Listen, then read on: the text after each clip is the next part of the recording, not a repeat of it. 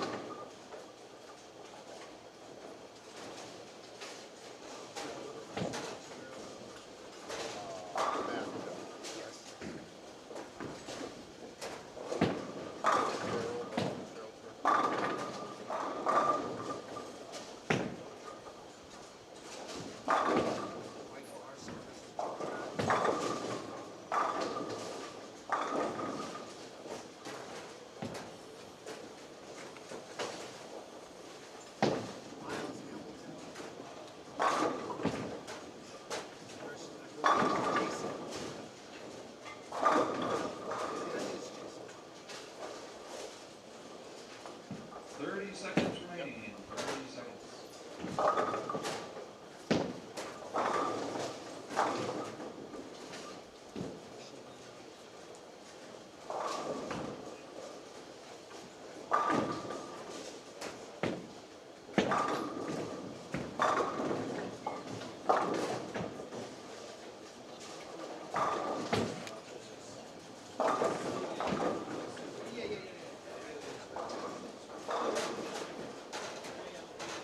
Hold up on your wall, please. Make sure you reset all the pin setters.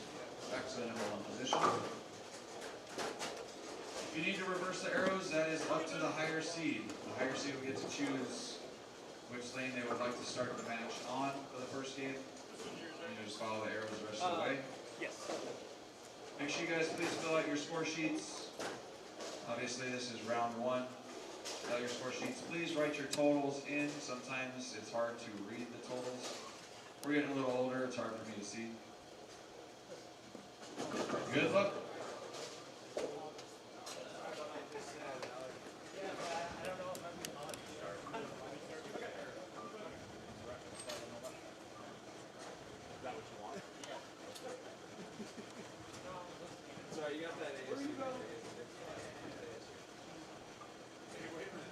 So did I, so I can say that.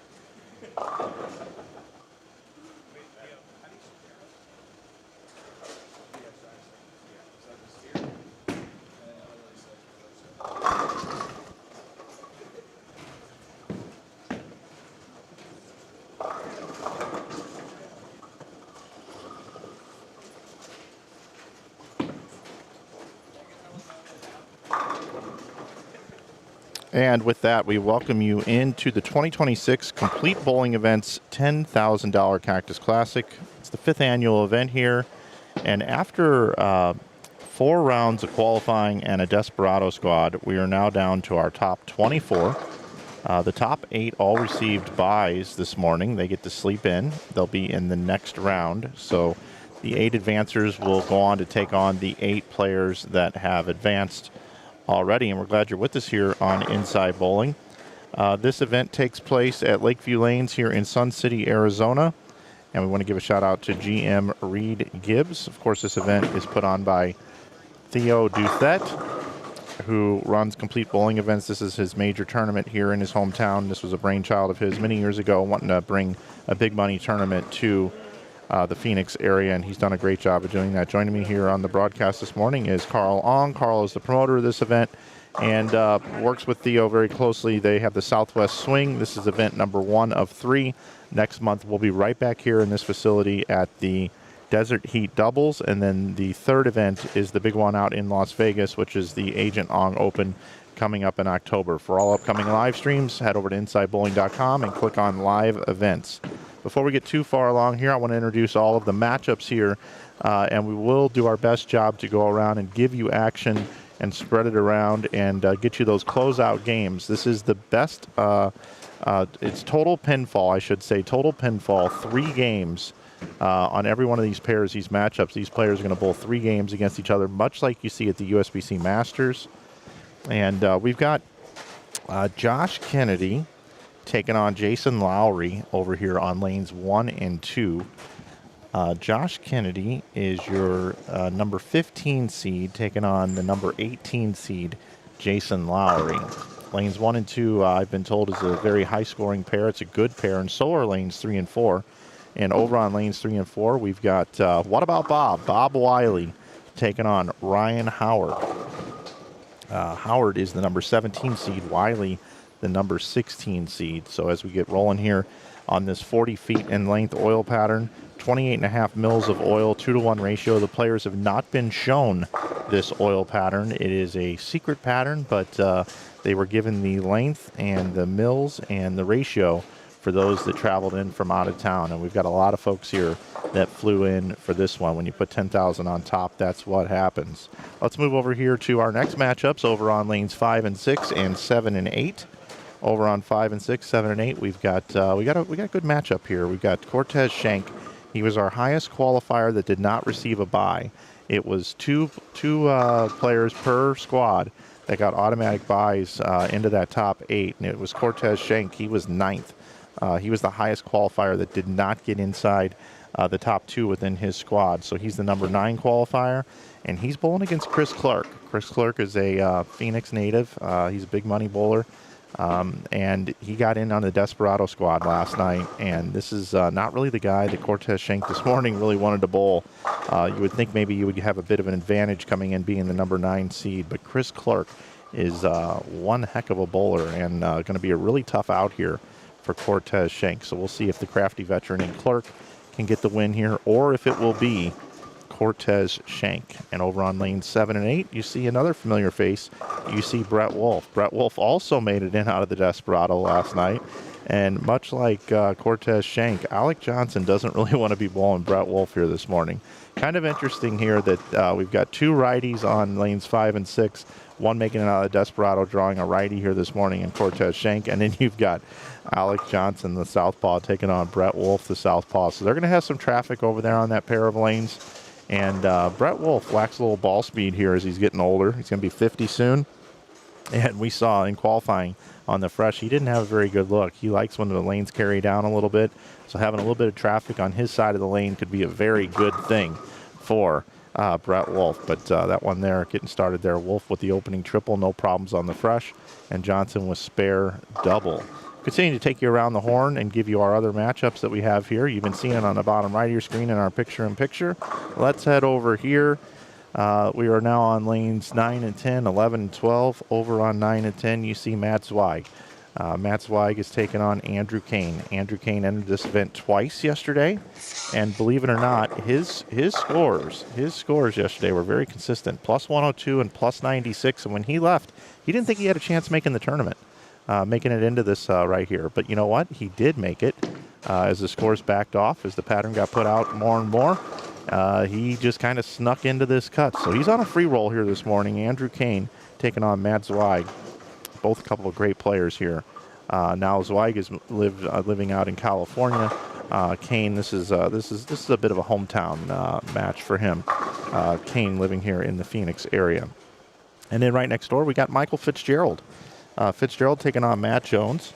Matt Jones, the lefty, the number 12 seed, taking on Fitzgerald, the 21 seed. And I failed to mention that Zweig was the 11 seed, taking on the 22 seed in Andrew Kane. So those are our matchups in that portion of the bracket here as well. We'll watch Andrew throw a shot, and we'll go down and introduce our final matchups. Got our wireless camera hooked up down there, so we'll be able to bring you any sort of action that needs our attention as best as possible. Good shot there from Drew this morning. And so here are our other matchups down on lanes 13 and 14 and 15 and 16. We got Michael Arce. Arce comes in as the number 13 seed, taking on Jim Pratt, the number 20 seed. Pratt also, when he left, I don't think he thought he was going to make this cut either. Pratt qualified in. He was plus 117 for his qualifying score. Pratt, the number 20 seed, taking on Arce, the number 13 seed. That's on lanes 13 and 14.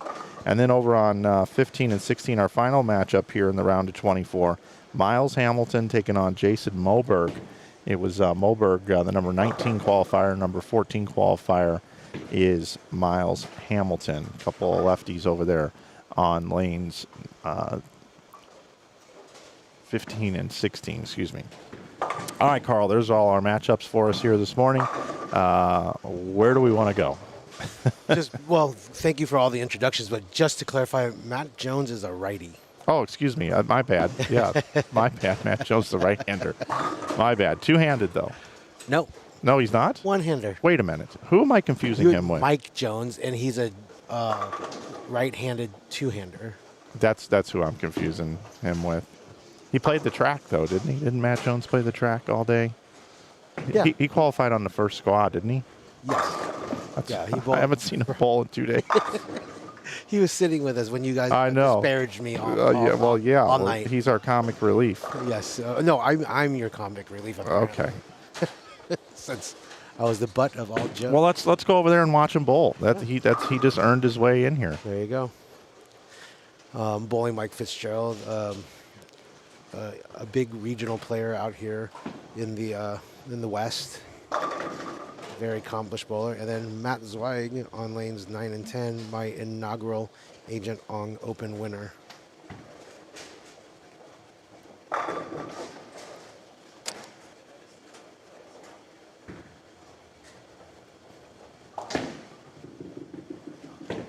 Our chat is all over it. Thank you, guys. Andy Lamuccio, wish you were out here, sir. Where are you? My brain cells are a little fried. It's this early, morning. first of all, and yeah, you've been doing this since you've been here since Thursday, so I get it. Long days.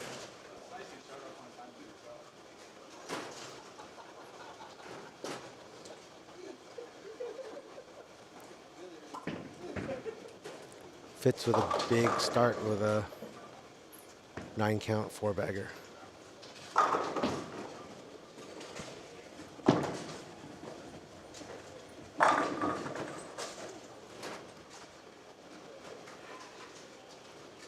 This will be our final stream for the event. We will just stay live on this one all day long. It'll be about 7.5 hours of bowling. Maybe a little less with the scoring pace that we've got here this week. Now, Carl, what's going to be important as we move along is how we keep track of how many pins everybody has. I guess the scoring monitors will help us with that. They'll have running totals up there. They should. I hope so. But I will grab a pen and pencil and a notepad, and I will keep track of everything with us. So I will try to be your statistician the best I can. All right. You'll be our Butch Soper. All right. So here's Matt Jones, not bowling left-handed and not bowling two-handed. Correct. Okay. We're gonna watch him bowl right-handed. Just left a 10-pin. He's a former TAT winner last year, and the first person hit a progressive for an extra $22K. Not a bad payday for that kid. Oh no. If he'd have bowled at it left-handed, he'd have probably made it. Just throwing that out there. By the way, this number backed up so much. Brianna Cote had one bad game in the morning squad yesterday, and if she doesn't have that bad game, she'd be out there bowling today, and Andrew Kane wouldn't. 100%. Andrew Kane was the official bubble to make the final 24.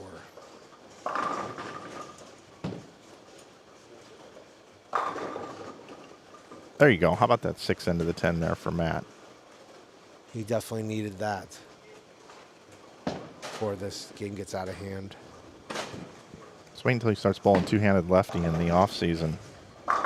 You put it out there. You never know. All right, I'm going to move around here a little bit.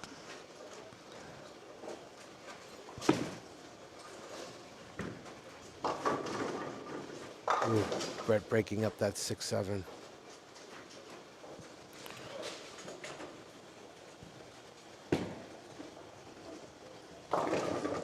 This tournament wouldn't be possible without our great sponsors. I'd like to thank them now. Schroeder Family Electric, thank you. Local electric company here, trusted electrical contractor here in the Phoenix area. Also want to give a shout out to Carl here and Agent Ong team, my home group.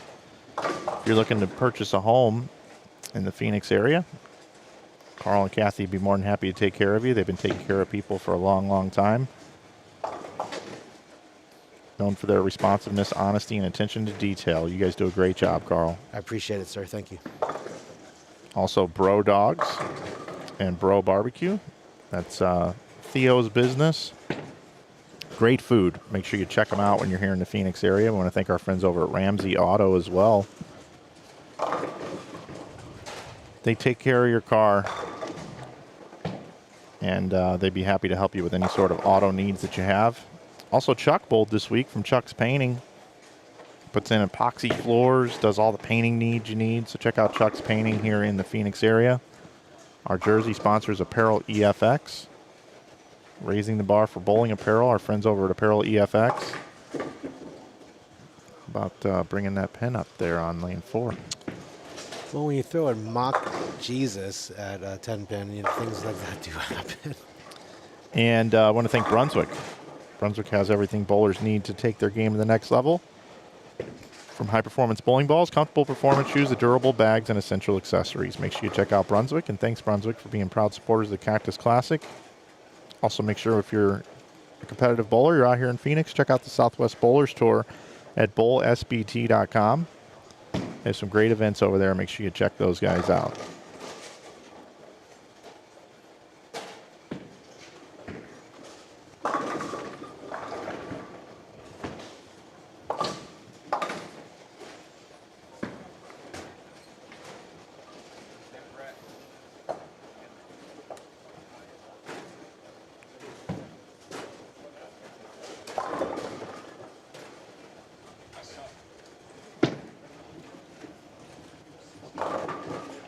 ASU Wish 96 in the chat says, in my 20 years at ASU, Matt Jones was the most clutch anchor he ever had.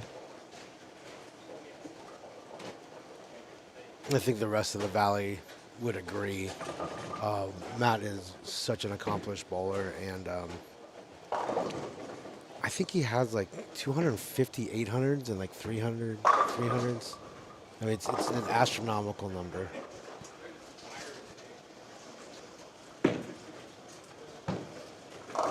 Match play is always fun to watch because you get to see how players carve out the oil pattern. Saw in qualifying, a lot of the players got most of the score playing just left of the second arrow up the track area.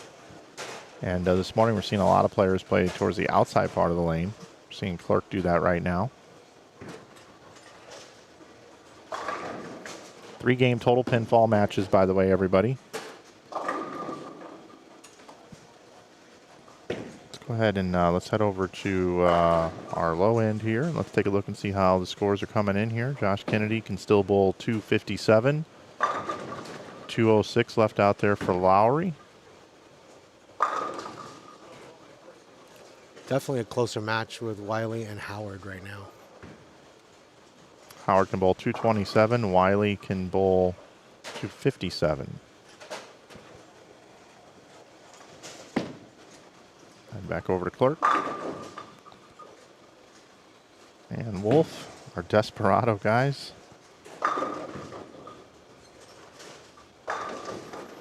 Checking on our scores over here.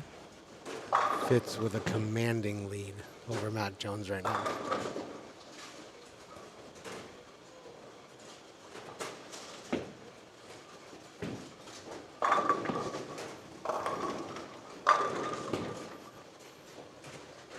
Another close match with Drew and Zweig.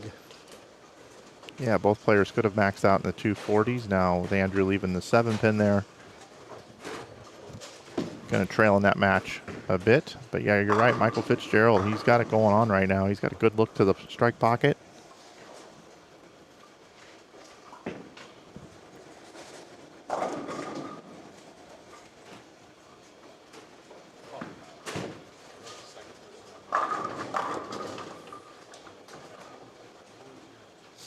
You know, I don't know what one favors the bowler.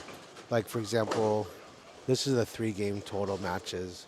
And the Agent Ong Open, it's a different finals format where it's a race to 2 wins. So best 2 out of 3 games. Since you were kind of the world traveler when it comes to different formats like you do it with Inside Bowling, what do you see a lot of times when it comes to like match play finals? Is it more of a best X amount of games, a race versus total pinfall? Have you just seen usually just a mixed bag? I'm just kind of curious your perspective on that. I mean, you kind of see it all. I mean, everybody kind of does what they want to do. Sure. Whatever format they like. You know, a lot of match play, 30 bonus spins, then a step ladder. But when it comes to bracket play, you know, I've seen double elimination, single game matches. You see, you know, best 2 out of 3. 3-game total pins is unique. I don't see that very often, what we have here.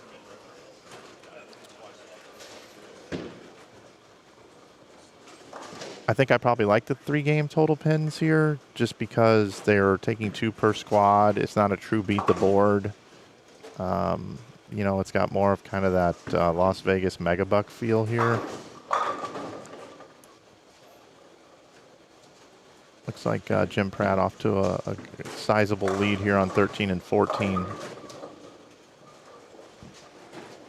Miles Hamilton, what do you have? 259. Yeah, massive start there. I mean, Jason Wolkberg's still good for 24, so it keeps it fairly close. Yep, Going we'll in. continue to keep an eye on those. We'll move back over to our double wide here with our picture-in-picture. The big 278 game up on the board for Michael Fitzgerald.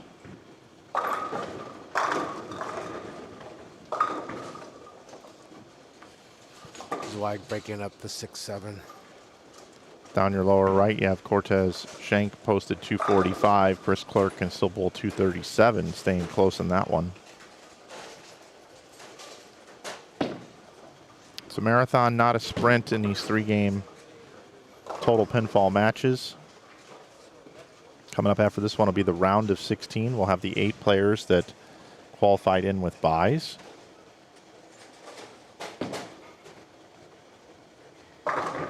They are Ben Perry, who finished at plus 388 for his qualifying score. He led by 139 pins over the rest of all of the entrants in the tournament. Kyle Duster, your number 2 seed. Kyle King, who bowled last night, which might have bowled the most impressive 7 games of qualifying on what seemed to be the most difficult laydown of this pattern. He finished plus 243. He's your 3 seed. Brandon Cryer, our number 4 seed, at plus 237. Kevin Jenkins, our 5th seed, at plus 219. Cesar Padilla is our number 6 seed.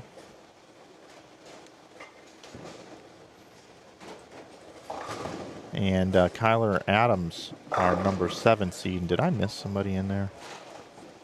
2, 3, 4, 5, 6, 7.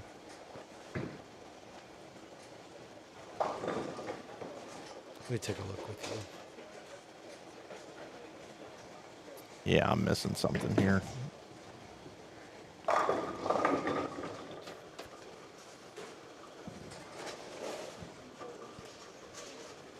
Our tournament software can only do so much with unique formats, and I have to decipher what it says after their names to know that seeding. Perry, Duster, King, Cryer, Jenkins, Padilla, Padilla. Mowbray. I missed Mabry. Yep, And Adams. That's it. Those are our top 8.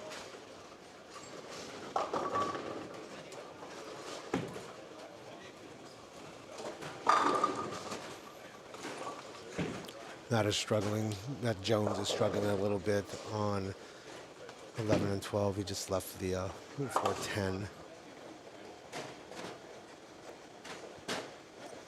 Zweig and Andrew Kane is going to be a very close match, at least after game 1. Yeah, 217 for Zweig, and Kane can still get to 221.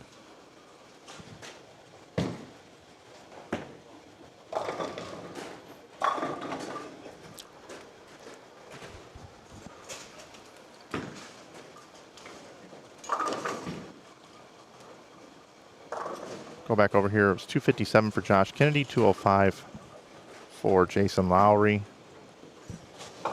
Bob Wiley had 257. Ryan Howard had 216.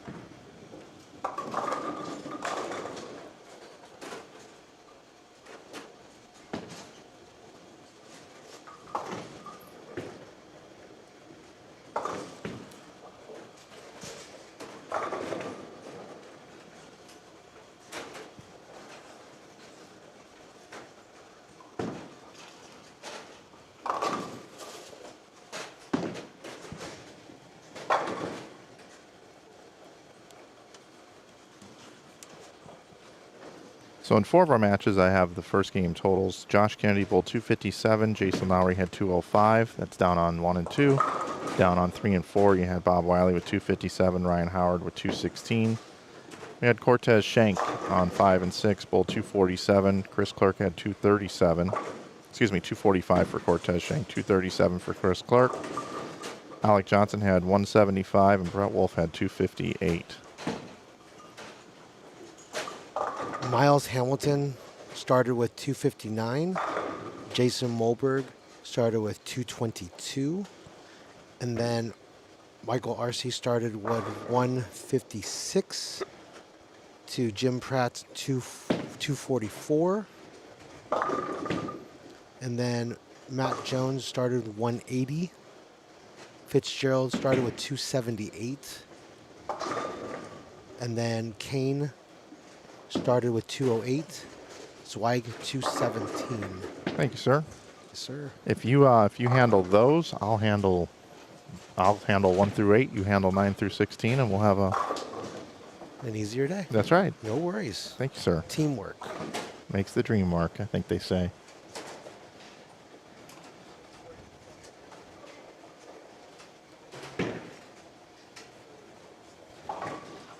Great to have you all with us here on Inside Bowling. Also want to take a minute to plug our website, InsideBowling.com. You can save 15% off all apparel, and we have over 1,000 t-shirt designs. We've got quarter zips, hoodies.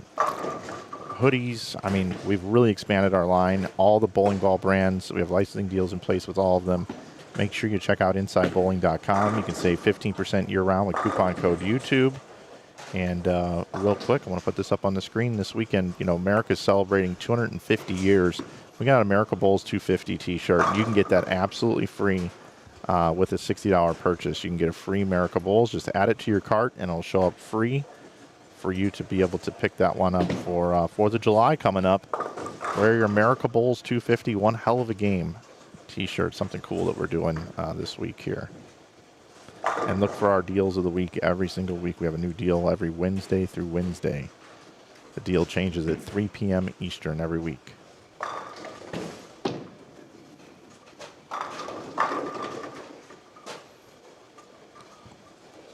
Cortez Shank here looking for a double to extend his lead.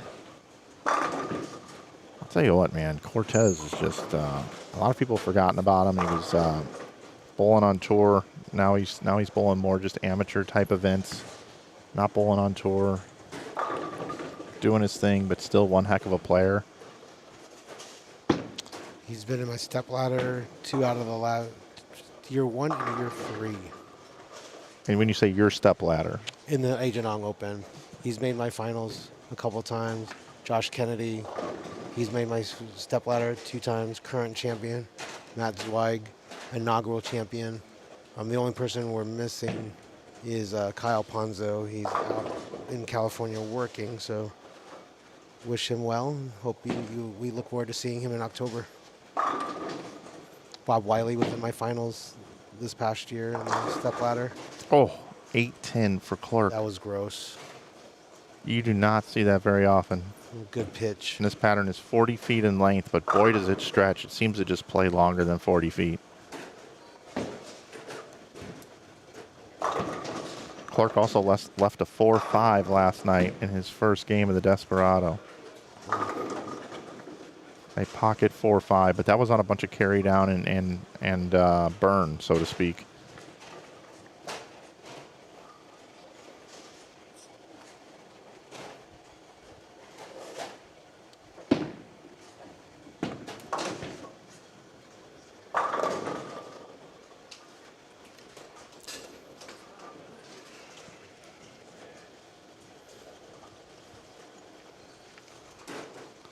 Clark is going to the bag. Ryan Howard opening with the front 4. Trying to get back into that one with Bob Wiley. 41 pin lead. He's trying to chip away at that. Go over and take a look at Josh Kennedy here. Ooh.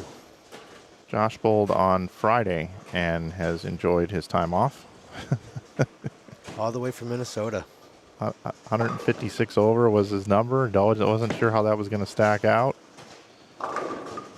And made it in soft, you know, for all intents and purposes. But throughout qualifying, I debated on that number. Speaking of numbers, I did win the under for the 300s. You did. Yep. Two and a half is what we set that line at. Yep. There were 2 within 3 games, and you were like, oh boy. And then the rest of the field kept going, and it got ugly. By the way, Clark's ball change, he came in a little bit light, went to reactive, a big ASIM. That's that track ball synthesis, I think is the name of it.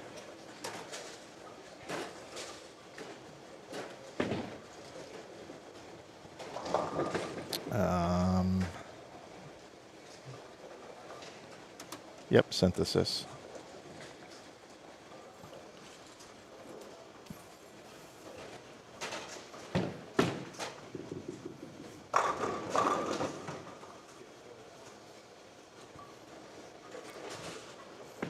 You have a gentleman in the chat asking for 5 X's. Just email us sales@insidebowling.com. We do it for people all the time. The problem is the 5Xs are limited availability, so if we put them on the site, there's a lot of times when they're out of stock in certain colors, and then we have to email customers and say, oh, sorry, that size isn't available for a month, and it just creates havoc. But if you need a 5X, send us an email, sales@insidebowling.com. We always work it out for people. We can tell you what colors are available, and then you pick the design that you want, and then we just, we do a Venmo transaction or something like that. We always figure it out. Good to know. Thanks for the question.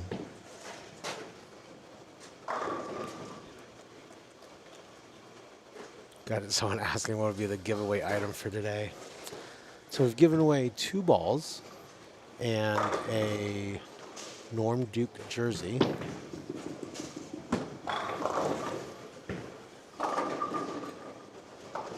$1,000 gift certificate to Inside Bowling from Mike Flanagan, from what I understand. How about 75% of Carl's 401k? That sounds like a good one. 0 equals 0, right? I think we'll go with that. 0 equals 0.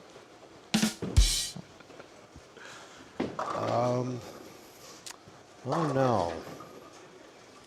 We will do something for the finals because we are here in Championship Sunday. So Yeah, stay tuned. We'll figure that yeah, out. we will work something out for you, the fans at home. And I appreciate you guys, following us in the chat. Please follow Inside Bowling and subscribe to the channel. As well as please follow Agent Ong Open on our Facebook page.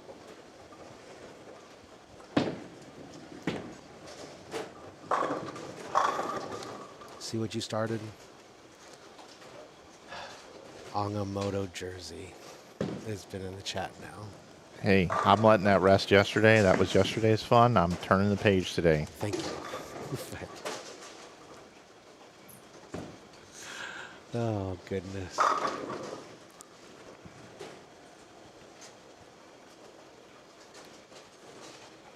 Yeah, Matt Jones is in some big trouble here. Yeah, he needs to find something, and I just don't know if Fitzgerald's going to let the foot off the gas. I mean, he has a great look.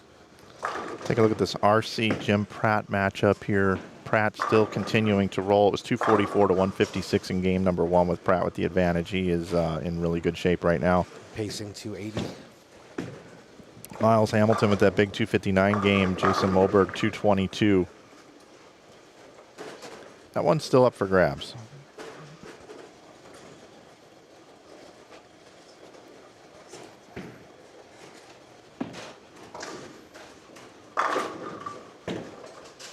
Cortez coming off the open frame. Clark with that ball change, proven to be a pretty good one.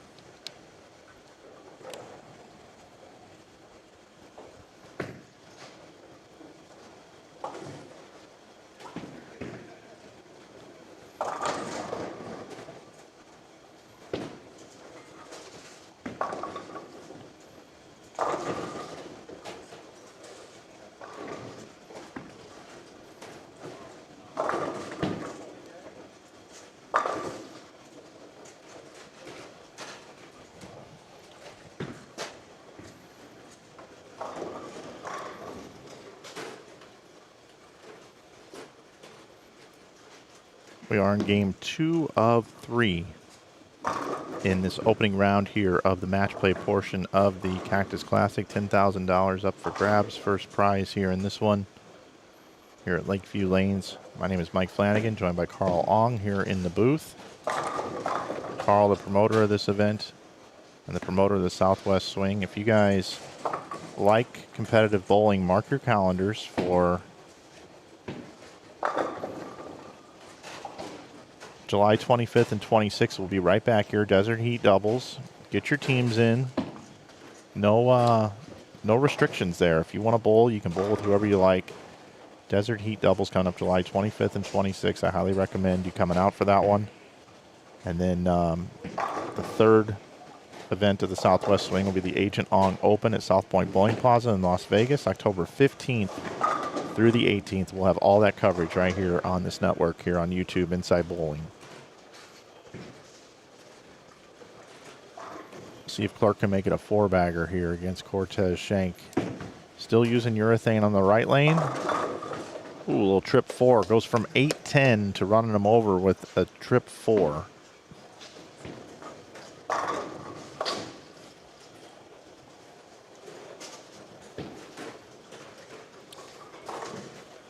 Well, Lowry on lanes 1 and 2 is starting to make a little bit of a run with a strike spare 5-bagger. Good catch there. We'll go there now.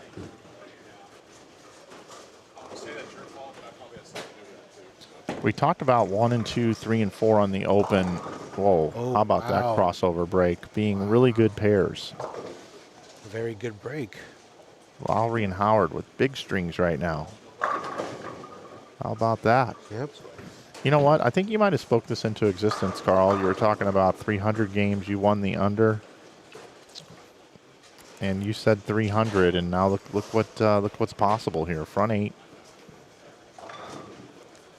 I mean, Howard was down.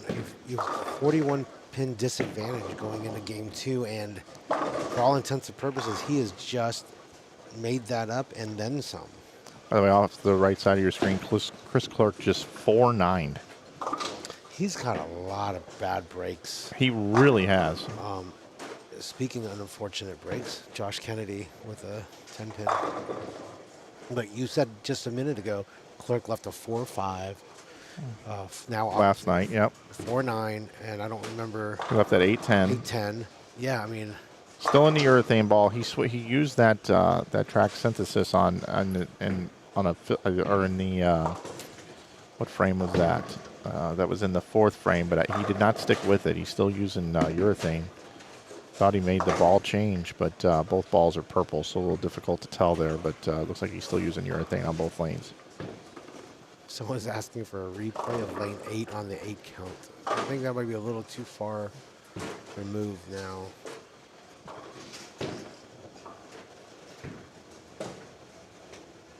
We have The good thing about YouTube is you can always click the back button, and it's a DVR here. So if you want to rewatch any shots, you can do that here on YouTube.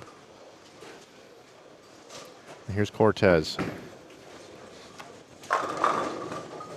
great pitch. All right.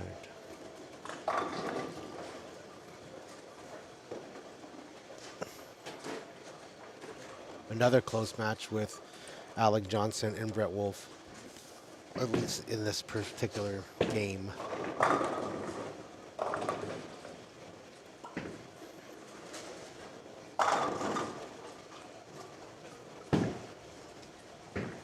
Bob Wiley needs a big 10th to kind of slow down this onslaught by Howard. 9 pin.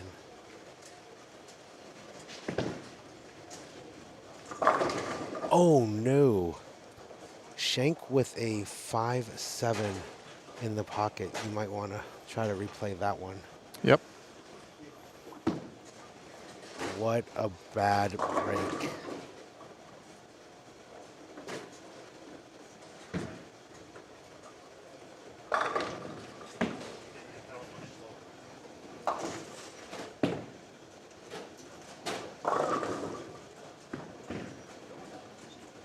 Ooh. Unfortunate break for Tez. Oh, and you got two guys using urethane.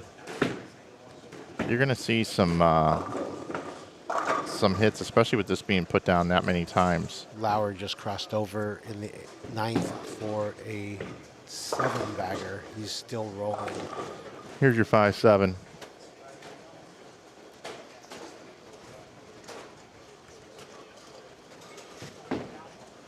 Ooh. And now that brings Clark right back into this game. And Howard right here with the front 9. Yeah, Cortez Shank 8-pin lead in that match. Go over to Howard.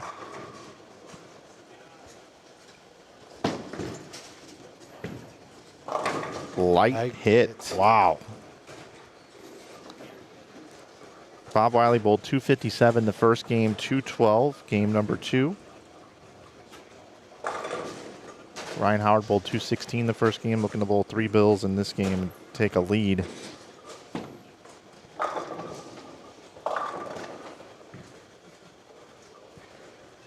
Lowry string comes to an end.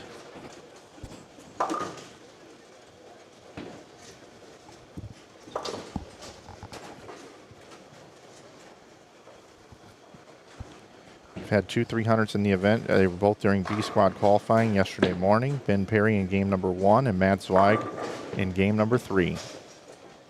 Well, Front 11 now for Ryan Howard. My call was just during main event qualifying, by the way. Uh-huh. Just like to note that today.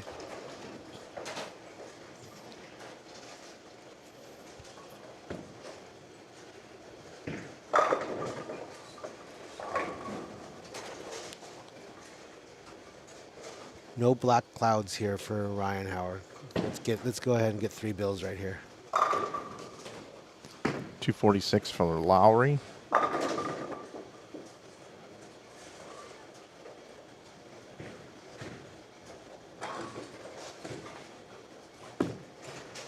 Here we go. 300. That's the third one of the event. Ryan Howard, congratulations. What a great time to do it. That's 516 against 469 against Bob Wiley. Jason Lowry has 451. Kennedy looking to strike out here to be in the 240s.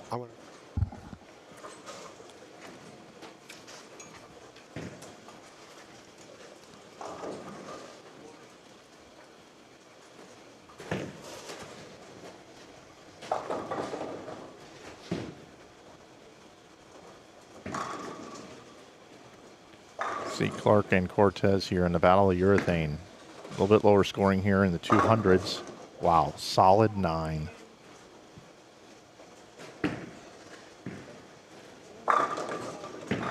Just cannot buy a break. Brett Wolf cruising right now. 258 the first game. Alec Johnson had 175.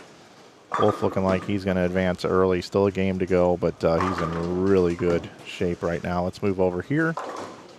Take a look at Andrew Kane. Kane can still bowl 211s. Wide can bowl 228. And Fitzgerald has a commanding lead over Matt Jones.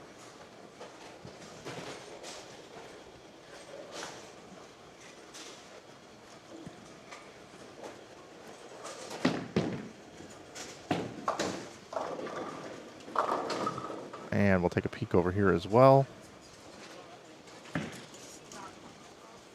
Pratt extends his lead. Pratt had 244 game 1 against RC's 156. And Miles Hamilton had 259 over Jason Moberg's 222. Moberg comes back with 227. And it looks like 214 for Hamilton. 214. Moberg 227. That's 449 for Moberg. And that's 473 for Hamilton.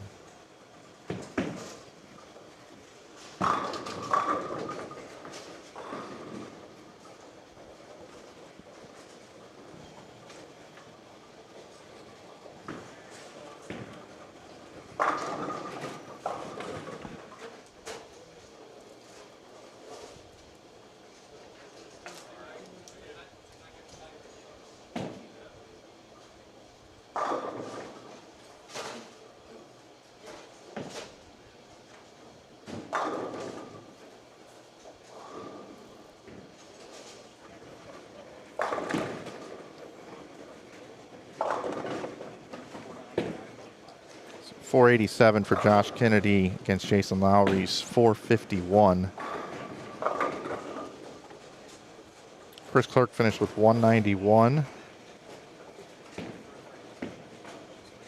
Which takes him to 428. Cortez Schenk can strike out. His last shot will be coming up. He can bowl 202. 247 for Brett Wolf. Puts him at 505. And 213 left for Johnson, Alec Johnson.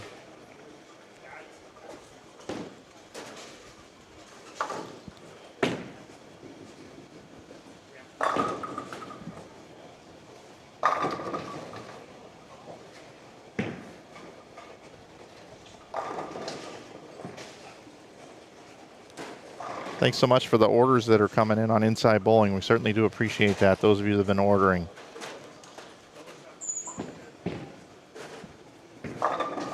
Got 211 for Andrew Kane, puts him at 419. And Zweig going to be in the 2 teens.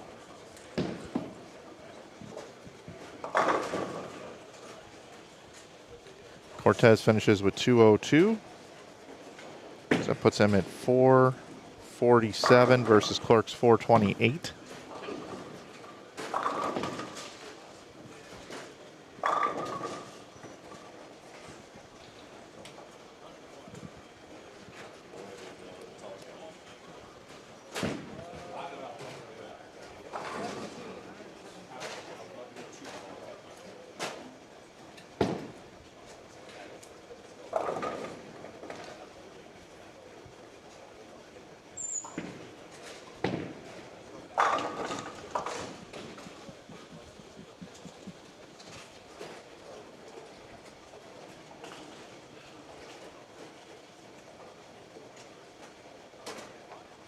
.388 for Alec Johnson, 505 for Brett Wolf.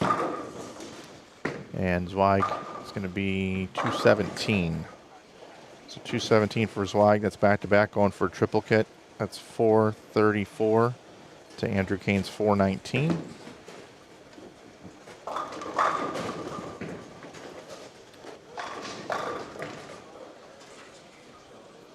Head back over here, lanes 1 and 2, 3 and 4.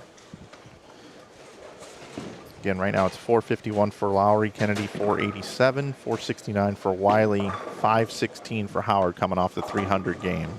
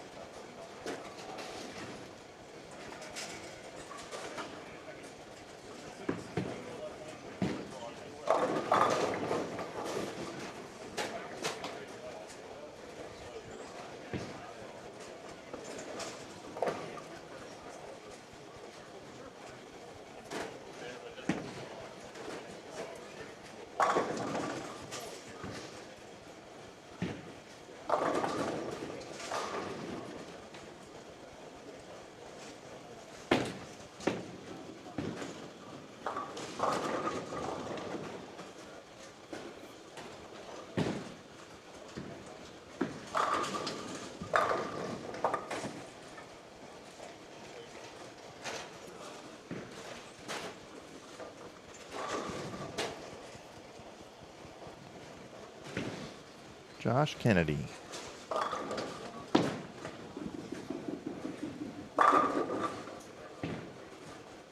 Up by 36 coming into this game. He was a 2-8.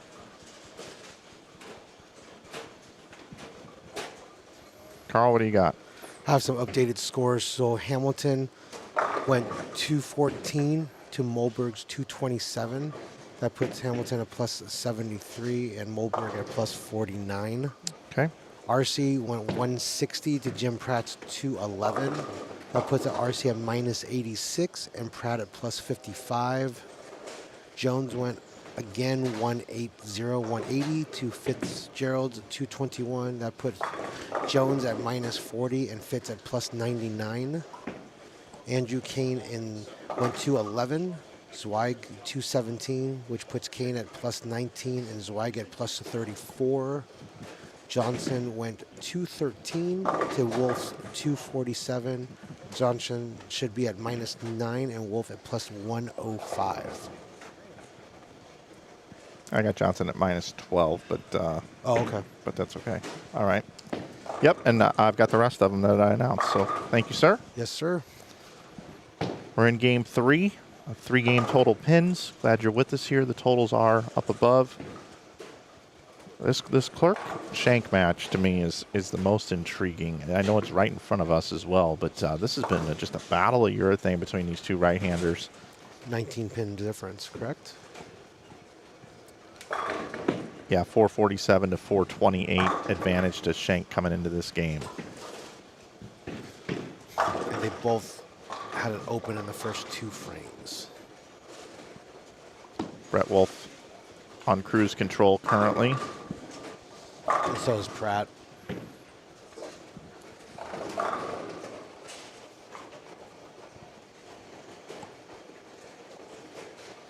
What's the official count on the Lowry Kennedy match on lanes 1 and 2? Yeah, it's 451 for Lowry, Kennedy 487. Another close match.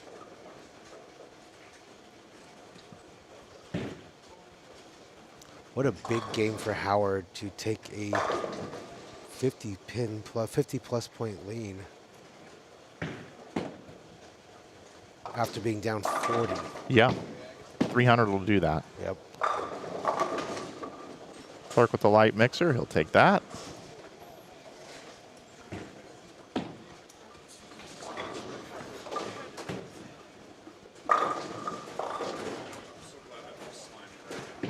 Tell you what, man. Ryan Howard right now, up almost 50 pins. Strike, spare, 4-bagger. I thought Wiley was in good shape after game 1, bowling 257, but that just shows you how quick things can change. I mean, to reference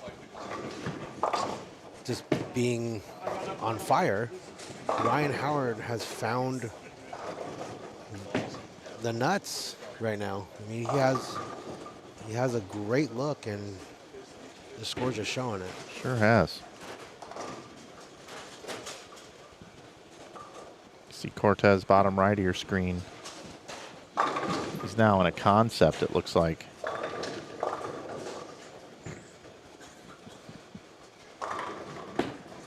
This is win or go home. Single elimination, but you get 3 games of bowling to be able to advance.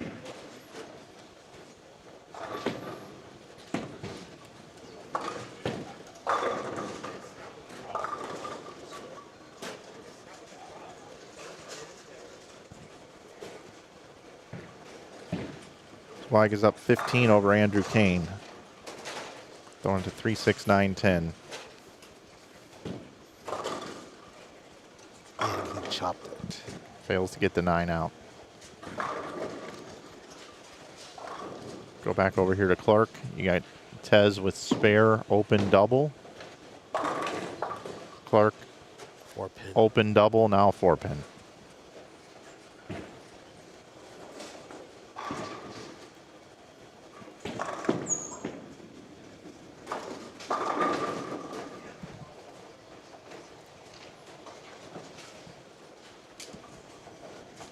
Slide over to Wiley.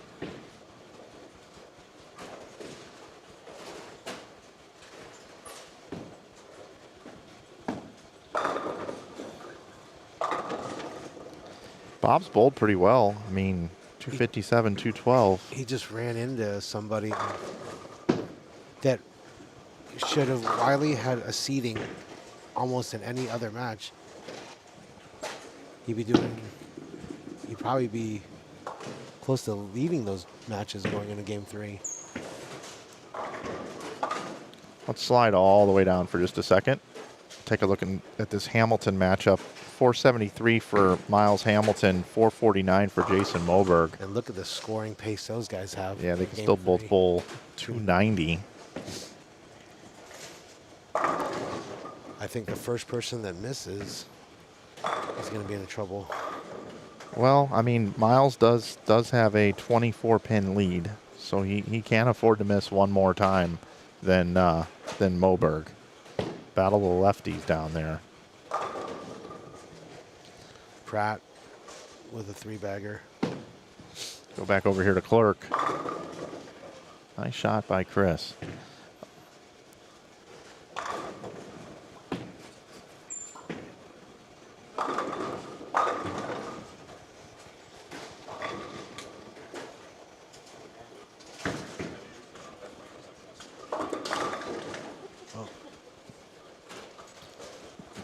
Ryan Howard here with a closeout. Just keep striking. And Miles left, I believe, a 4-pin down there. Cortez leaves a 7-pin, Oh, and Miles left the 8-pin.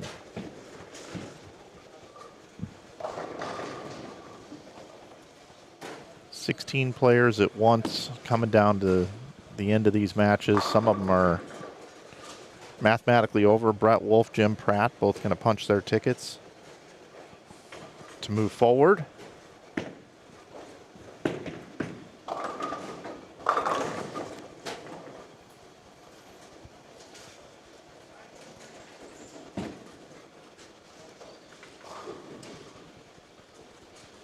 Matt Jones too little too late. Best he can bowl is 233 here, which is still a nice score. But he is down 61 pins.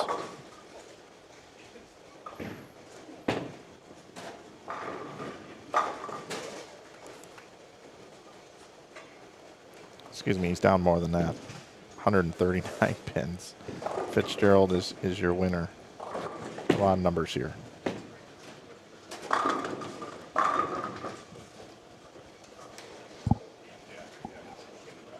Full screen, Cortez, left lane.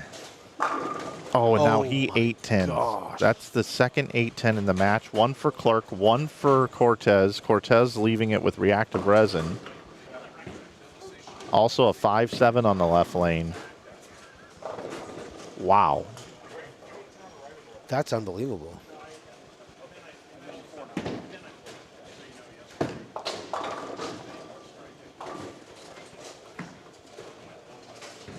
He bounced the last one out too. On 6, Tez would have covered this, completed the 7-10. Bob Wiley next door gets a strike over on lane 3. He can still bowl 258, but Ryan Howard on a 280 pace. yeah, he trails by 47.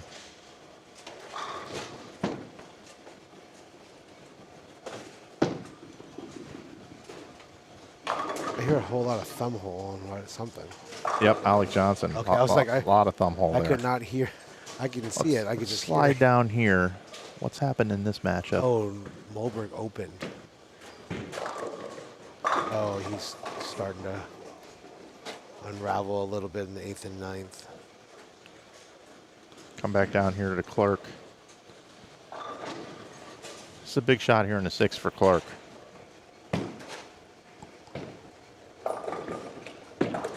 Again, Shank up 19 coming into this game. A double now for Chris Clark. Lowry opened in the 7th. I don't know what single pin he missed, but Yep, Josh has got that 36-pin cushion over there with the lead. and now just doubled to Lowry's open. Ryan Howard. Yeah, nice bowling, Ryan. Oh my goodness. Nice bowling to Bob Wiley as well. 100%.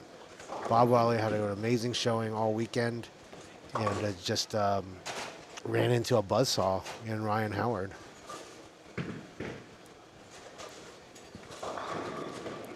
This match is pretty much over here with Fitzgerald. We're going to see if he gets a throw off here before we go over to Clark.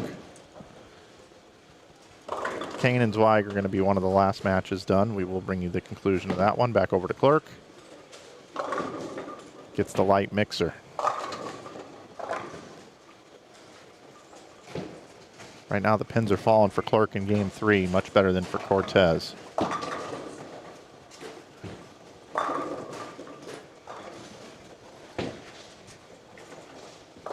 Josh Kennedy did get the strike in the 8th, so he's got a triple working now. He's looking good over there on 1 and 2. Still not over yet, though. Tez comes back with a strike.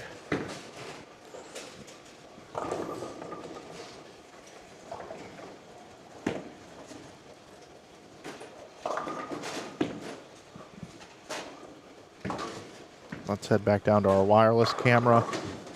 Little bonus footage here. Miles Hamilton, 10th frame with a strike. Again, he had a 24-pin lead. That thing is must-see TV right now. Yeah, we've called it all. Oh, there you go. Off camera, we got so much going on here. Cortez Shank left a 10-pin and had a slow roll of a messenger. I mean, it was like a very late messenger, slow rack, and took the 10 out barely. Slow motion. Live Yeah. slow motion. So a break for Cortez. Miles Hamilton getting the win over Jason Moberg. I want to get that final there, right? Hamilton's going to be in the 240s, 250s? 50s. Yeah, so that is a win officially. Pratt's going to get the win. Come back over here to this this matchup on 5 and 6. So Cortez now has the double. Clark has the triple going into this game, or going into this right lane, lane number 6. And just overhits that one. Not a good shot. Leaves it 3-6-10.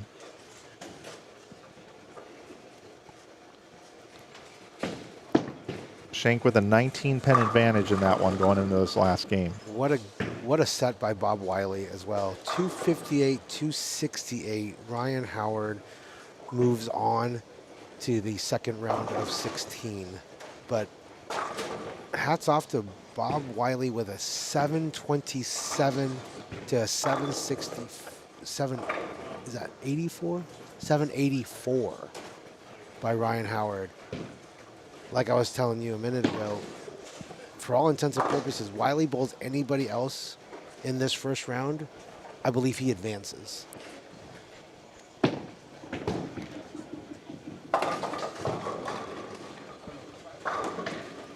Nice cover from Clark.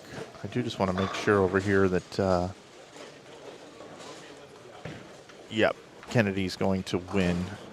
Kennedy was up 36 pins. Josh Kennedy going to advance. Yeah, he's out of wood. Lowry knocks out at 17.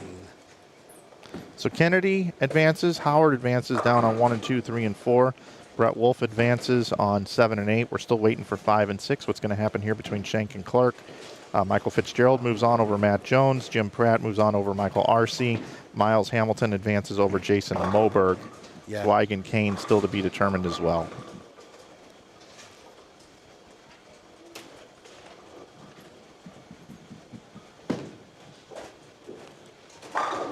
Clark coming off the 3-6-10 conversion. So Clark can bowl 235. Cortez Schenk can bowl 221. Again, Schenk has a 19 pin advantage. So if you take 35 and you subtract 19 from 35, that puts you at 216. So if Cortez bowls 217 or more, he will win this match. Oh, wow. Out the window for a washout. 1-2-6-10. So now the best Cortez can bowl is 207. So, and that's an important number. That's a very important number with the spread here being 19 pins. Really needs to spare this. Two different ways to do it. You can either clip the left side of the head pin standing to the right and try to knock the head pin into the 6 and the 10, or you can go left to right and try to take out the head pin into the 6 pin. Just gets 2. Best he can bowl is 183 now.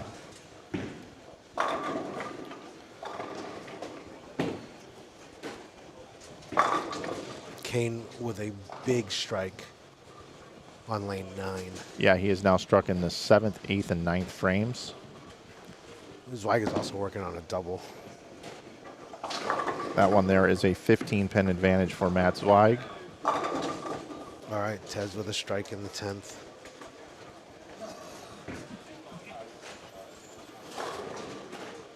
Zweig going to take a re-rack.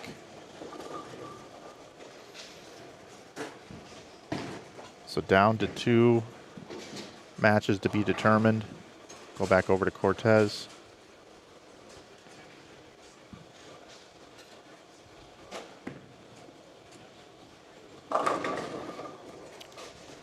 Another light mixer for Tez.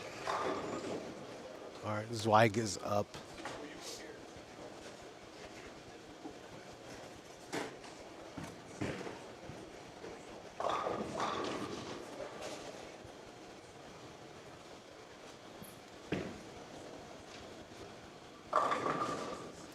Pin. All right. Cortez bowls 630. Chris Clark is at 428 right now. So all he needs is 203. Stay clean.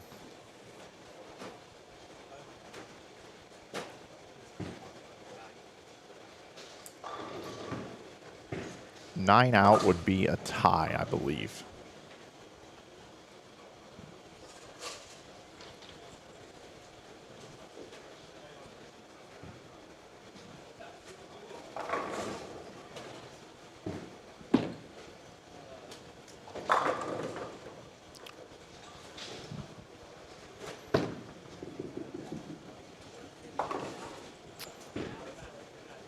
Nope, that's enough. He has 203 with that. So he just needed 9 on the first ball. That's enough. 203. Chris Clark advances.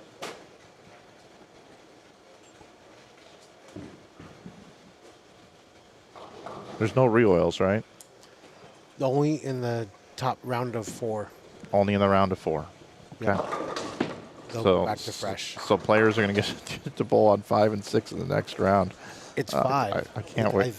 I think lane 5 is the fortunate voodoo lane.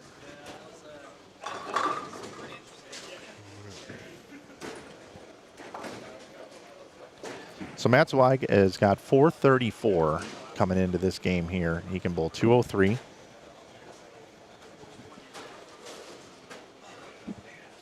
Which would take him to 437. Andrew Kane is at 419, which he would need 219 to advance. 218 would be a tie if Zweig can strike out.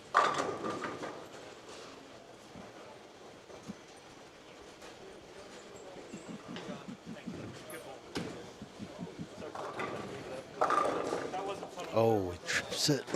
Trips 4.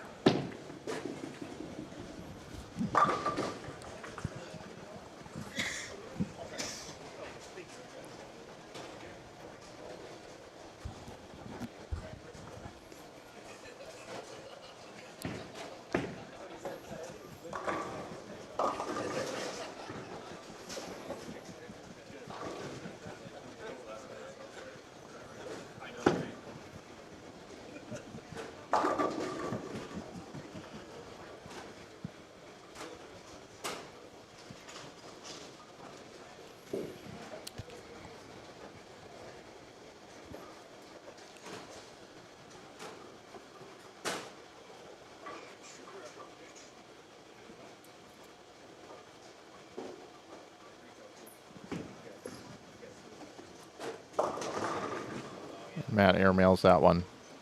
So 202 his score. Puts him at 636.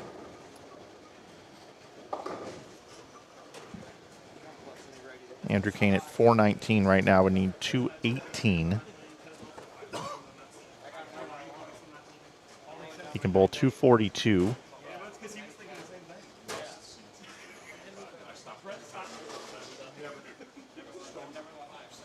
Needs a good count mark here and a good fill. Oh, and through no. the face for a Greek church.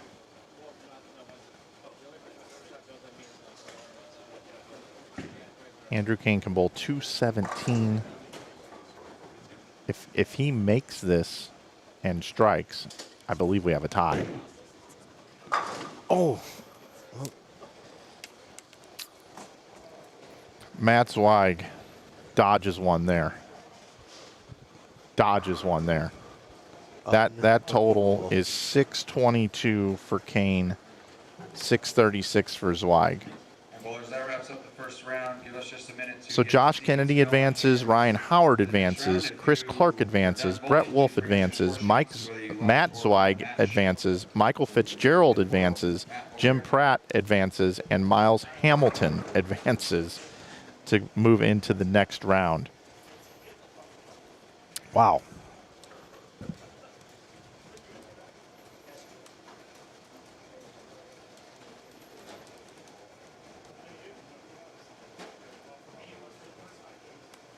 Good matches. Yeah. Yeah.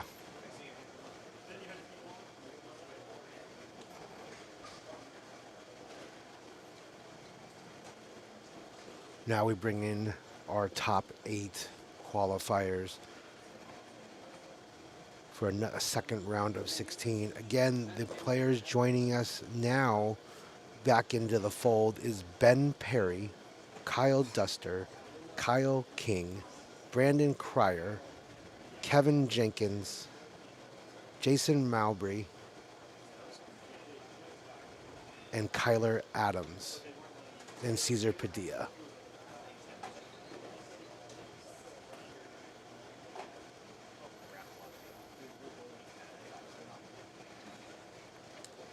All right, we are going to step away for a moment, get some things set up. I want to make a few adjustments. So the round of 16 is coming up next. We'll have it for you here on Inside Bowling.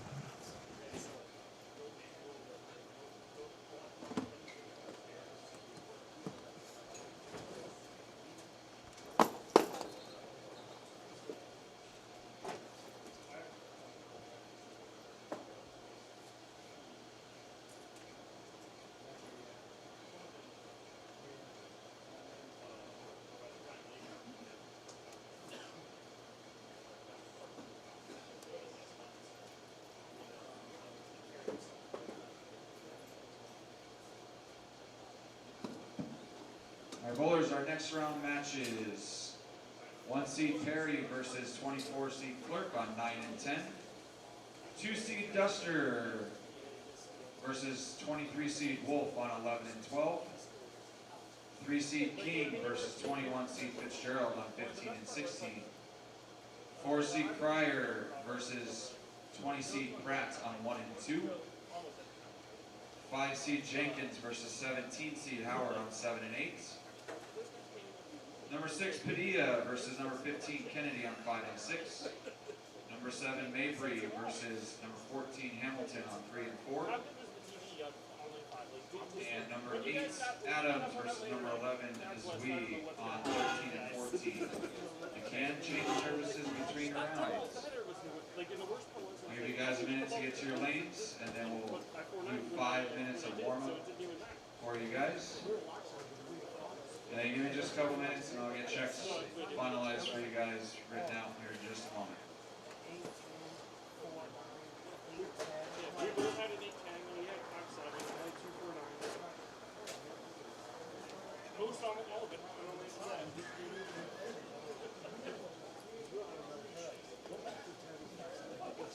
While this next round's going in, we're going to do the raffle drawings. So if there's any last minute people that want to get into the raffle drawing, come see us. We'll get you tickets. You can adjust surface. C-A-N, can.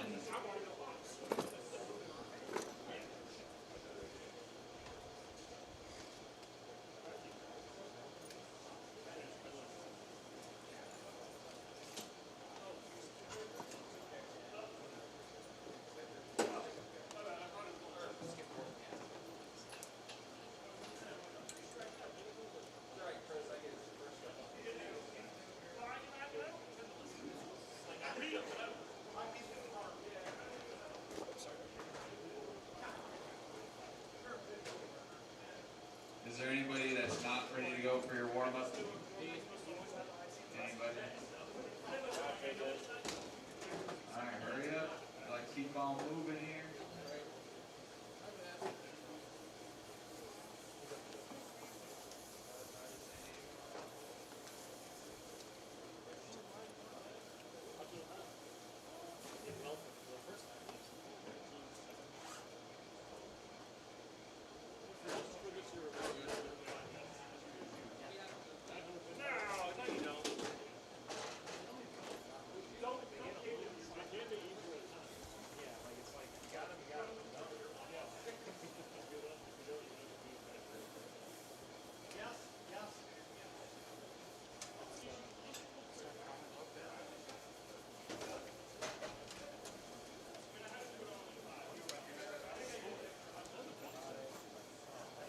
Okay, is there anybody still not ready? Because you guys are all in lanes. We're going to go ahead and start you guys in 5 minutes of warm-up.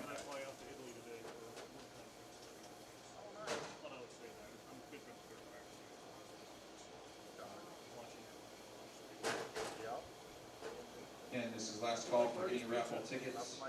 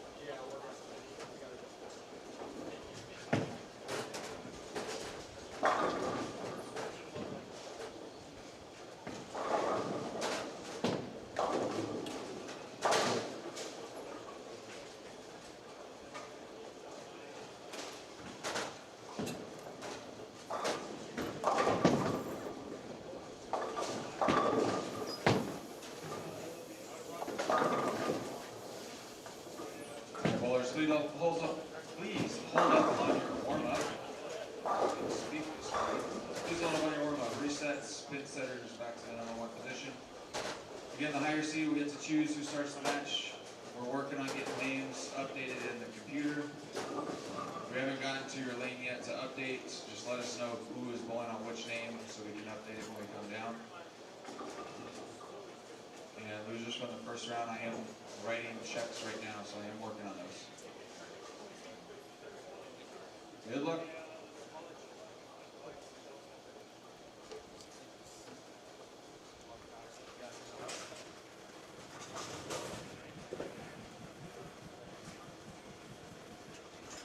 All right, everyone. Welcome into the round of 16 here at the 10K Cactus Classic 2026 edition. Mike Flanagan here with you at Inside Bowling. As we move into our round of 16, let's introduce our players and our matchups. Over here on lanes 1 and 2, we've got Brandon Cryer, the lefty, taking on Jim Pratt. Brandon Cryer, no stranger to our streams, bowls a lot of the events up in Iowa. We've seen him make a lot of deep runs. Also, you may have noticed that he had a breakout World Series of Bowling this year up in Minnesota, made a show, bowled quite well on that show as well, so good luck to Brandon. He's our number 4 seed, taking on Jim Pratt, who just got done absolutely steamrolling his opponent in the last round, which was Michael Arce. So Pratt, the hot hand, the seasoned veteran, taking on Brandon Cryer. Should be a good matchup there. Right next door, we've got Miles Hamilton, who defeated Jason Moberg in the last round. He now is going to be facing off against Josh Mabry over on lanes 3 and 4. We'll watch Miles throw a shot, and then we'll introduce our other matchups here. in the round of 16. Again, it's 3-game total pins all the way through. We move over here to 5 and 6, 7 and 8. Over on 5 and 6, we got Cesar Padilla, who was our qualifier from Friday afternoon squad. He was second overall in that squad, punched his ticket in here. So Cesar Padilla going to be taking on Josh Kennedy here on lanes 5 and 6. Next door over on lanes 7 and 8. We've got our man just bowled 300 in the last set and bowled 784. Ryan Howard, he is the hot hand. He is taking on Kevin Jenkins, and there's no player hotter right now than Kevin Jenkins. Bowling 300 at Nationals, placing 5th in the Senior Masters, and averages 250 in this bowling center. It's his home house. Solid 8 there for Howard. Not a great way to be greeted to lanes 7 and 8, but that should be a great matchup. Let's move over here to other matchups over on 9 and 10, 11 and 12. We've got Chris Clark, who just grinded it out on lanes 5 and 6 versus Cortez Shank and got the win, taking on Ben Perry. Ben Perry was our #1 overall qualifier, lapped the field. The southpaw had an unbelievable look in his qualifying round yesterday morning. Ben Perry versus Chris Clark. And then we got Brett Wolf taking on Kyle Duster. Kyle Duster was our Friday afternoon leader and had the day off yesterday along with Cesar Padilla. So we got Duster versus Wolf over here on 11 and 12.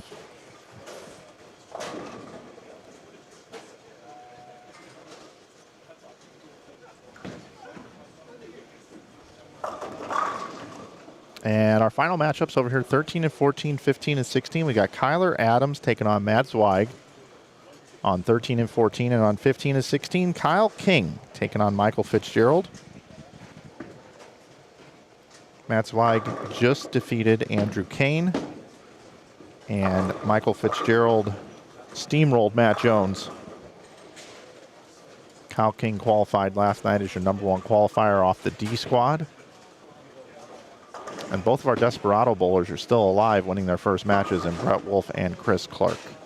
So we will settle in back over here on what I call our featured pairs, lanes 5 and 6, 7 and 8, with our picture-in-picture with 7 through 10 down below. We'll also keep an eye on our 2 in pairs, our in matchups 1 through 4, and lanes 13 through 16. Glad you're with us here on Inside Bowling. Once again, we want to take a moment to thank those that make this event possible. We want to thank our sponsors. We want to thank Brunswick. We want to thank EFX, Chuck's Painting, Ramsey Auto, BroBQ and Dawgs, and the Agent Ong team, my home group, and Schroeder Family Electric. Thank you to all that make this possible to be able to pay out such a great prize fund. Want to thank Theo Douthit for being our tournament director, Carl Ong, our tournament promoter, and also want to give a shout out to the bowling center here, Lakeview Lanes, GM Reed Gibbs, and their entire staff for providing such a great establishment here this weekend. We'll be back here next month for the Desert Heat Doubles.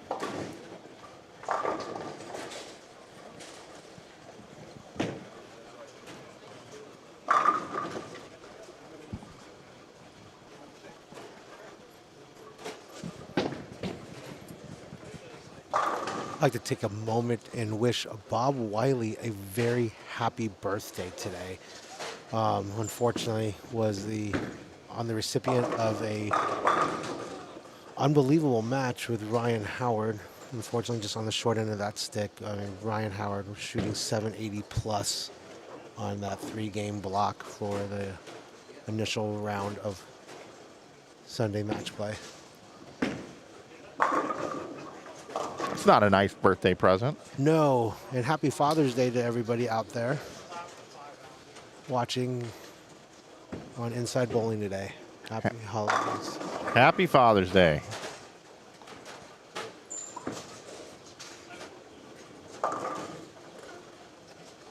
Josh Kennedy with a nice pickup there.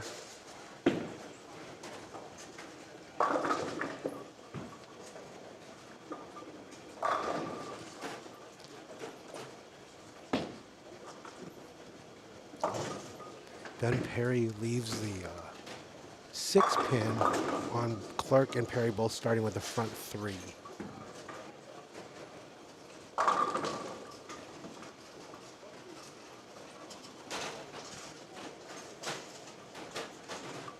Can you get to show the Adams-Zweig match really quick, if possible?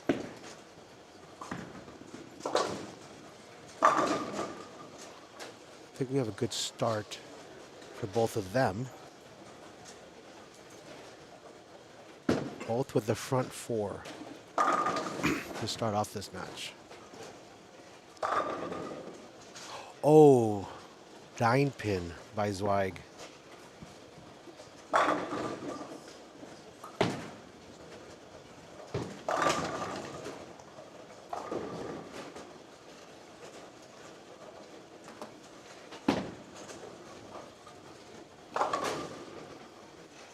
Those guys were just cruising along, just striking at will. We had to move over there just so we could see a 9-pin. Hey, you know, I apologize, but did not mean to black cloud Mr. Zweig, but we got to call the action as we see it. That's right.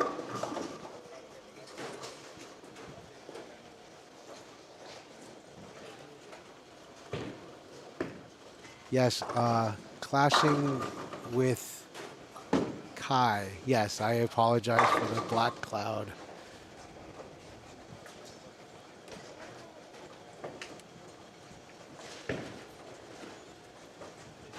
There should be some fireworks in these second set of 16 out here.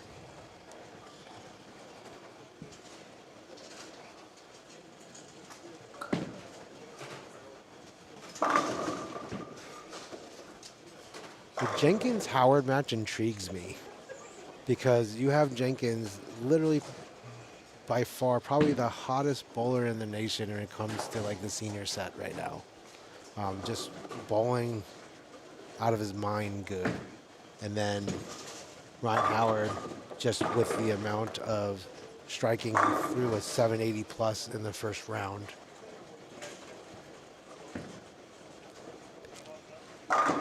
My family just showed up wishing me a happy Father's Day. Thank you very much.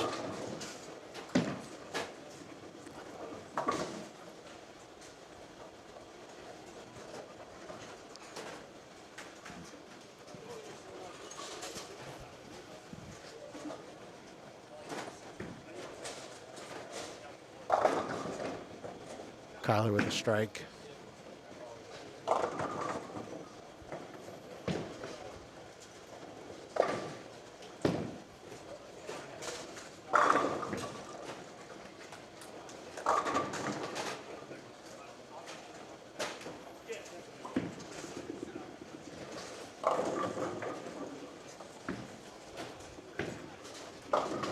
Lanes 5 and 6 is the pair I'm really keeping an eye on here. I mean, after Clark and Cortez used all that urethane and had all those weird light hits, both players left 8-10s. We saw a 5-7. 4-9.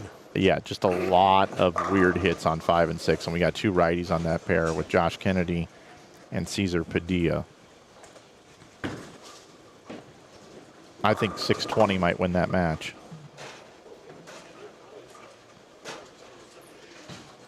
Quite possible.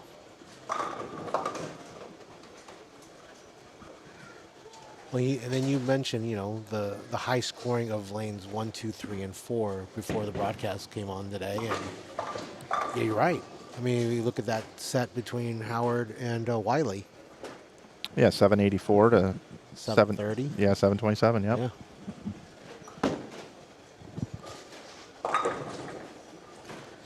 Do we have predictions for the round of 16? Not really. I wouldn't want to put my foot in my mouth.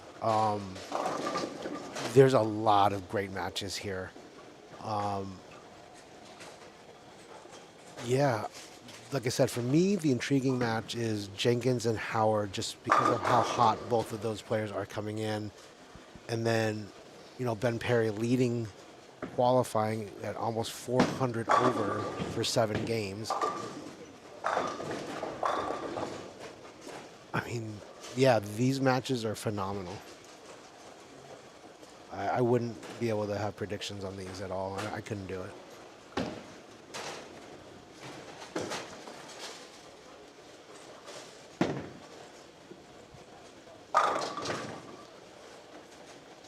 Jack Haynes in the chat asked, did the pattern get announced?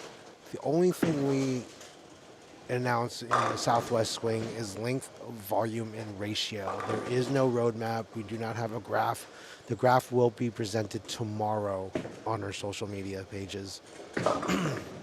But we do give a little bit of info just for, you know, a little bit of transparency. When you're traveling out to our events, we try to be as fair to the people traveling that don't have opportunities to go home and grab another ball to re-enter later.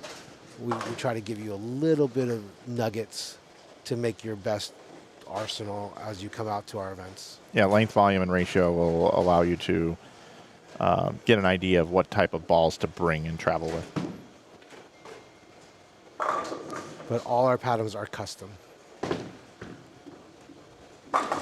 This one, 40 feet in length, 28.5 mils, and 2-to-1 ratio.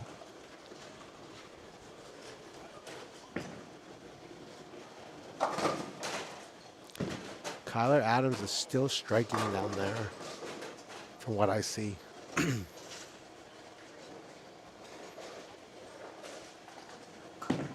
mean, it looks like a possible 279 to 300 type match for Adams and Zweig.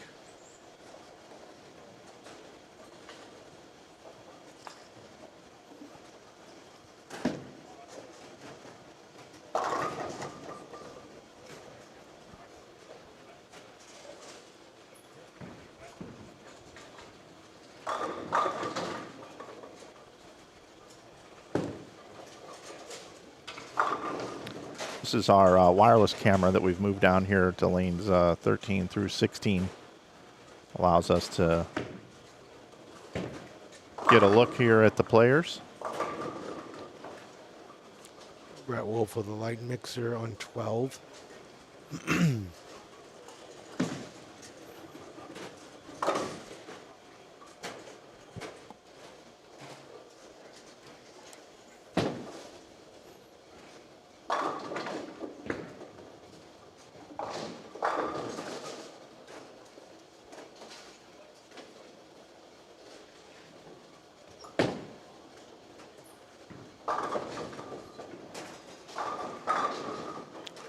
Matt with a scout. So we have a barn burner here on 13 and 14 with max scores of 279 and 300 for game one for that match on 13 and 14.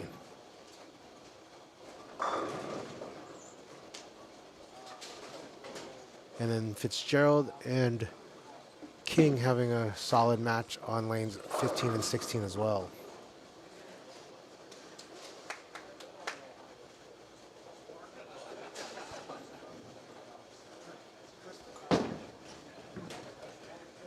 Just for everyone home, these are 3-game total pinfall matches. It is not a race to wins. It is a 3-game total pinfall. Will advance to the next round.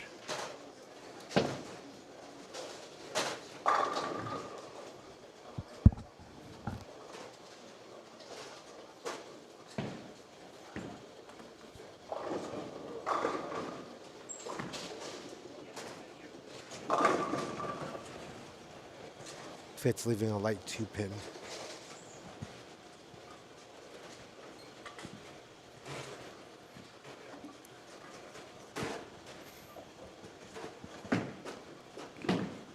Continue to move around here. Brett Wolf just getting it done here, man. He did not bowl good in qualifying, but then just has turned it on since the Desperado squad. Yep. Kyler with 9. Our front 10.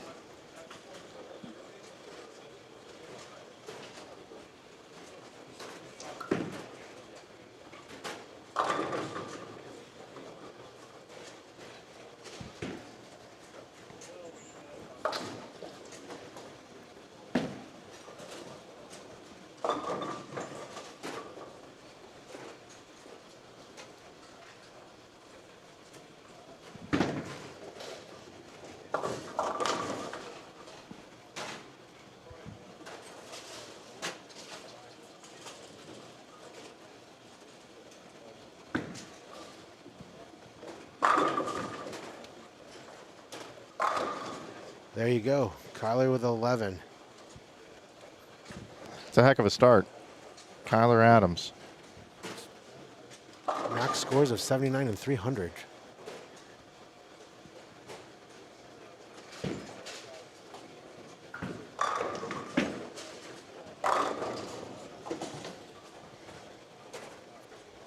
Jim Pratt had 256 the first game.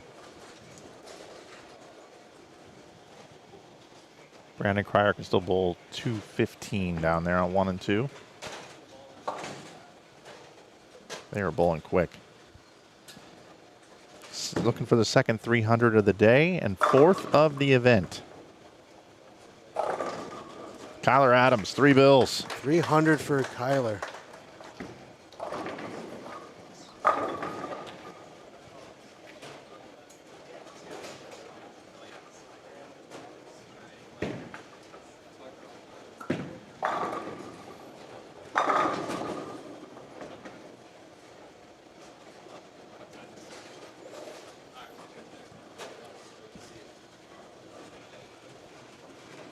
Move down here. 215 for Brandon Cryer.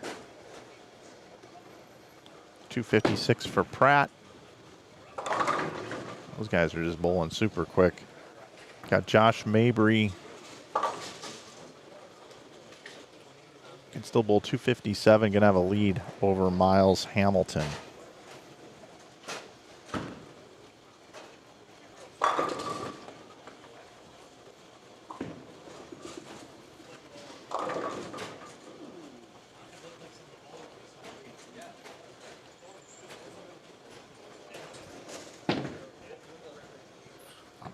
I don't know if it's just me, but it just seems like today I've heard more thumb holes going down lane or just rolling over holes than I've heard throughout the rest of this tournament. I think that just happened to Josh right here.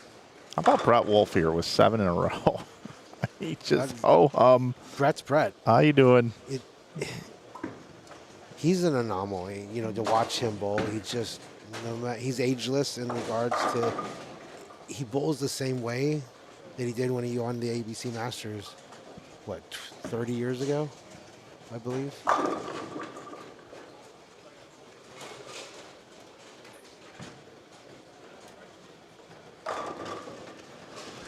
And Matt, wow. Swag hanging tough. Can still bowl 279. What do you got there for King? Going to be in the 190s. Can bowl 191. 191 max out. And Fitzgerald can bowl 226. Yes. 25 or 26. 26. But again, this Jenkins-Howard match is intriguing to me. With an 8-10, Howard to close out. An unfortunate 10th frame for Ryan Howard at 225.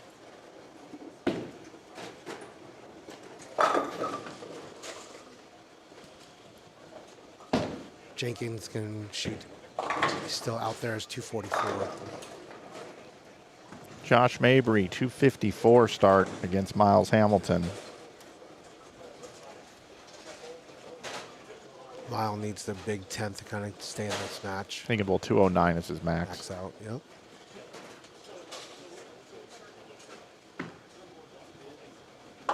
I didn't see the shot with the 8-10 by Ryan, but it could have been a big, bad break for Ryan Howard. And Jenkins, 4-bagger going into the 11th.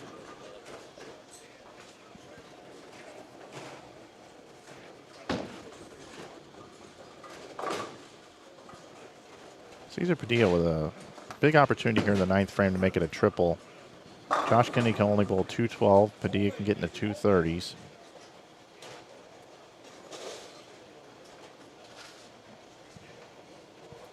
Pratt's getting a little chippy down there. I like it.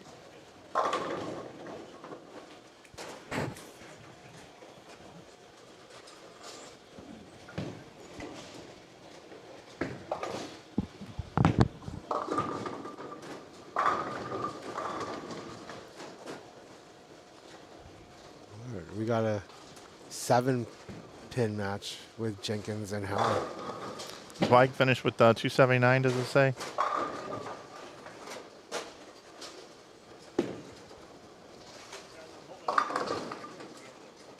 $191 for Kyle King.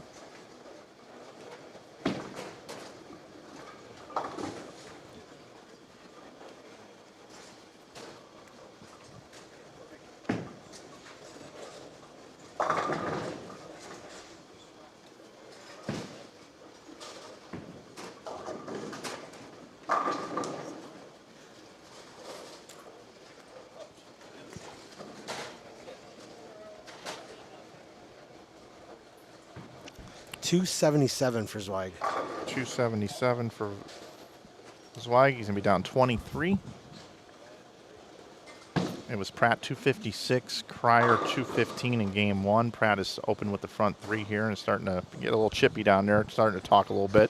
Got Josh Mabry 254, Miles Hamilton 209. Perry ended with 215.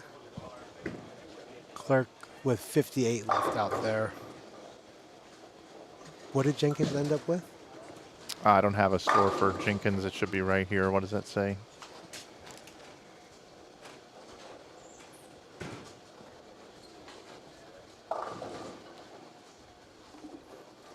Yeah, it's doing running totals. Right. So it's going to be difficult. Yep, 1 second.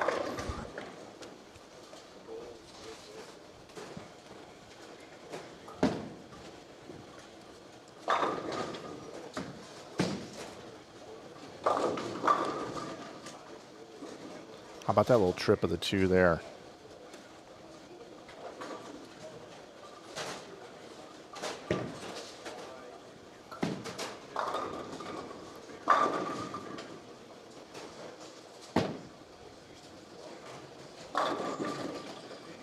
Padilla going to be in the 220s.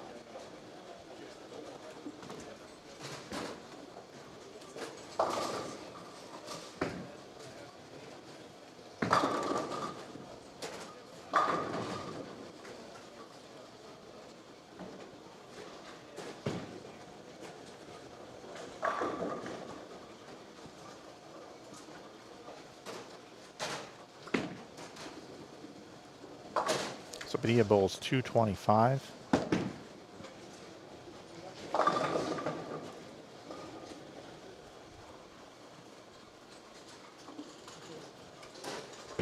$195 for Kyle Duster. And Brett Wolf's going to be in the 240s. For who? Perry. 214 for Ben Perry.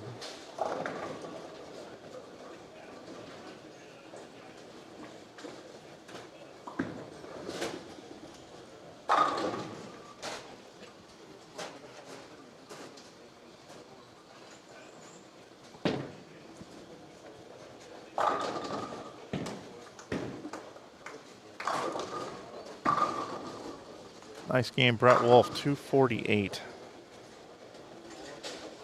Duster's 195.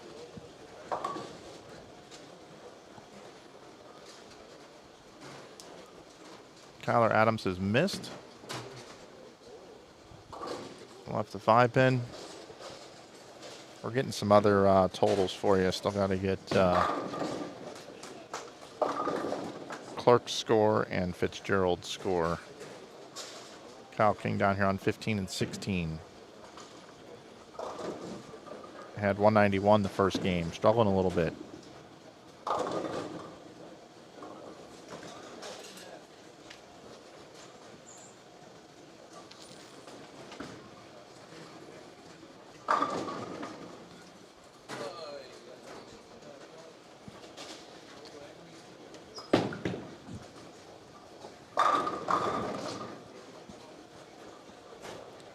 All right, Carl, you got a Fitzgerald score for me? I do. King 191. Yep. Fitzgerald 222. What about Chris Clark? Perry 214. Clark 258. And the only other score is, what about Kevin Jenkins? What do he have? 233 to 225. Yeah, it's a close one. Yep. And Josh Kennedy just bowled 212 to Cesar Padilla's 225. And then Wolf and Duster, just to recap, 248, 195, Adam, 300 to Zweig's 277. All right, let's move over here to this Pratt-Cryer matchup here. Right now, Pratt bowls 256 the first game, Cryer bowled 215, and they are mid-match. Oh, wow. A trip 2-pin for Jim Pratt. Wow. Rolling everything down there. Wow, Hamilton with a nice strike in the third.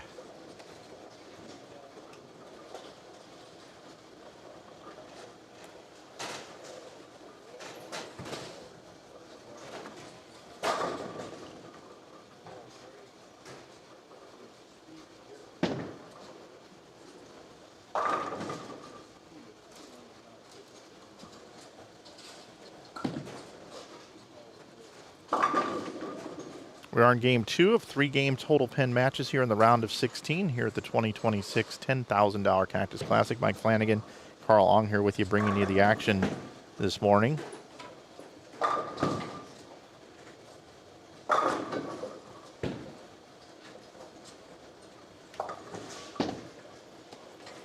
Again, happy Father's Day to everyone out there as well.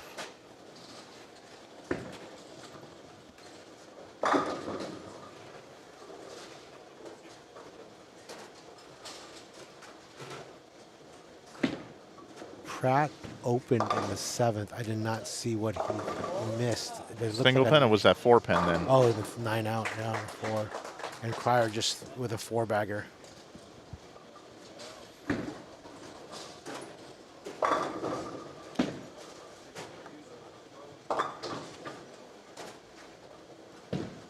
What was the score for the Pratt-Cryer match, if you don't mind? Yeah, 256 for Pratt, 215 for Cryer. Okay, so they're getting a whole lot closer.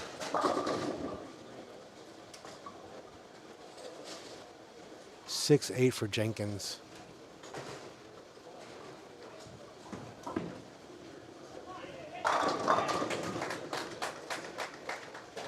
Here comes Brandon.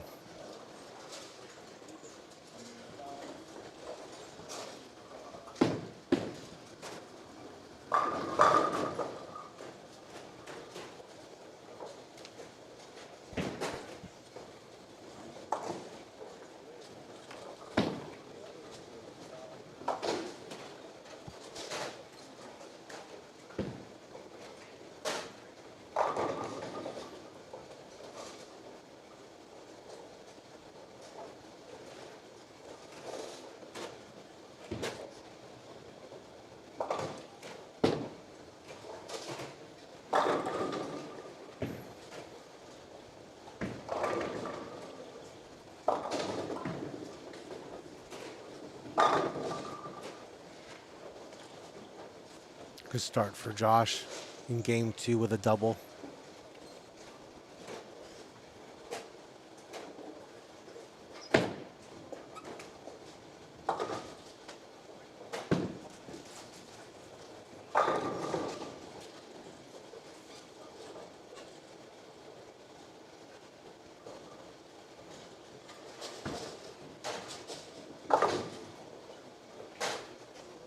Howard just gave back the opening that Jenkins gave him in the 4th with a 6-7-10.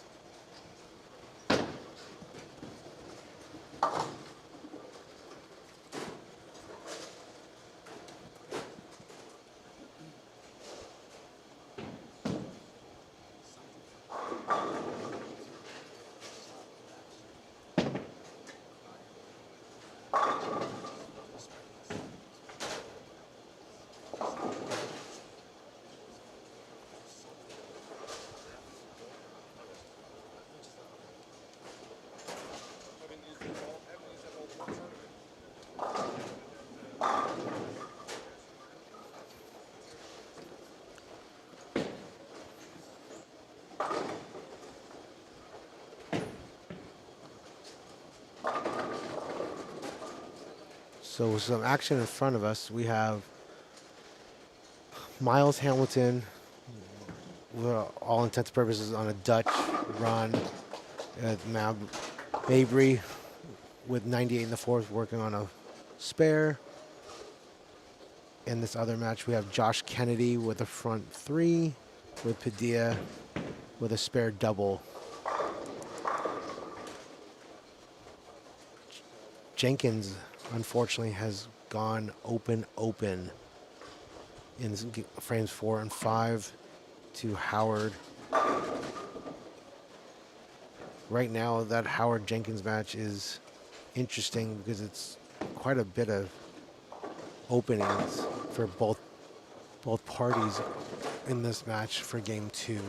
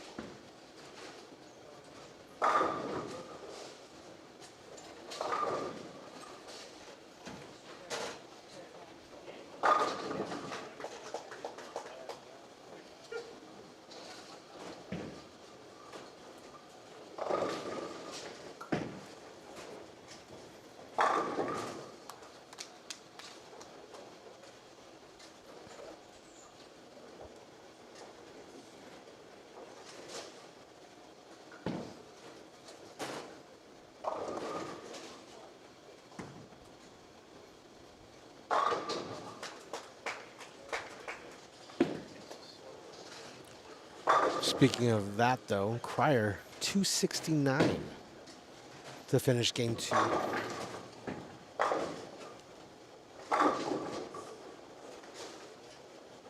Pratt still has 46 available to him going into the 10th.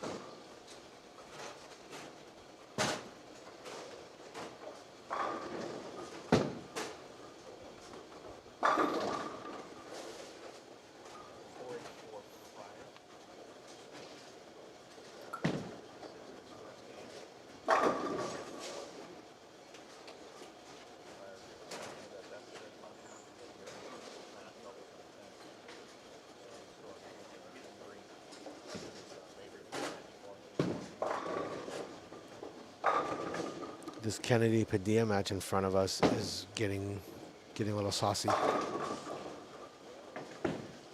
as well on 5 and 6.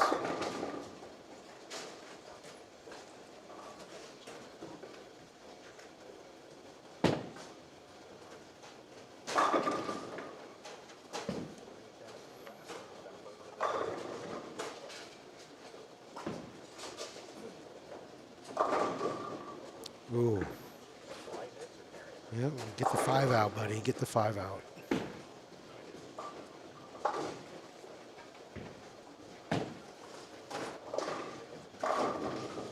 They've slowed down.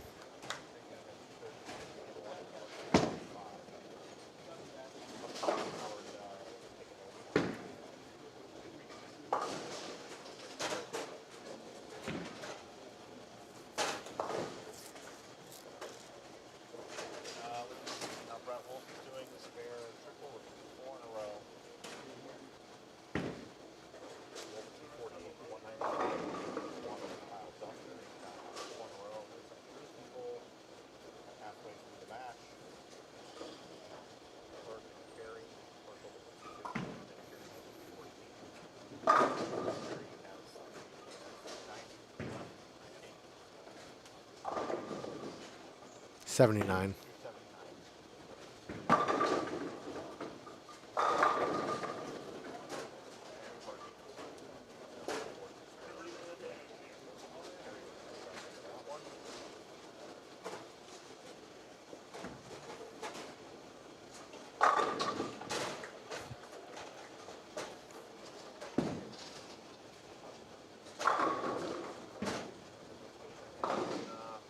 Ooh.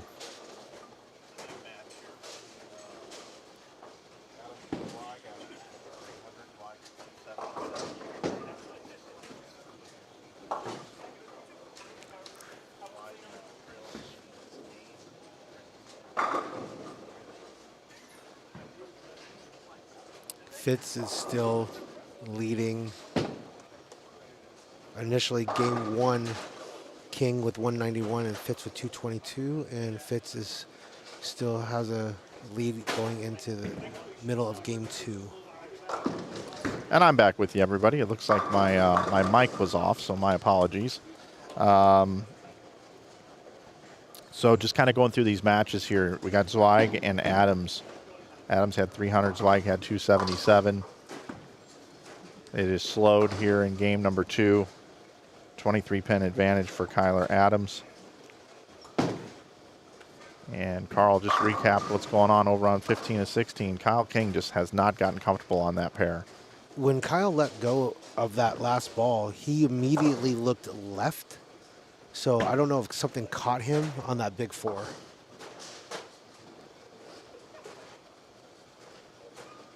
Wolf continues to dominate here over Kyle Duster right now. Again, in the first game, it was Brett Wolf 248, Kyle Duster 195. Chris Clerk had 258 to Ben Perry's 214. Perry can still bowl 258. Clerk can bowl 257. And nobody up there, so we'll head over here where some action is. Look at this match on 5 and 6 between Kennedy and Padilla. This particular game itself, we have a max score of 300 versus 290. And we were talking about 5 and 6 earlier in match in the first round of it being a squirrely pair. Scout for Josh Kennedy to stay perfect after 7.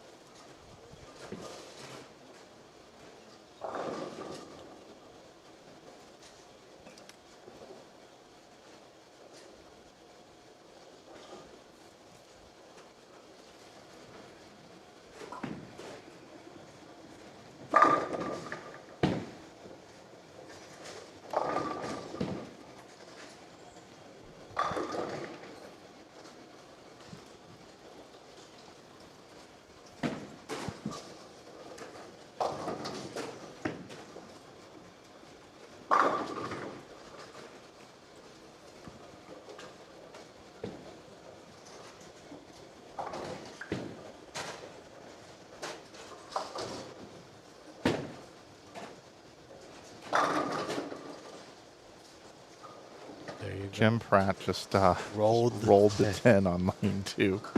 We will go there in a minute, as that is a very close match, and they are in frame 3 of game number 3.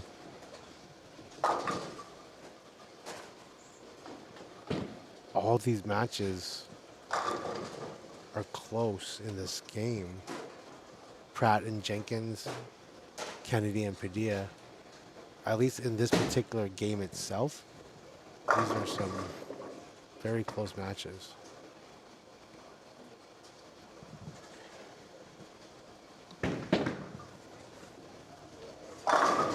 Pratt strikes on lane number 1.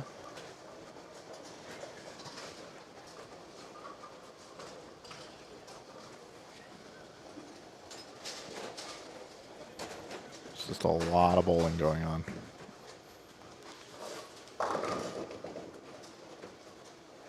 Caesar walked off to reset. I don't know. He heard something. Yeah, he just didn't like something in his setup. Yep. Pryor strikes again down on lane 2.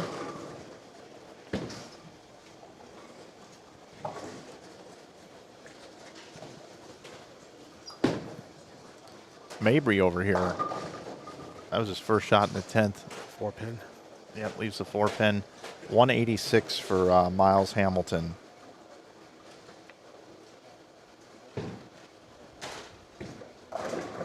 So 395 for Hamilton. Mabry bowled 254 the first game and is going to be in the 240s this game. Wow.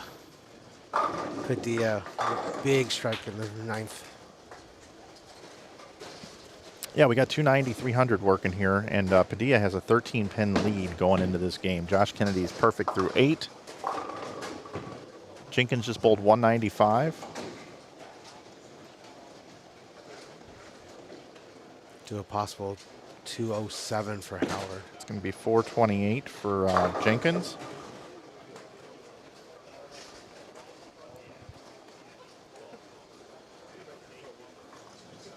Josh Kennedy looking for the front 9. Got it. Looks like we have a final score over here real quick. Carl, if you give that to me, was that 240 what for Fitzgerald? 46 246. to 175 Kyle King.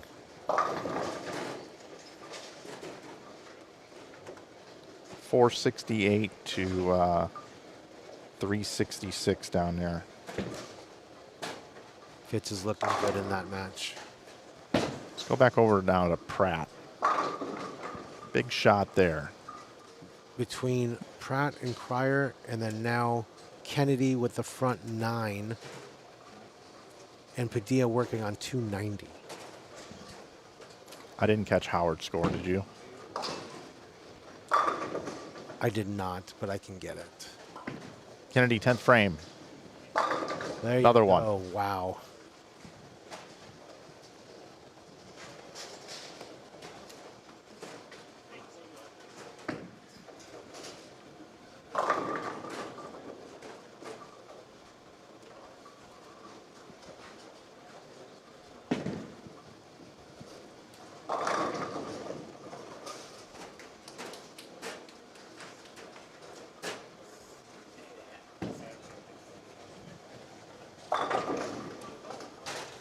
I'm going to go over to Pratt on lane 1. Another strike for Pratt. Wow. He's got 290 left. Cryer has 300, and that match is 484 for Cryer, 491 for Pratt. So from a max score standpoint right now, Cryer in the lead. Single-digit lead. Oh, And 288, 289 possible. the 6 does not go into the 10. Yep, 289 for Kennedy. Did you get a score for Mabry? Or not Mabry, excuse me. Jenkins and Howard, Yeah, Howard. they tied 195, 195 Okay. after game 2. So 420 for Howard, 428 for Jenkins. Let's go to Cryer. Also, I did not catch Mabry's score. Too many scores.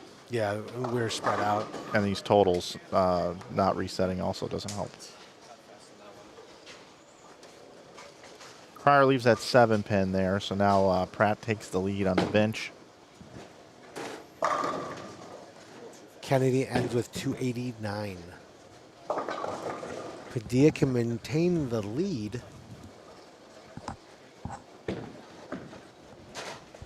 With 290 left. 501 for Kennedy.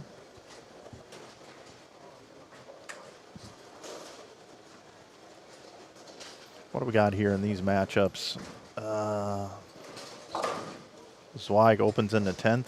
Yep. What is that, 162? 162. Oh. After 277. 439 for Zweig. Padilla leaves a 7-pin in the 10th to open the 10th frame, which now Max scores him out at 69.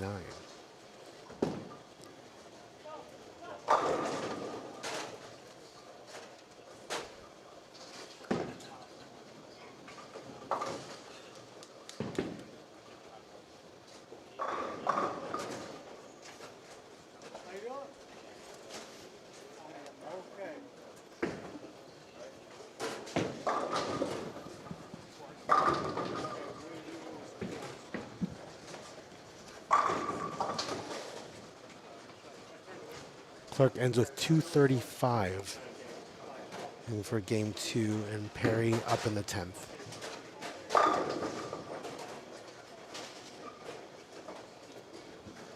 And Padilla is going to be in the 260s, 269.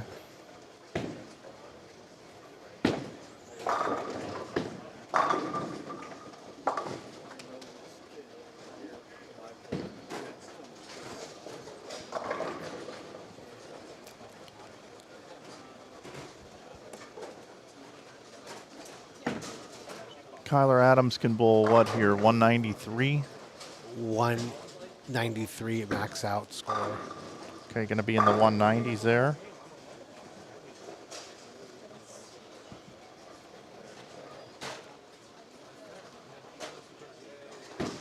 Jim Pratt still striking. Max at 290. Again, Pratt bowled 491 his first 2 games. Cryer had 484. And Pratt slaps it out.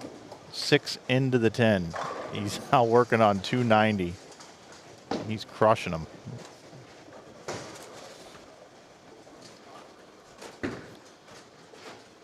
Brandon's getting into must-strike territory here. Indeed. You got a Ben Perry score over there? 58 for Ben. 258.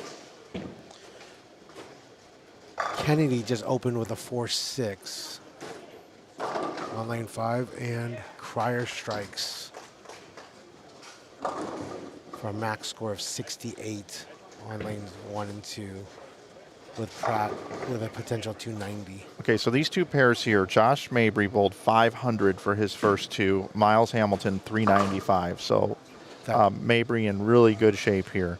This Pratt-Cryer match, again, it's a 7-pin advantage for Pratt coming into this game. Brandon can max at 268.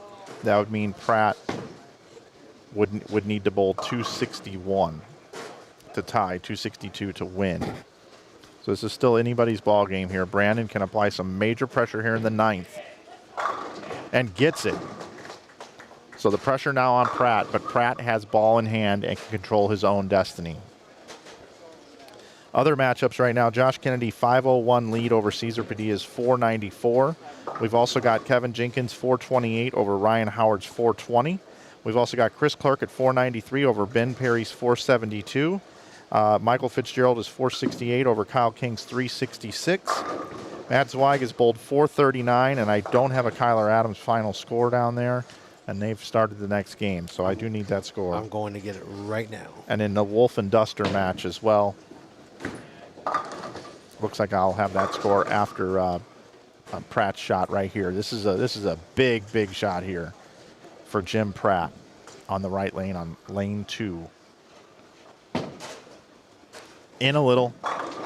Oh, slaps the 6 into the 10. We'll go over here and check on these scores. 237 for Brett Wolf.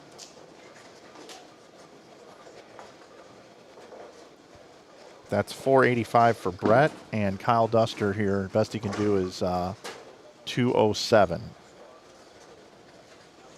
So Brett with a big lead there after Duster's 195 start. All right, over to Pratt, looking to lock things out here. Again, Pratt needs to be at 262 or better this game to lock out Brandon Cryer. This will do it. Jim Pratt, your winner over Brandon Cryer.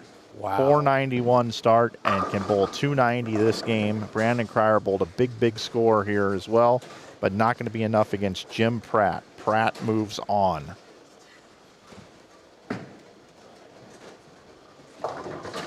I'm going to run and grab scores. I'll be right back. Okay. Yep, I just need Duster and Adams.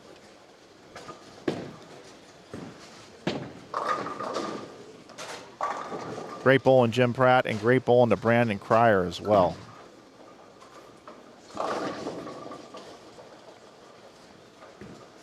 Pratt working on 290.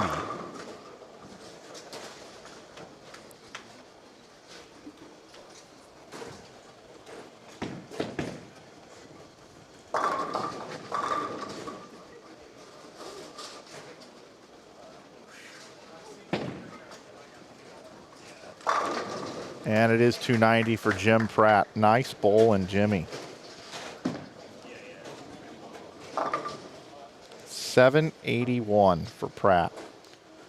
All right, I have some updates on scores. Okay. Kyler Adams, 193 game 2 versus Zweig's 162 Yep. from 300 to 277. Mabry, 246. Hamilton, 186. Padilla, 269. Kennedy, 289. Jenkins, 195. Howard tied 195 game Yep. 2. Cryer, 269, 235. Yep, that match is over. King, 175, 246. And Duster, 197 to Wolves, 237. And Perry, 258, Clerk, 235.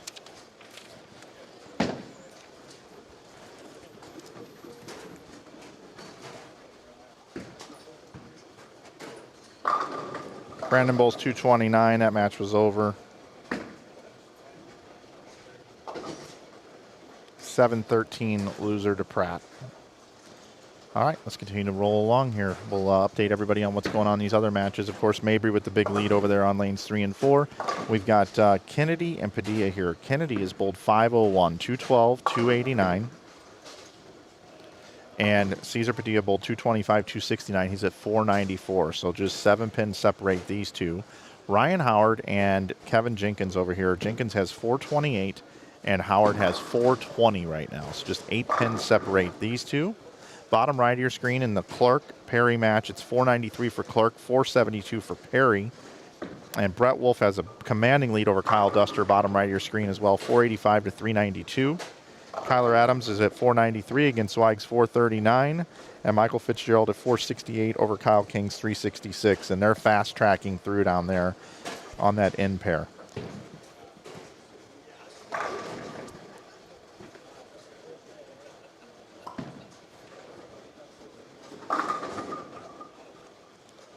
Roll the 9? No. So as we mentioned over here, they're fast tracking. What I mean by that is Fitzgerald has a bunch of strikes going on here, and Kyle King is just up ready to bowl. Michael Fitzgerald's going to win that match. That has been decided. Yeah, that is all but just semantics at this point to get through the match.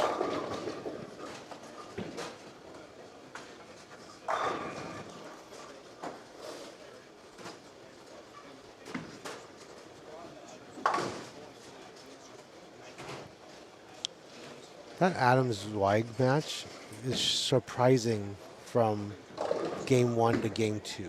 Yeah, 300 to 277, 193 to 162, Century Awards. Yeah, absolutely it is. I mean, by both parties. Yeah, both. That's just when I got those verified those scores, I had to do a double take to make sure I was reading the right scores.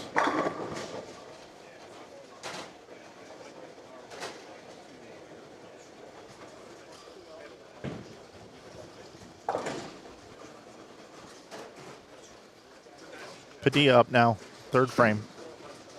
Coming off a couple of spares, gets back on it. These guys have a lot of respect for one another, Josh and Caesar. Yeah.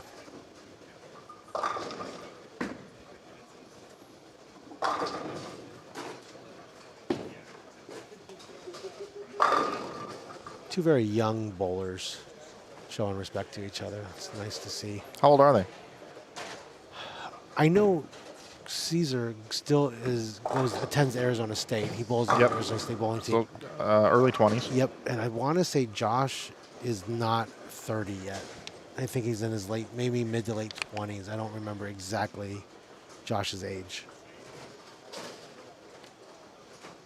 Caesar a couple times on the left lane, just something didn't feel right and wants to reset. I've seen that a couple times here in this match. That's totally understandable.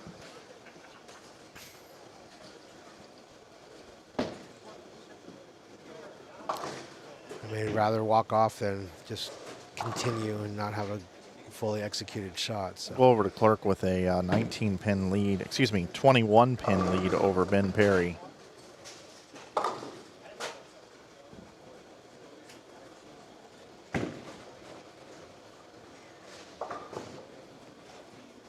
Back over to Padilla. Am I catching this for the first time? They started adding the pluses to the leaders just in this match, or has it been going on the whole time? I haven't noticed it. Okay, I just saw it like in the last frame or two.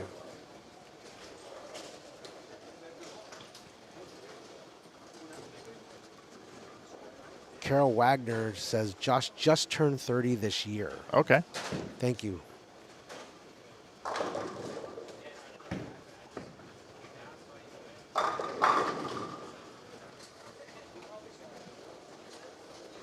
Howard can still bowl 245, but Jenkins right now going at 280 max. Big shot by Josh. Yeah, these guys are bowling outstanding. I mean, they are just throwing body blow after body blow at one another. Imagine these two guys together in a Desert Heat doubles. Yeah, there you go. Maybe we need to sign them up. I mean, wouldn't be a bad team. I'll back them. It doesn't look bad at all. All right, Kevin Jenkins again has a 8-pin lead in this match. Let's see what Jenkins can do here. One step closer. Yes, sir. Big hit. Jenkins still on the heater. He averages 250 in this bowling center on the house shot. This is no house shot, though. 2-to-1 ratio, 40 feet in length. Couple mils. And that one's going to, oh, it laid there. That's all that carry down from all those urethane balls in the last match. That ball just set in the pocket for Josh. Has anyone brought up on this stream this weekend the doppelganger for Josh Kennedy? I haven't. Have you noticed? Can you see it? Everyone else sees it. You gotta see it. I think I might know where you're going with this. He's a left-handed. Yeah, Oh. I don't see that. Are you serious? I don't think it's that close. Oh my goodness! It's not Buttriff. It is 100% Buttriff. I don't know. Even Buttriff says he looks like Buttriff. I don't know. I don't think it's that close. Oh, I see the similarities, but oh, Padilla slaps the 5 into the 7.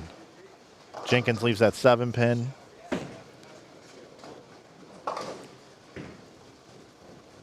So Jenkins can bowl 259, 245 for Howard. So again, Jenkins does have the 8-pin lead. If Howard strikes out, it would force Jenkins to mark. Ben with the bucket after spare 4-bagger.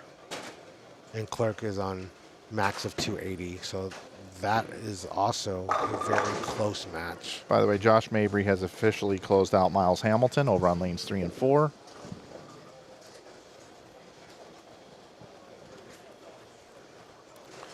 There's something going on with Caesar because that is multiple box. Yeah, on the left lane. Yep, and only on the left lane. Yep. Howard staying alive. Still has a little bit of hope.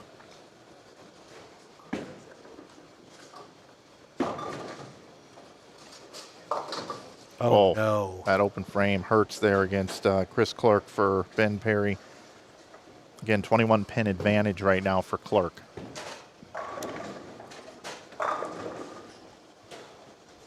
Let's go down here for just a second. Just looking at this Adams match against Zweig. Adams still with the lead. Caesar did strike down here. I think it's worked for Padilla every time he's stopped. I think he does follow through with a strike, but it is interesting. He's a minimum of 3 times in this Kennedy-Padilla match. Clark with a big opportunity to take. Oh, 6 goes into the 10. How about it? Slow hit on the 10. Go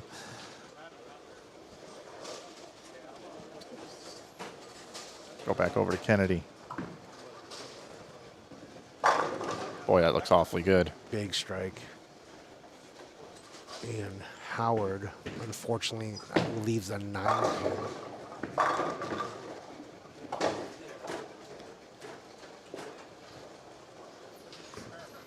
Kevin Jenkins going to roll on, brother. He is. He will advance.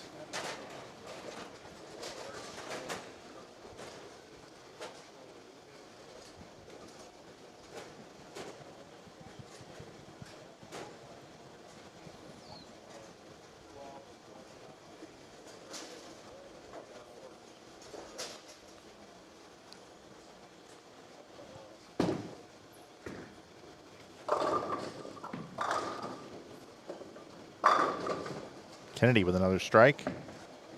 What scores you got over there, Carl? King 204 to Fitz's 255. 570 to 723. Fitz moves on. Thank you.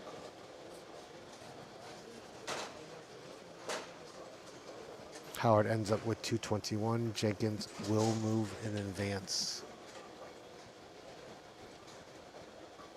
So to recap, Pratt moves on. Mabry moves on. Jenkins moves on. Fitz moves on. Brett Wolf's about to move on. Kyler Adams is going to move Right. on. Duster, I mean, Duster has a big game going, but yes, for the most part, Brett would have to slow down completely because Duster can max at 290, but for all intents and purposes, Brett's on a 79 pace as well for a max score. He's up 54 in the match. Yeah, so.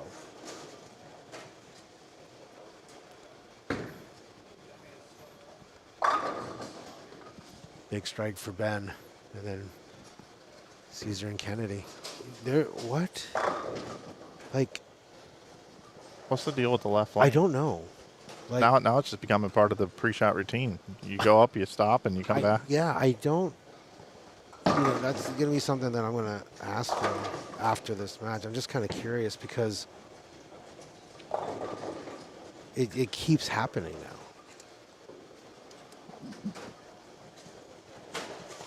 Go over to Perry here.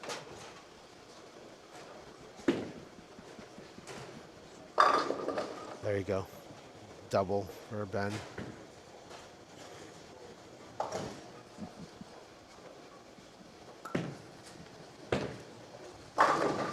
I mean, every time he does it, it works out for him. Both of these guys are just striking at will on 5 and 6. Right. This is an old-fashioned slugfest.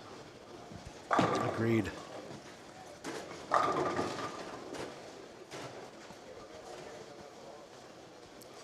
Kayleen even agrees with me in the chat. We talk about it. Butters.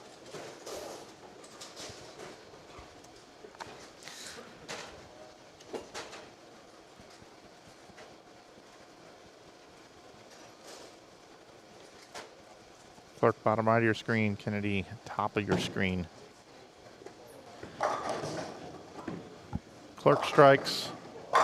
Oh. Ring 10 for Kennedy. It's almost like he knew it, too. Mabry bowled 239. Bowl 739 against Hamilton.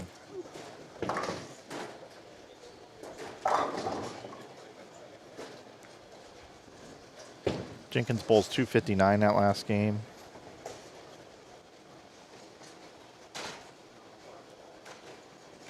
Bowls 687 against Ryan Howard. Bowled 221.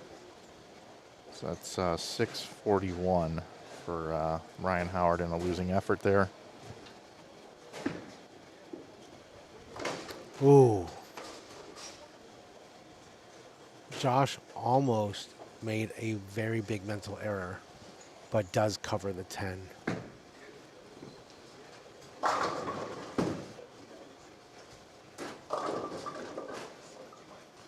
Clark comes in light. Light.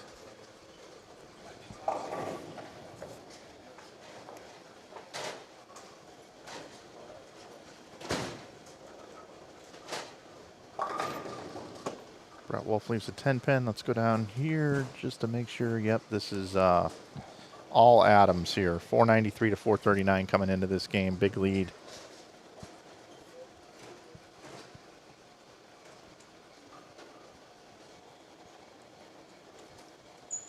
Kennedy has a 7-pin lead over Padilla. Big strike. Okay, so Kennedy can still bowl 237. But Padilla can bowl 278. So 7-pin lead coming in. Padilla, though, here can strike up in the 9th, or can get up in the 9th and the 10th, and he can shut him out. He's ending on the left lane, though. And That's true, but I mean, it might be a delay in play, but outside of that, he's probably going to strike. Yeah, yeah. So I don't think that there's nothing that says he's not going to strike on the left lane other than the fact he's going to balk. Oh. Leaves the 10. Oh. That was a helicopter messenger. So Kennedy can get to 738. So that would mean that Caesar would need 247 to shut him out. Which essentially means spare here, strike, spare.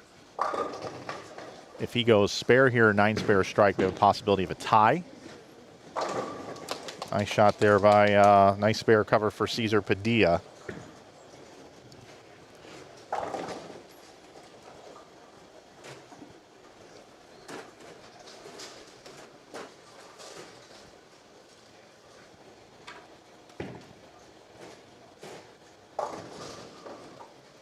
Clark up 21 pins.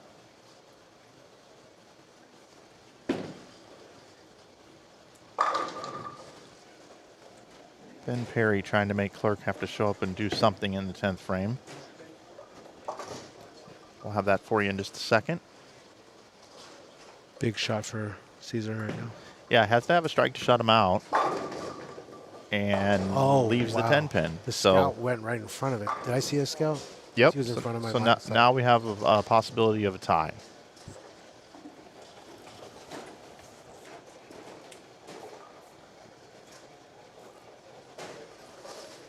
.246.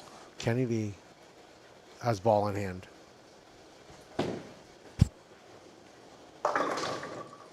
Adams, just to close out, 190 to Zweig 155. Tyler shoots 683 to Zweig's 594.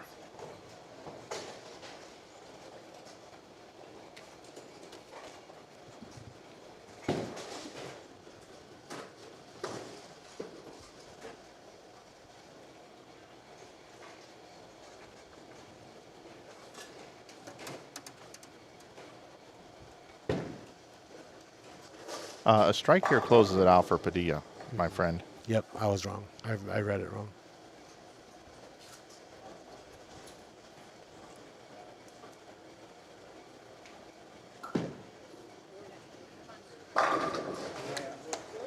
Cesar Padilla moves on. 246.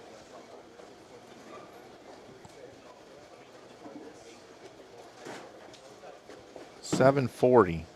Josh Kennedy had 501 coming in. If he bowls 237, that would be a 2-pin deficit. He needed 8 pins for a tie, 9 for a win there. Caesar did. Gets the strike, 740 and a win. And we'll move over to the Perry Clark match, which I believe Clark already has that one wrapped up. Clark with a 21-pin lead coming in. Brett, 247. Wait a minute. Clark does not have this. 242. Needs the spare.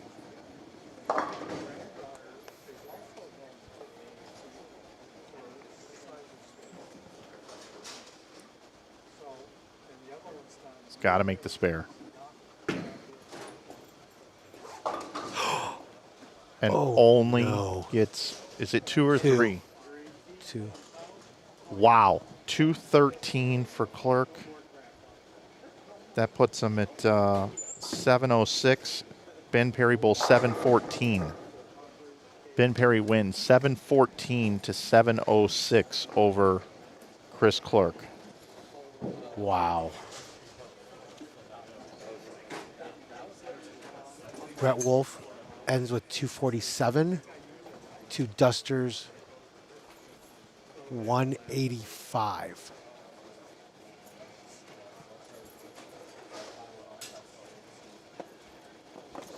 Wolf bowls 732. To Dusters 577. So Jim Pratt moves on, Josh Mabry moves on, Cesar Padilla moves on, Kevin Jenkins moves on, Ben Perry, Brett Wolf, Kyler Adams, and Michael Fitzgerald, your top 8 left here at the 2026 10K Cactus Classic. Carl and I will be back with you here in just a moment. Let's get set for the round of 8 coming up We will have a next. short break for a reroll. We'll have it for you here in about 7 to 10 minutes.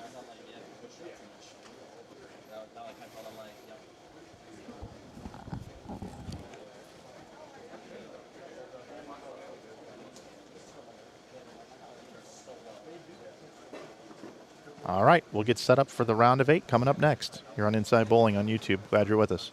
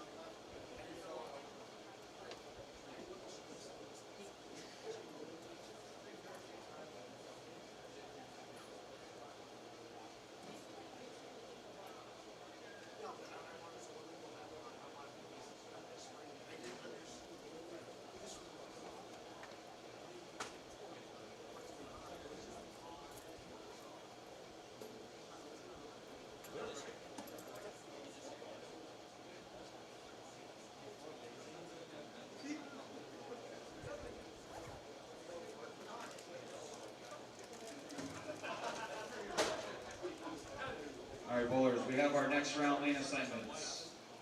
1 seed Ben Perry versus 23 seed Brett Wolf. They're on 3 and 4. Ben's known to show up for singles, but not for doubles. On 5 and 6, 5 seed Jenkins versus 21 seed Fitzgerald. Ben, you're going to hear it for a while. On 7 and 8, 6 seed Padilla versus 20 seed Pratt. And on 9 and 10, 7 seed Mabry versus 8 seed Adams. Give you guys a minute to get moved to your lanes.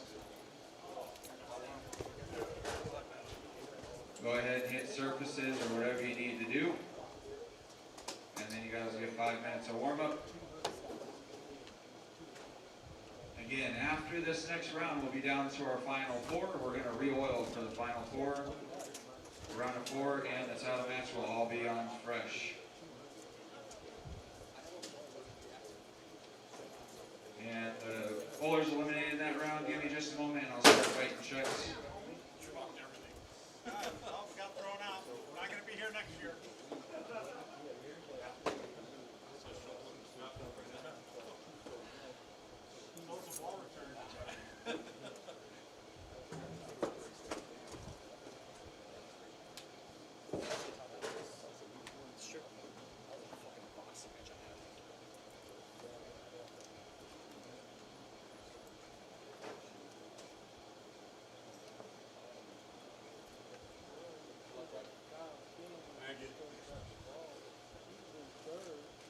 Is everybody ready or is anybody not ready? You guys need a minute to scuff bowling balls? Or... We're working here. Throw your hands in the air if you're not ready. Give us time to take some pills. Just gonna give it a look at least, yeah, as an idea, yeah.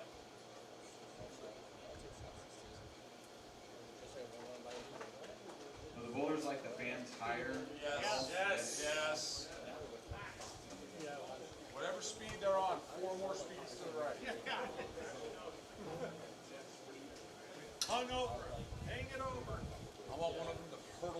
ceiling and go wide. Joe will make it look more exciting. If we get them going fast enough, we can both take them off. Well, here we are, alone, together again. Alone together again.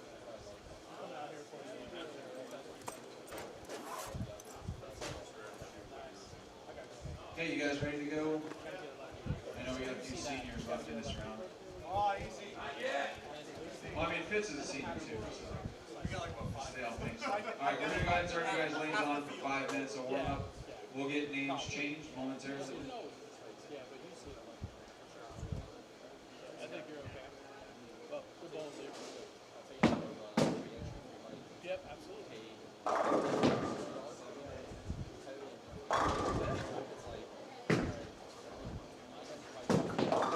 Okay, so you're good. Right.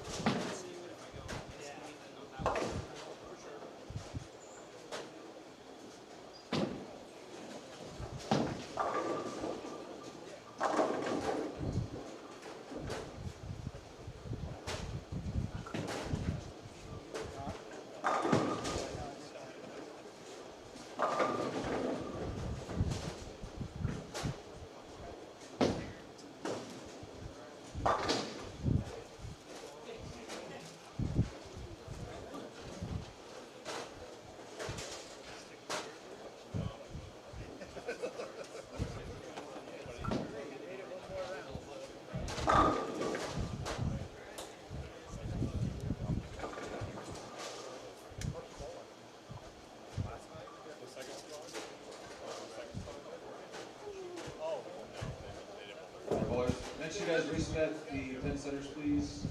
Again, we'll come down.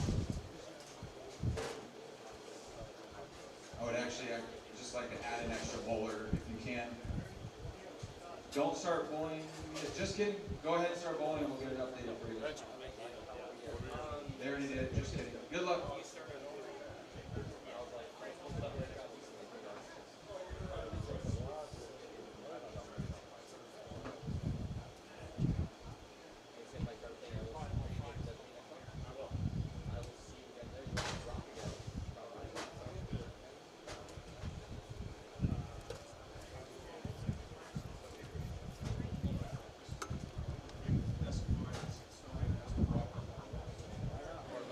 All right, everybody, I'm back with you here for the round of 8. I'll have all the matchups here for you in just a second. They didn't give me a whole lot of time to get my camera set up, but I'm doing the best that I can. So bear with me. We'll get started here with the round of 8. They're underway. First ball here. This is Jim Pratt against Cesar Padilla on the right side of your screen, left side of your screen. We have Michael Fitzgerald taking on Kevin Jenkins. You are in the round of 8. Still 3-game total pinfall. Bottom right of your screen, we have Kyler Adams taking on Josh Mabry. And I'll have, like I said, I'll have everything here built for you here in just a moment. It'll take me just a second. I'm still working on the 3 and 4 matchup, which is Brett Wolf and Ben Perry.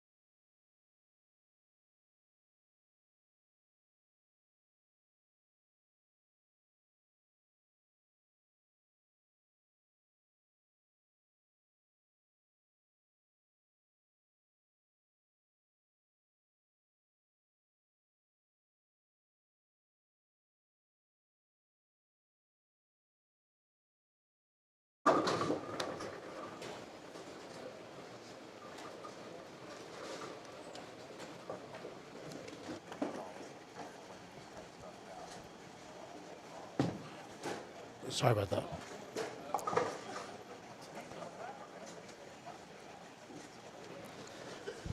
Okay, as we pick up here in the round of 8, 3-game total pinfall. As I mentioned, these matchups here. I've also got our other matchup over here on lanes 3 and 4, which is Brett Wolf against Ben Perry.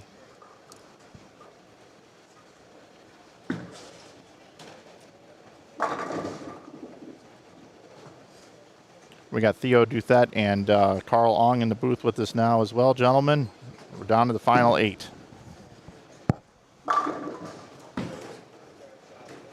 Yep, and I think we got a pretty good range of players in this round too. We got some seniors, some young guys. I'm really interested in this Brett versus Ben match. There's some recent funny history with that match. Oh yeah? What's up with that? They were doubles partners for state, and Ben did not show up. He decided sleeping was more important. Really? Yeah, but he showed up for singles.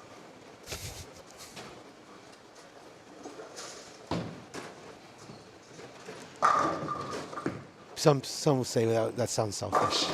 Right. When he showed up today, I made sure to tell him, you know, hey, look at you. You're showing up on time for yourself.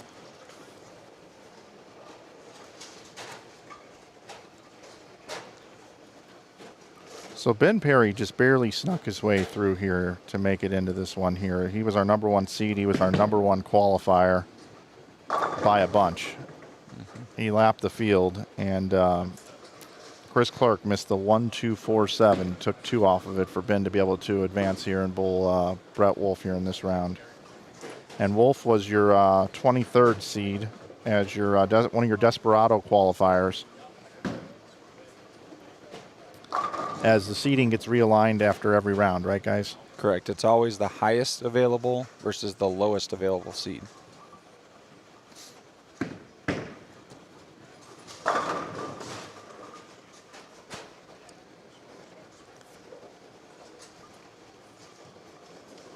Pratt, excuse me, Pratt opened to start this game of the round of 8.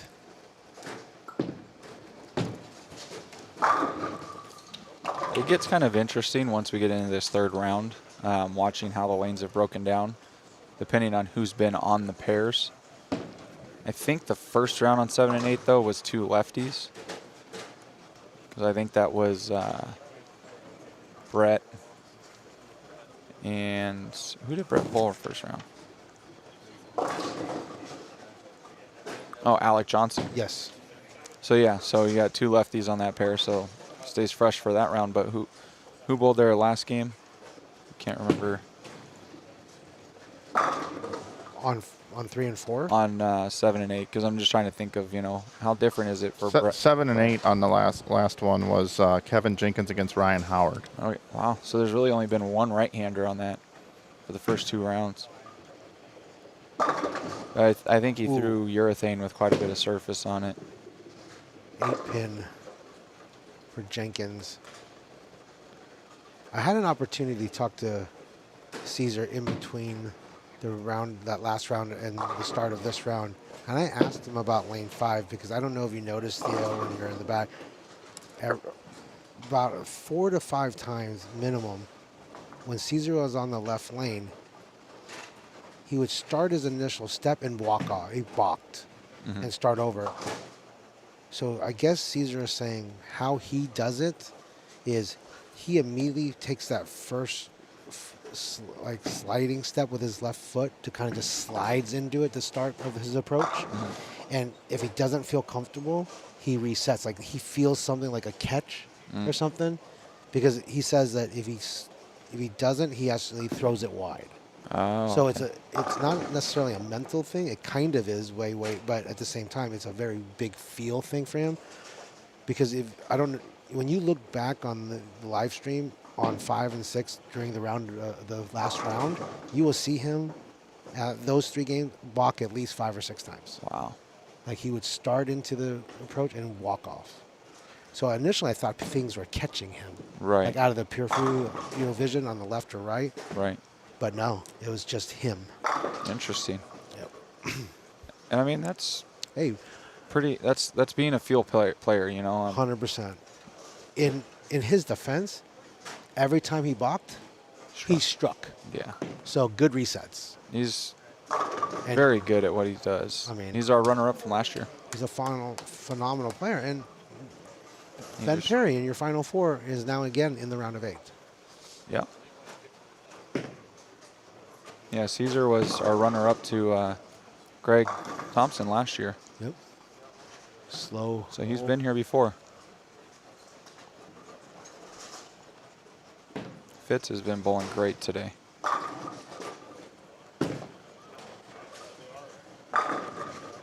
Yeah, he hasn't had a sweat at all.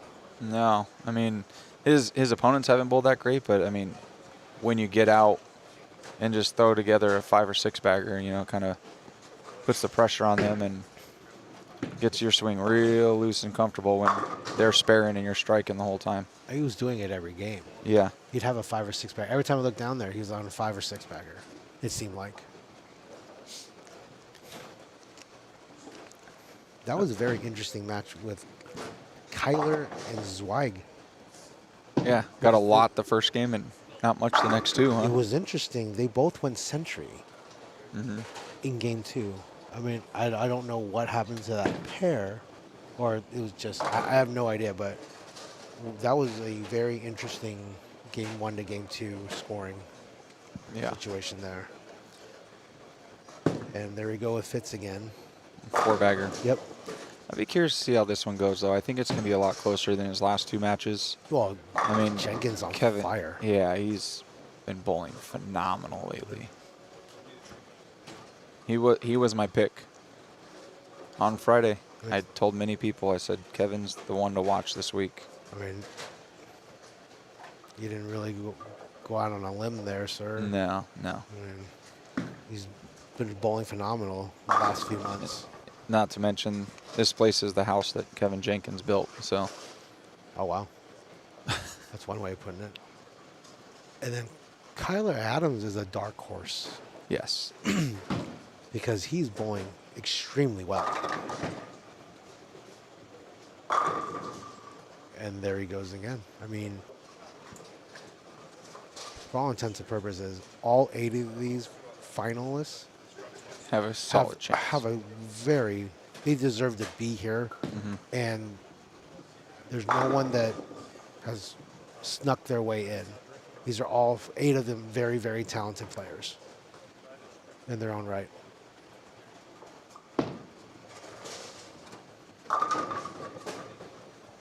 Well, and you got variety, like you mentioned right on the open there, Theo. Take a look at these matches. We go left to right. We look at Perry versus Wolf. Again, it's 3-game total pinfall matches here. Battle of the lefties over here on 3 and 4.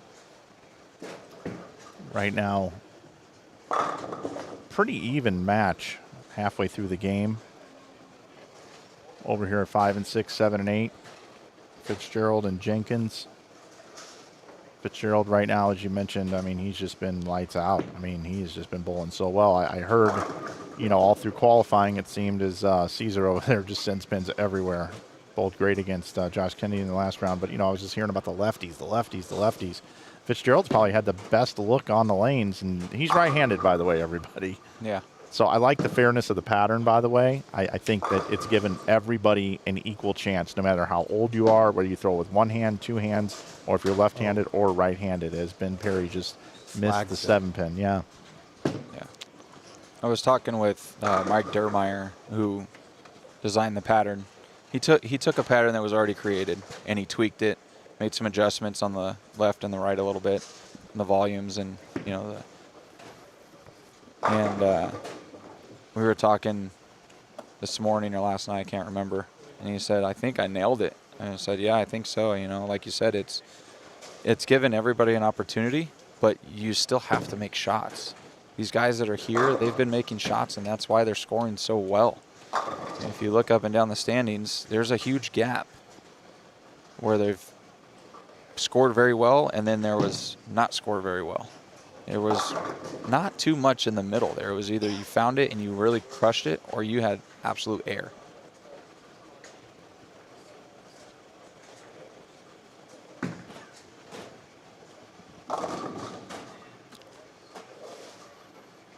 Pratt bowled a bunch down there against Brandon Cryer. Bowled 290 that last game to close him out.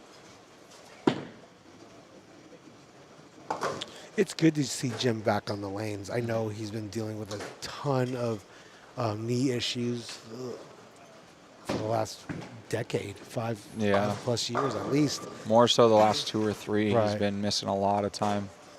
So it's great to see him back out on the lanes and obviously in rare form. Bowling very well. Yep.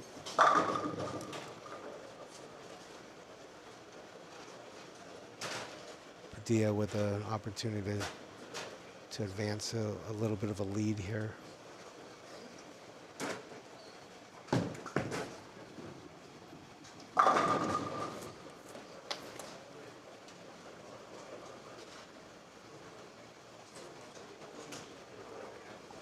Padilla with a big strike to set up the 10th.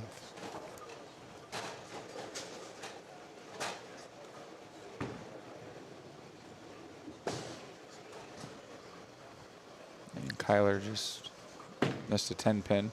Oh, he flagged it. So that's going to bring that match a lot closer if they both strike out. Make a 10 pin match now. Fitz is continuing the strike.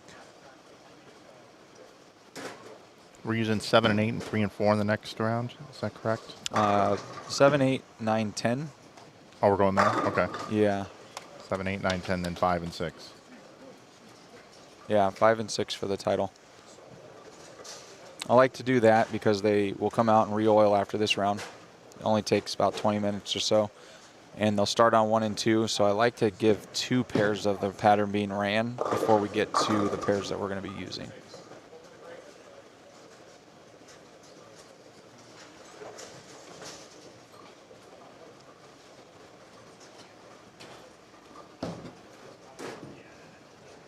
Fitz is just unconscious today. I think Caesar and Pratt are the same way. Yeah. Yeah, I mean, outside of those first 2 frames for Pratt, he pretty much hasn't missed. Yeah, but he shot, what, 780 last round? Yeah, Pratt had 230 or 256, 235, 290 for 781 in the last round. That was an errant shot by Fitz. Fitzgerald had 723. Kyler Adams had 683. Brett Wolf had 732. Ben Perry had 714. Jenkins had 687. Padilla had 740. Yeah. I mean, all these guys are...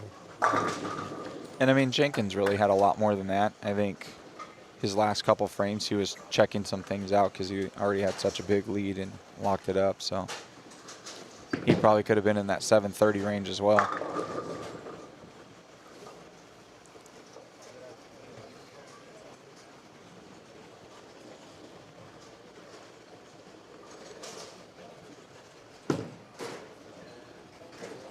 .264 for Padilla and 276 for Michael Fitzgerald.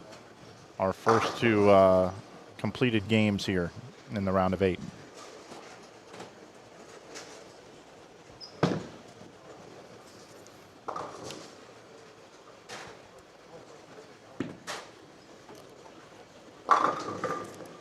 I'm going to step out for 2 minutes just to give some checks to a couple guys from the last round. You got it.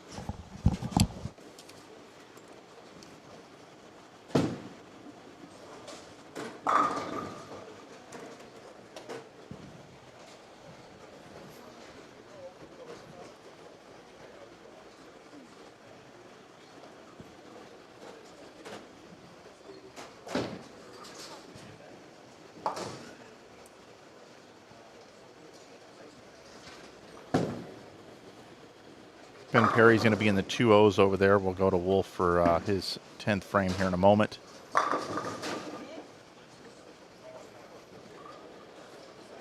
Kevin Jenkins, 257.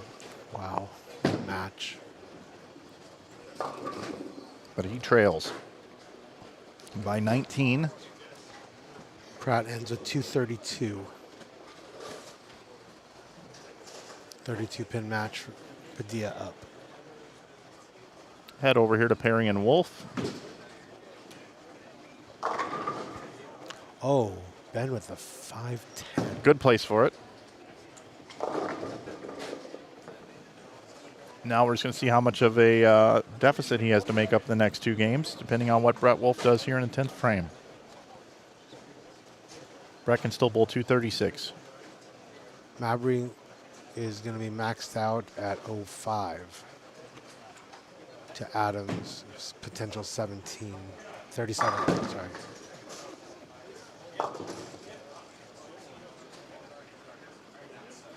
Brett gets the first one in the 10th.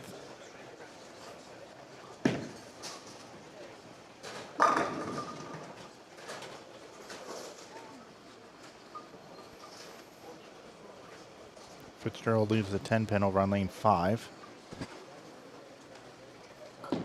Padilla's up on lane 7, starts with a strike. Mabry with 205.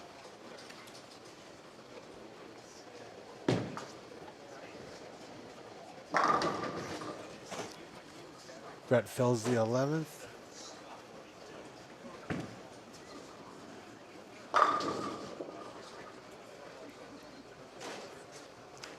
Kyler's adding on. Kyler Adams has a chance to bowl 237.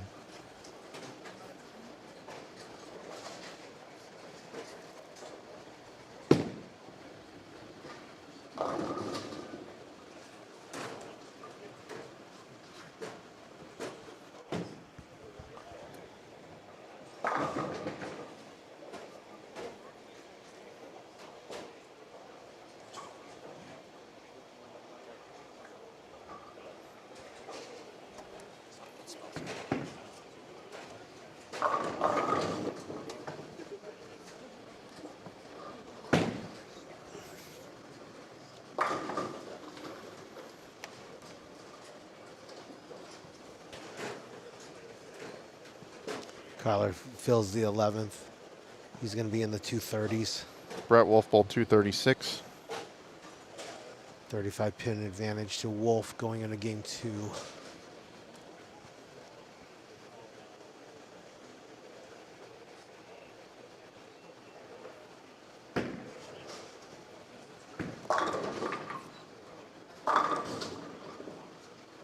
$237 for Kyler Adams. All right.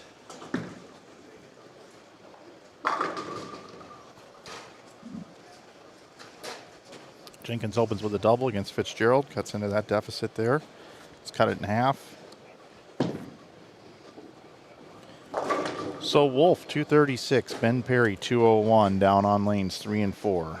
Over on 5 and 6 here, it was Kevin Jenkins 257, not enough against Michael Fitzgerald's 276.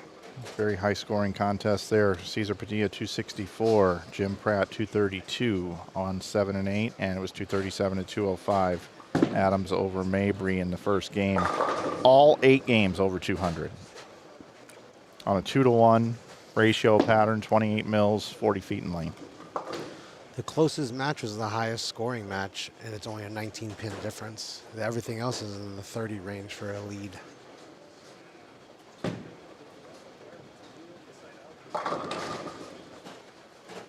Brett opens with a strike.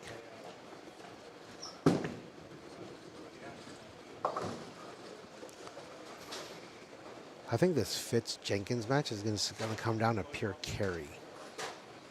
I don't think there's going to be many errant shots at all between these two guys. I think it's just going to be who carries the best in this match. And speaking of carry, Padilla with a 10 pin. Yeah, this Fitz-Jenkins match looks like it could be 780 to 760, honestly. It's got that written all over it. Yep. Yeah, this lanes 5 and 6 though, I have to give the advantage to Jenkins just because there's just been something weird about 5 and 6 and the pin carry, especially on lane 5. Now, we didn't see much of it in the last match with the with the two-handers with Kennedy and Padilla, but Fitzgerald, a little more your traditional type player. We saw Clerk over on that pair in the first round, and he bowled, Clerk bowled Cortez. And those guys just had some massive pin carry issues on 5 and 6. We didn't see it again in the last match, and I know the lanes have transitioned, but it's just, I don't know, there's just something about that pair. especially lane 5. And when you say that, it's always something about 5. And then Caesar has a hard time just with lane 5. And I don't know if you were in the booth when I explained to Theo. I had a chance to talk to Caesar of what was happening on lane 5 for him. He had told me before this round started that he would initially take his right foot or left foot to slide, get into his approach, and he would slide it across the approach. And if it felt a little off, he would just auto reset, because I guess earlier in qualifying, when he felt that and kept going, he would fall off his shot, and it became a mental thing and just a very big feel thing for him. And if he didn't feel like that first sliding into his approach start, he would have to just reset. And to his credit, every time he did it, he struck. Looks like Kevin had a little bit of a footing issue on that one. Made him On pull lane it. 5. Yeah, he They're weird. pulled it just a little bit. I'm telling you, there's a voodoo on 5. Just something random always. If there's voodoo, it's on 9 and 10. Oh, no. Yeah, back-to-back matches were ended because of an open on the last player. In the first round, Andrew Kane, all he needed was a mark. Greek Church, done. In the last round, round of 16, all Clerk needed was a mark. Yep. They pick a fence. Left shot. the fence Yep, and yep, chopped it. Yep. Okay, well, I say 5, you say 9, 10. It's either way. Half the house is weird.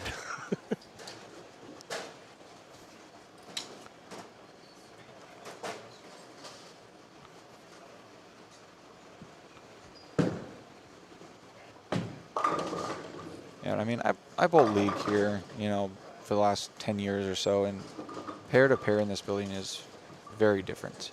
There's so many leagues here that there's so much lineage that goes down the lanes that it just, I mean, the service I think is 18 years old.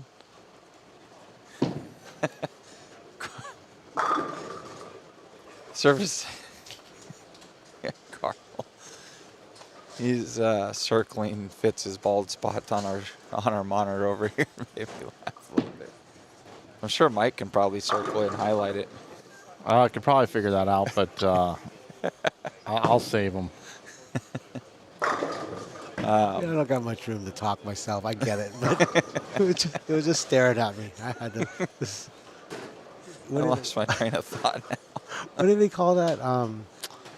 When the football player, you know, when a football broadcast goes, the X's and O's. Yeah, I don't know what they call that, but I just wish I had that ability to draw plays on this monitor for you guys back home.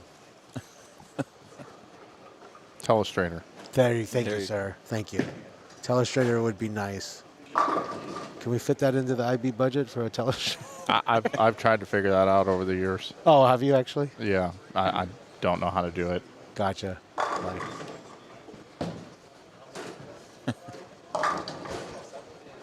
sorry, we need a little bit of comic relief. It was getting too serious for a moment. But Fitz continuing to strike. Like I said, every time I watch him, he has a minimum of a four-bagger. Yeah.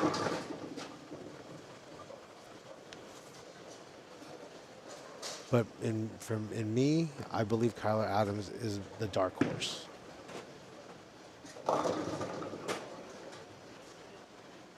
He's throwing the ball phenomenal right now.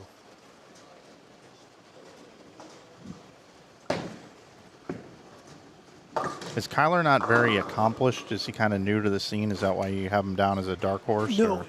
he's a phenomenal bowler. He bowls. I bowled with him quite a bit. I think it's just he hasn't been known to, at least in the local area, win a lot of tournaments. But I mean, he's always in the mix. He's always in play.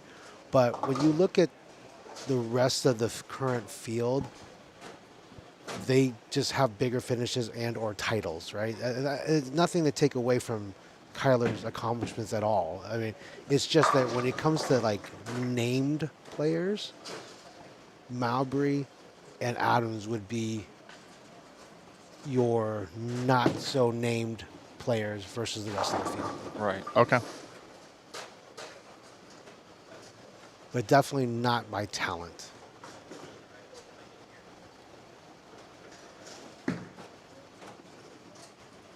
That was a much better shot by Kevin.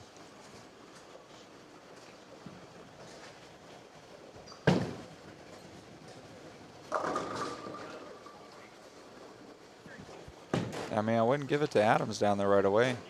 Oh, no, by Mabry's, no means. I just, Mabry's got a 3-bagger going already. he threw a huge set. He was 500 after 2 the last round. So, none of these players you can sleep on by any means.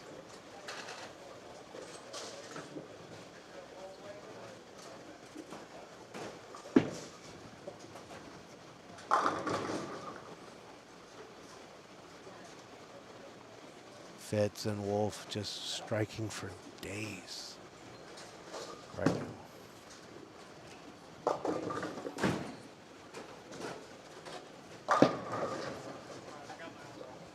Sorry. I know Mike was thinking it, so I'm just going to apologize now.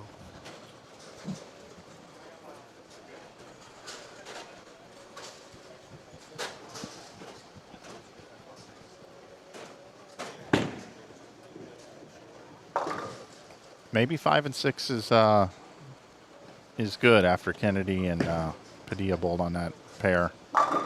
Maybe they've gotten really nice, and they're good for everybody now. It is fresh on the left side. Nobody's bowled on the left. That's why I kind of gave the advantage here to Jenkins. But Right. Fitzgerald just, I mean, as you mentioned, Wow. Theo, I mean, he has just been completely locked in today. Yeah. And he's been bowling so good. Sorry about that outburst, but Caesar just tomahawked the 9.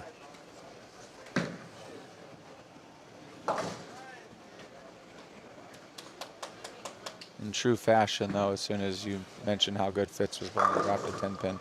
Yep.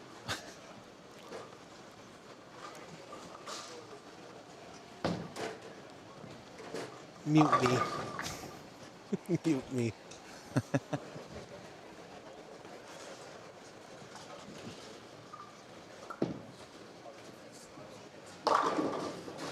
Oh, Well, for anybody watching out there, our next event of the Southwest Swing is July 25th to the 26th, right back here at Lakeview Lanes, and we'll have inside bowling back out here. Mike gets to see us a couple times this year. Yep, looking forward to it. 2 more times. 2 more. 1 more time in Arizona, and then we head to beautiful Las Vegas, South Point. I'm excited for that. What event is that one? Some small tournament. Some. Never heard of it. When Carl called me and asked me how I felt about going to Vegas, I said, well, there's 2 bonuses to this. I don't have to drive an hour each way every day, That's true. and I get to have Steak and Shake every day. I'm not opposed to that. I think if you eat Steak and Shake every day, you're gonna have other problems. No, Just saying. because I'll probably just eat it once every day, and that's probably all I'll eat for the day. Ugh. I would eat their hot dogs, but I think mine are better. You know, every time I bring up South Point, that hot dog cart gets brought up. It's like clockwork. It's like synonymous with the plaza and the hot dog cart. Well, yeah, you have to talk about it. I understand. I eat the hot dog there, and it's good, but It's a great value. what is It is a great value in Vegas. Is it the value, or is Yeah. it like something in like 100%. like crack is the water? value. Like what? Well, no, they're all beef hot dogs, and it's a good value. It's inexpensive. Yeah. And it's the only food available in the center. in the plaza. Yeah. Okay. So it's like I mean, it's kind of like one of those options. Easter famine. That's it. That's Yeah. it. It's all you got. Okay, fair And enough. it's right next to the bar. So for the drinkers, you know, Yeah. Okay. nothing better than beer and hot dogs, right? It's just the way people talk about it. It just seems like it's a must-have versus. Well, when you're substance. starving and you can't go down and stand in line at the sandwich shop for 25 minutes, like it takes at the deli, and then walk all the way back up there. Yeah, the hot dog cart is everybody's best friend because it allows you to eat. It's the only sustenance Yeah. available. Fair. Yeah, Fair. it's the only source of fuel. So, you know, if in a 30-mile radius there was one gas station with one pump, people would be like, "Oh man, you ever go into the one pump station?" Oh, all the time. I love it. I mean, it's Mike is pretty simple. fired up right now. But that's my point. It sounds like there needs to be more options. Yeah, I mean, DoorDash Steak and Shake upstairs. There we go. So what I've realized, We're going is- to be using is- Aaron Yamamoto is to get Mike us quite a bit of does food. a ton of live streaming from South Point Bowling Plaza, and he's speaking from pure experience because the passion that just came out of that explanation. Well, I go out there for like 13 days for Ron Moore's event, and we're there from 7 in the morning until 9:30 at night. So what we've started doing the last 3 years is we go to Sam's and Costco, and we buy about stack up. $600 worth of groceries. And then there's a break room that has a refrigerator, and we load the thing up with meat and cheese spreads, everything else, because that's the only way we're going to get anything to eat while we're there. Okay. Do they have a microwave there? Yeah. Well, we bought one, Oh, and it stays there permanently. We So- bought it. well, I mean, As a courtesy to you, Yeah. we are going to have food runners at the Agent on Open specifically for staff because we Okay. can't leave. So maybe Okay. we can talk Carl into having in his budget.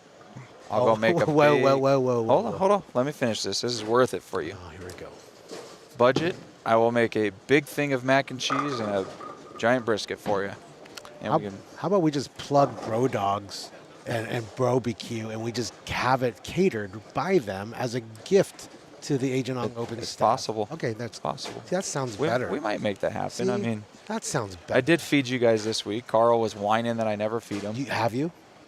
Did you eat on Friday? Barely. Big shot for Jenkins there in the 10th frame. 4-bagger going in, 5 in a row now. Still bowl 267. Yep. Ben is struggling. Yeah, Ben is having a hard time right now. Unless something drastic happens there, we can probably pencil Wolf in with the Sharpie on the bracket board. Cool. I mean, Fitz can still get to 58. Yeah. Jenkins can chip away by 10 here if he can double or get the double in the 10th. Brett continues to cruise. Yeah. Bowl 279, bowl 236 the first game. Perry only had 201. He's going to be, Perry can max at 166. Second shot in the 10th there for Jenkins. Big Daddy Jenkins. Big Daddy.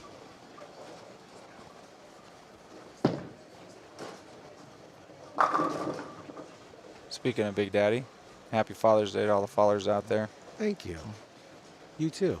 Yeah. Right back at you. How'd your son bowl? Nathan doesn't bowl. We're talking about your other son. I don't have Aaron. another son. I don't know what you're talking about.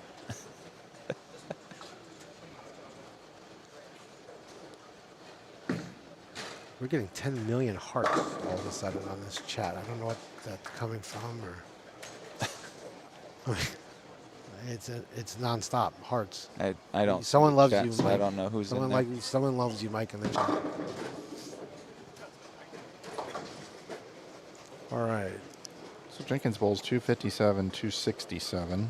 Brett should gonna end with 58 possibility. Mowbray with a 20+ pin advantage in game number 2.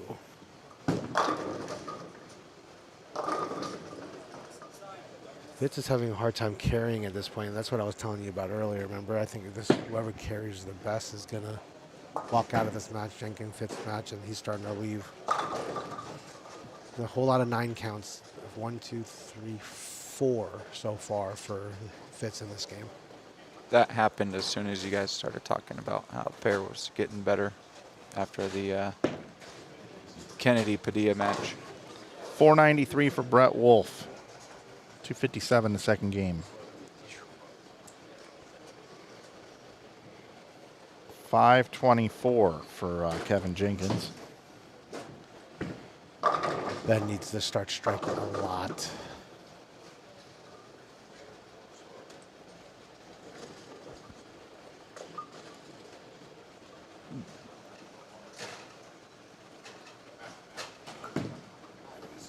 Pratt with 214. Takes him to 446. Cesar Padilla can still bowl 239. Oh, wow. 238. 17 fell to the left. So we got 514 to 524 there, advantage to Jenkins. So just flip-flopped. Yep.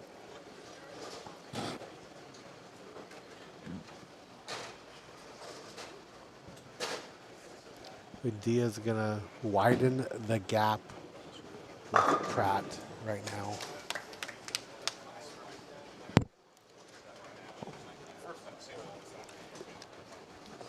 I missed my mouth with the water bottle there. I went to turn my head at the same time. I went to take a drink. I don't know who Harry Murphy is in the chat, but no, I'm not lying. I don't know who that is.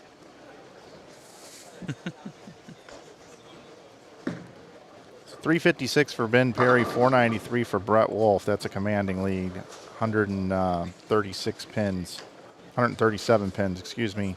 Deficit there for Ben Perry. Fitz and Jenkins, 524 to 514. Jenkins with the advantage. Cesar Padilla just bowls 239.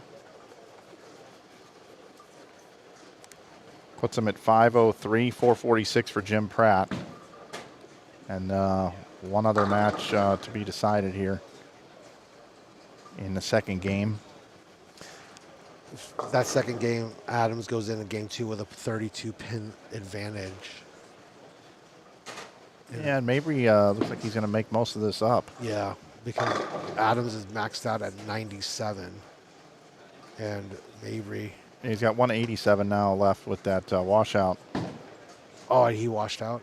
I didn't see it. Thank you.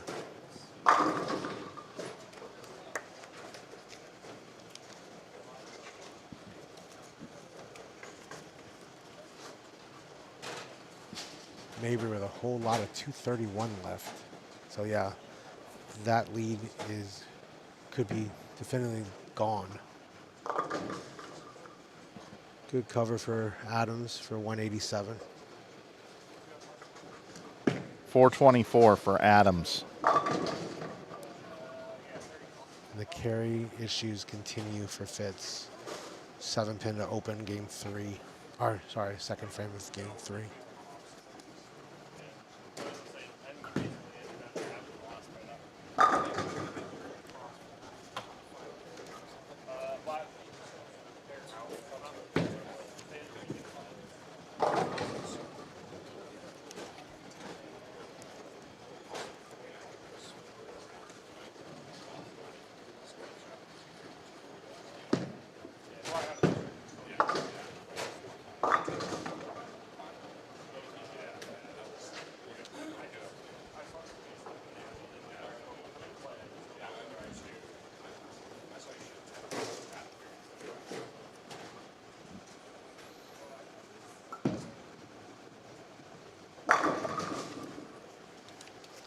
Padilla opens with a double.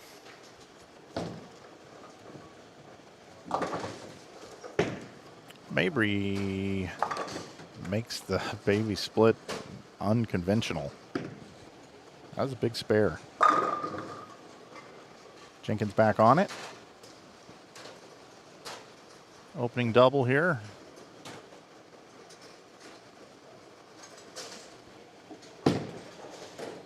What did Perry finish with game 2? 155. Thank you.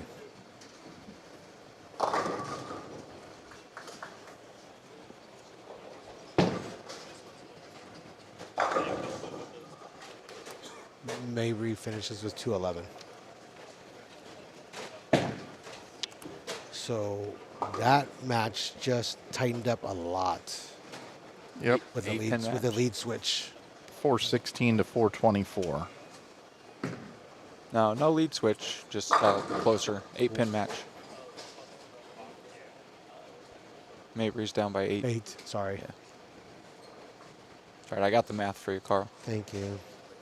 We're looking at all these scores. They're starting to mix together for me.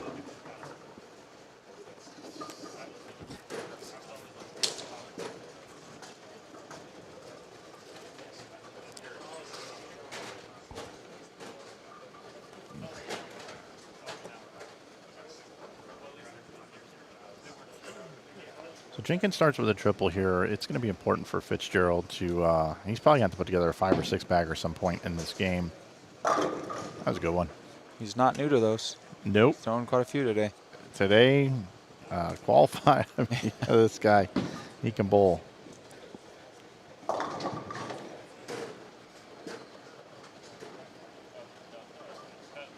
Yeah, I mean, I've known Fitz quite a while. When he finds it, it's hard. You know, you don't see him miss very often. Really just becomes if he starts to lose carry or not.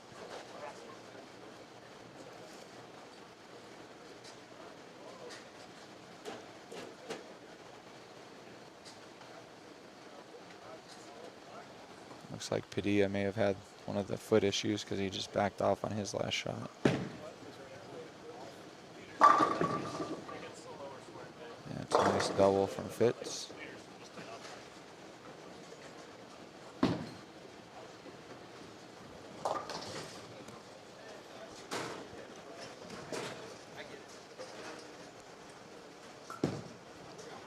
Fun fact, Brett Wolf's lead over Ben Perry is more pins than Ben gave him for the doubles at state this year. That's true.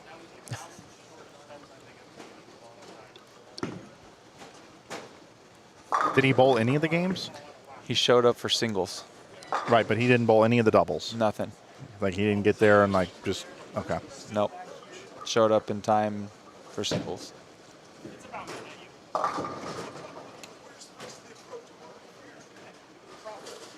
I did find out, I mean, Brett gives him a hard time, but, you know, he paid Brett's part of the entry since he screwed that up. And I think he owes him beer for a while.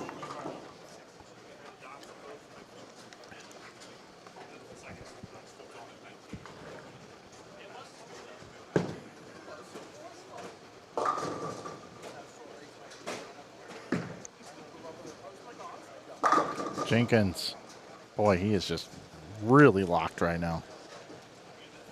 Big Daddy Jenkins. He's been throwing it so good lately. Yeah, and we're in this situation now with Fitzgerald. If Fitzgerald just keeps striking, he's just waiting for Kevin Jenkins to just make a shot that he gets 9 or some sort of errant shot, because then he's right back in it. Right. I mean, right now, I mean, this is separated by 10 pins with the advantage to Jenkins. 280, 300 max scores. If Jenkins misses, he's at 279.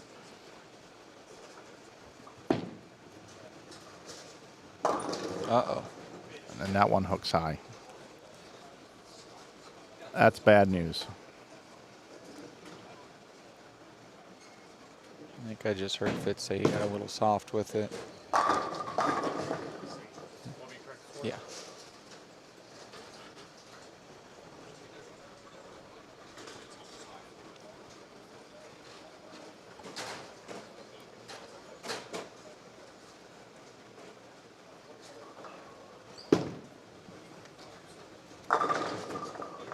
Oh, Mabry just kicked out the 7-10. Second frame over there, Mabry right now with the 8-pin lead. Excuse me, Adams has an 8-pin lead over Mabry. Mabry bowled 205 and 211. Adams 237, 187. Off his hand, I thought he made that, Fitz, but the ball just kept going. That's that flat oil pattern and that urethane that went down the lane. The ball just keeps going.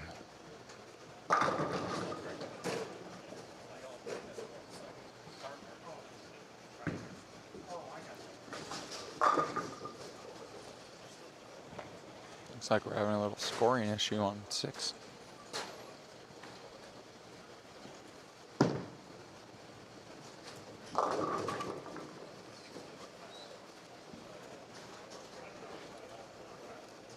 Fitzgerald can max at 242, which means Jenkins would have to bowl 231. That was a much better shot. Actually, 233, excuse me, 233 he would need. It's the magic number.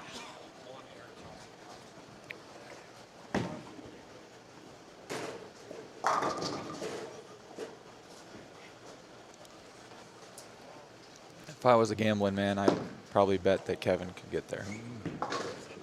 be a safe bet.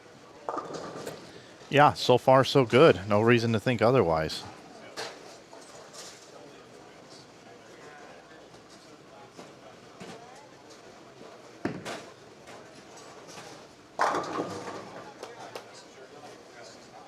Still striking.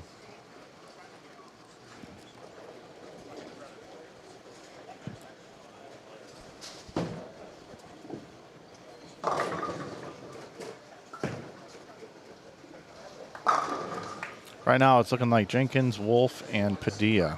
And the other match is up for grabs still. And a little bit further behind these other matches. So that will be the final match, the Adams and Mabry match. This Jenkins-Fitzgerald match is flying along. That's what happens when you strike every time.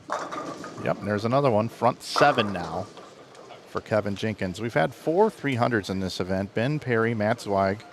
That was in qualifying during B squad. Then Ryan Howard this morning in a round of 24, and Kyler Adams in a round of 16.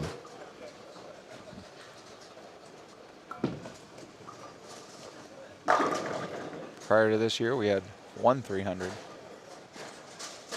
Ever. by Jason Lowry. I think in year 2.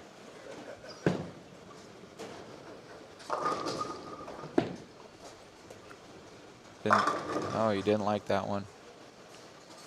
Got away with it. A little bit up the lane.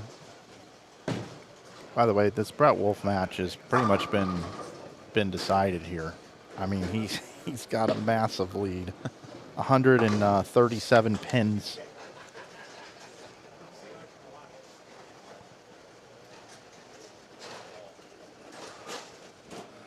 That's why I haven't been going over there, but you can see his shots on the left side of the screen.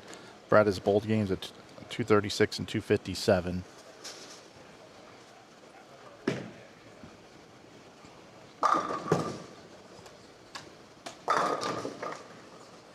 Mabry now with a triple. Yeah. He's erased the lead from Adams in that match now.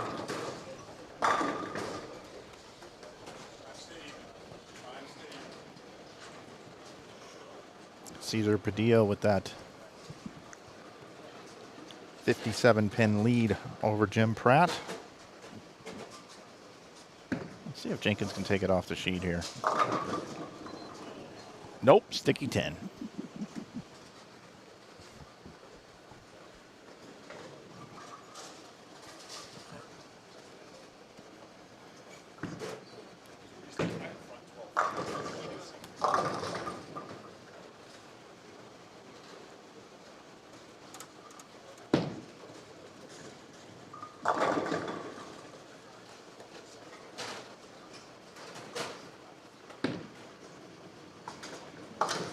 It's 279 left out there for Kevin Jenkins.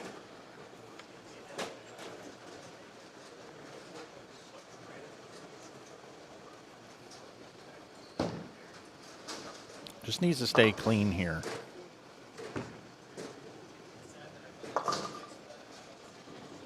Ten-pin lead over Fitzgerald.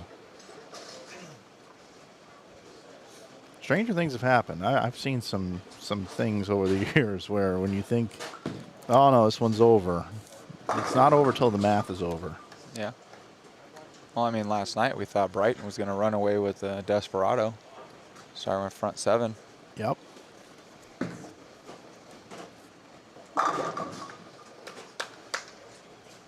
That wraps it up. He's got to stay behind the foul line now. Yep.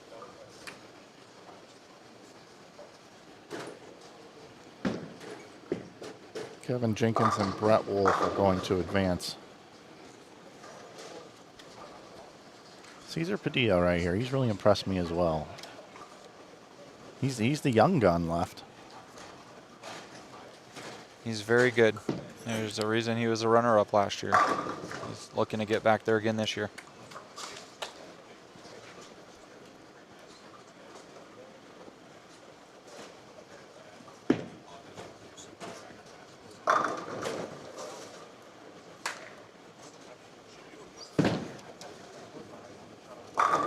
Mabry with a spare 4-bagger.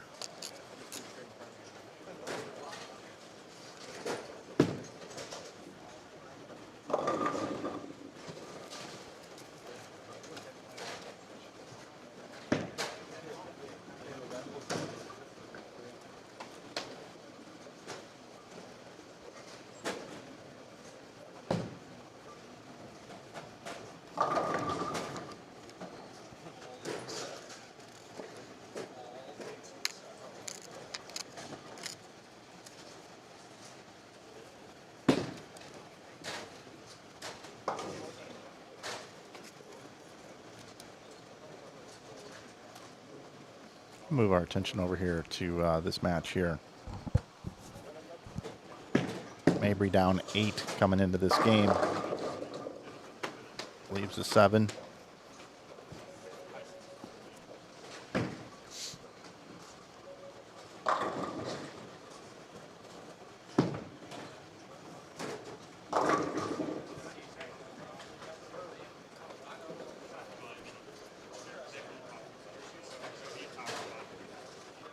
Mabry's got one of our sponsors on his jersey there, Chuck's Painting. I believe that's an SBT jersey as well. It is. And he's got Brunswick on it. Cool. He's got 3 of our sponsors on his jersey. That adds 2 extra hits a game. Yeah. You get 2. You get 1 person, or 1 for every 2 sponsors. Oh, big 9-pin. I wish I threw it good enough to 8-pin like that from the left side.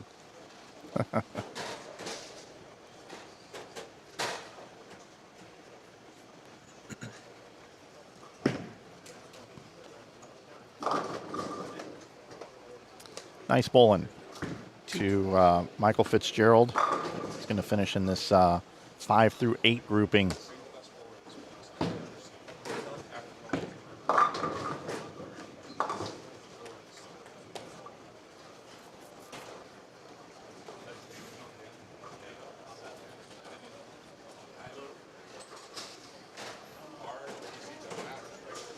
Kevin Jenkins, victory lap. Yes, sir. See if he gets the next hit for 800.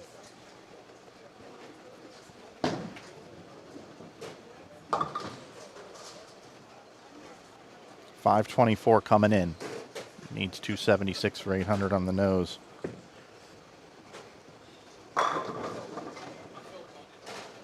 Ben Perry ran into Brett Wolf this round, but I mean Ben had a great tournament. He sure did. He came in and whacked them in qualifying, averaging 255. And I know the pattern was softer this year, but Ben's good. Last year he led on what was absolutely miserable, and he still went 150 over.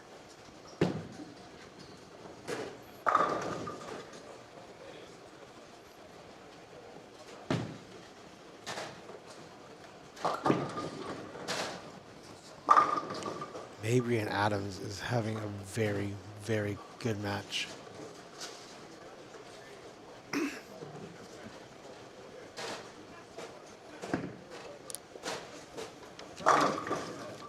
Little 279 for Kevin Jenkins. 803.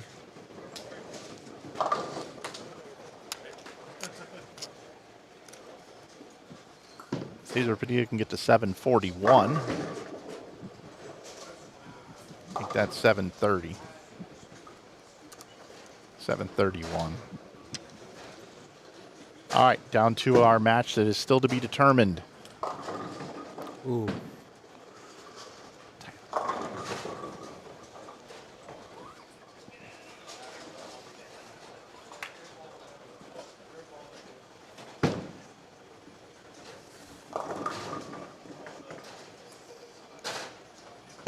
We're gonna have our 21 and 23 seeds still alive. Yeah, that's wild.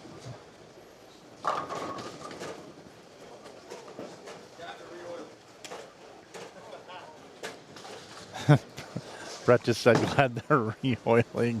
He left a white 10 pin. 235. Bulls 728. Just opened in Oh, the 8th. yikes.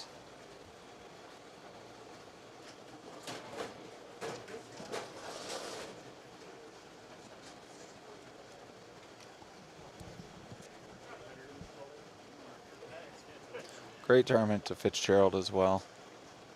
I mean, he They're both great. beats almost everybody else with his 730. I think he beats everybody else with that 730, yeah. It's hard to beat 800.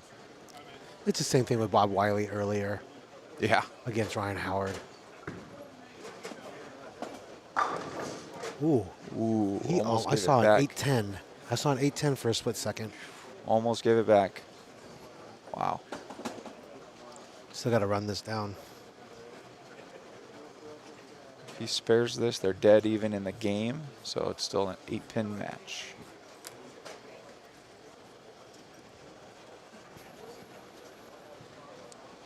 This one has the build for something happening in the 10th. Definitely. That's what's happened the last 2 rounds on that pair.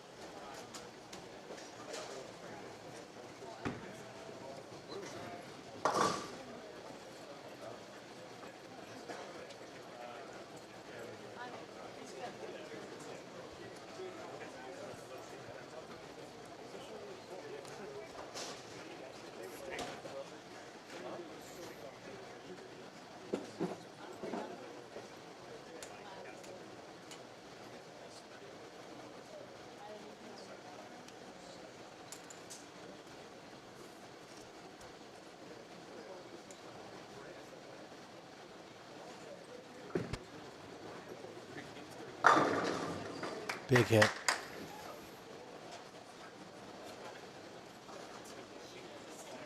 Yeah, that was huge. That leaves this match in Kyler's hands. There's nothing that Mabry can do to shut him out at this point. He's just got to show up and make Kyler show up in the 10th and do some work. Don't give it away. You can definitely make Kyler feel it for sure.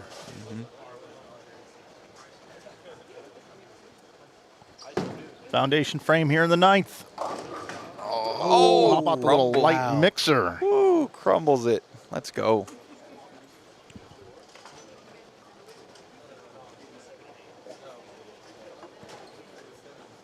Yeah, if he doubles and gets 3, he forces Kyler to go up in the 10th and double as well.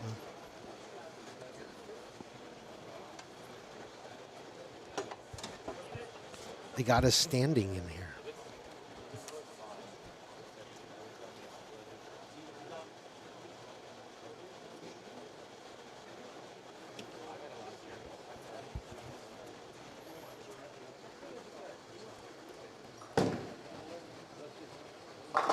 There, Oh, gets the 5 5 out. out. Sure does.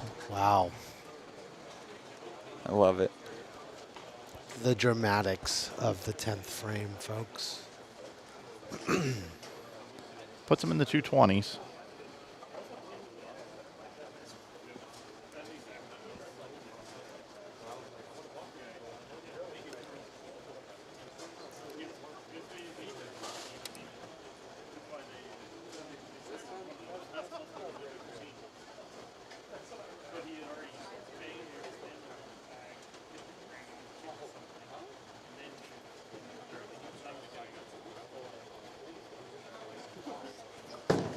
Big shot here. There it is. There it is. Another All good right. one. Doing all that he can. So, for all intents and purposes, now Kyler has to get the first 2, depending on obviously count. But yeah, Kyler's got to get the first 2. It's exciting. 237, 187 for Kyler Adams. Sits at 424 coming into this game. Josh Mabry had 205, 211 for 416. Again, we've been talking about this 8-pin difference between the two. Mabry trails by 8. Both players can max at 235, as we've mentioned. That open in the 8th is huge. It is. This could have been over. Oh no! Oh, he got enough though to make him double. Double. He right. did. But That's just enough to make him double. Oh, we got to fix the score. It gave him 9. He only had 7. 232.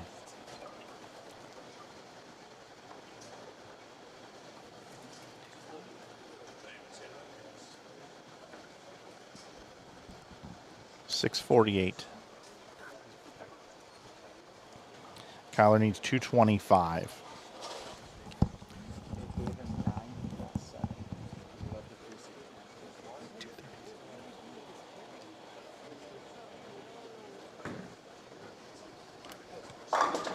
wow, big hit. These guys are showing up.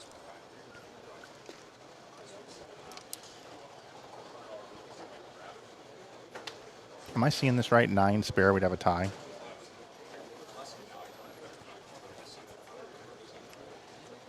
think so. 648 for Josh Mabry. And 424 coming in for Kyler. So Yeah. 9 spare would be 224. So we would then have a tie at 648. How fitting would that be?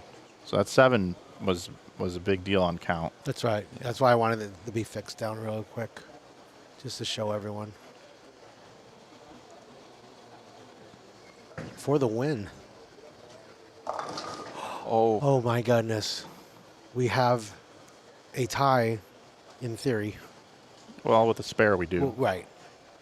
So Make sure my math is right here. 416 and 232 is 648. 424 and 224 is 648. What do we do in the event of a tie? 9th and 10th frame roll off. And then if they tie after that, it's sudden death, 1 ball roll off. all right, folks, we have a tie. All right, we have a tie in the Adams-Mabry match. With a tie, we go to a 9th and 10th frame roll-off. Mabry, you are the higher seed, so you will get choice on who starts the match on lane 9. So it's up to you if you want to start and finish on 10, or if you want to have Adams start and finish on 10. It's up to you.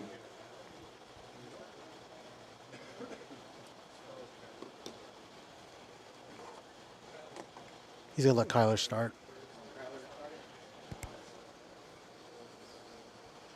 All right, we're going to remove some frames down there. Theo down there to remove some frames, and we're going to have 9th and 10th frame roll off here.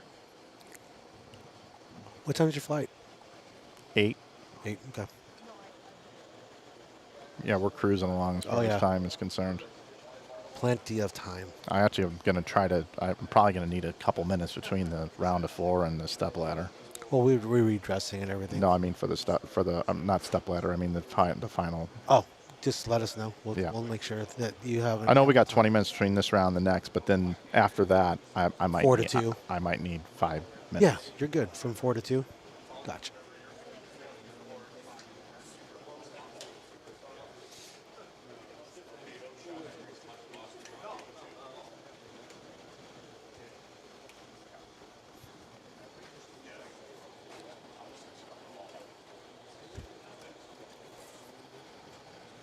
So here we go to determine who's going to make the round of 4. Kyler Adams up on the left lane, 9th and 10th frame roll off.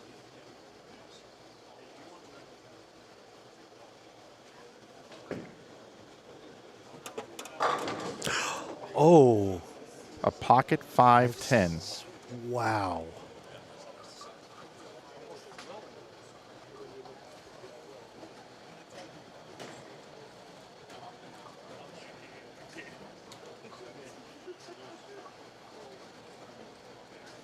Let's take a look at it again.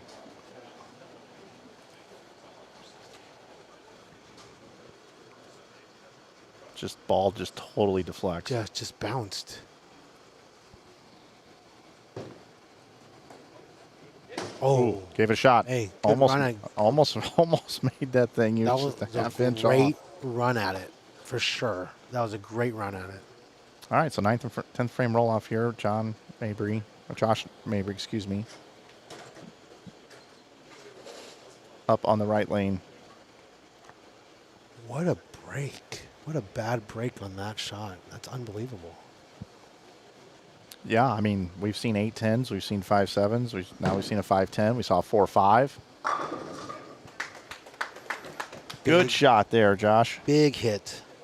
Big hit by Josh Mabry.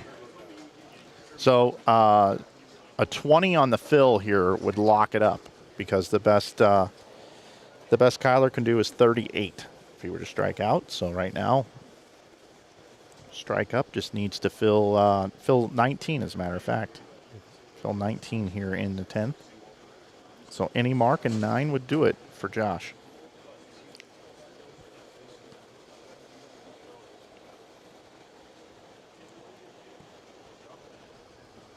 Big ball here. There's a double. That's it. Josh went up, took care of some business here today.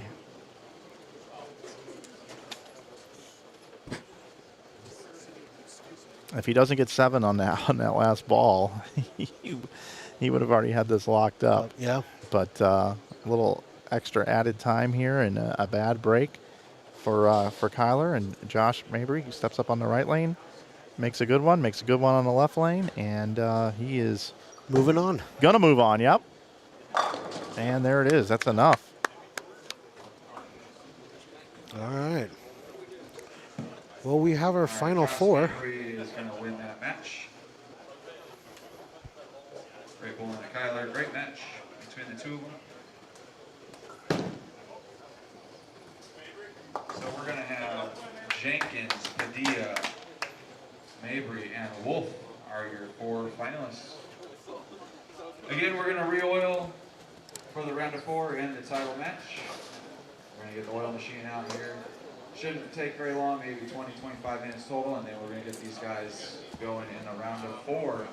Those matches will be on 7 through 10. The final match will be on 5 and 6. No, I'm okay for now, but thank you.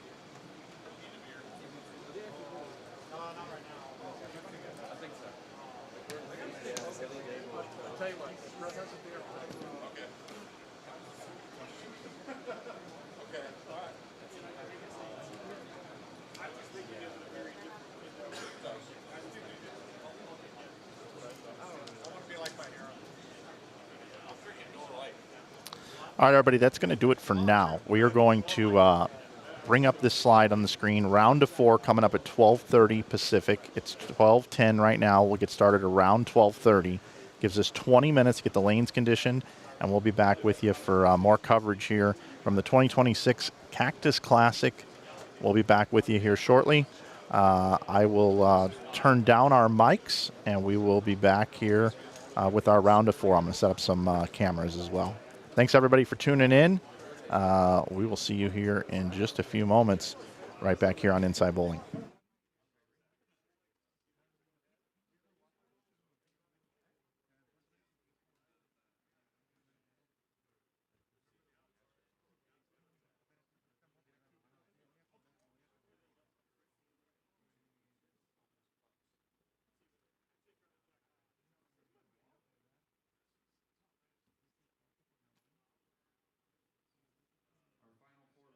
final 4 matches, they're going to be 5 seed Jenkins versus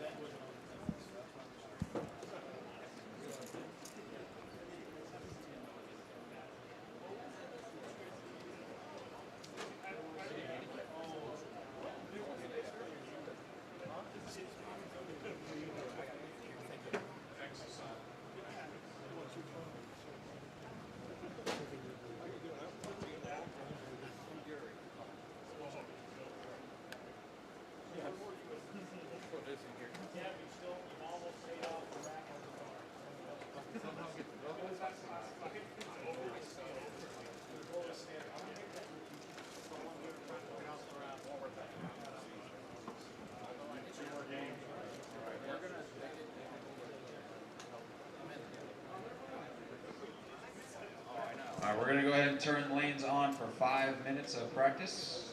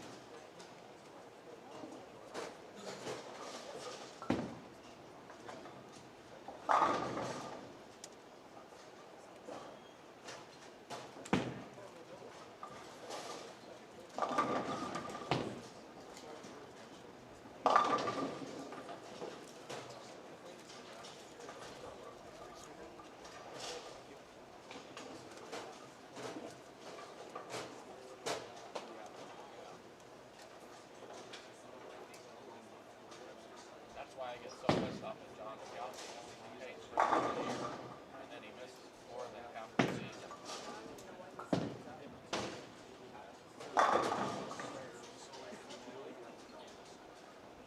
He did that to me.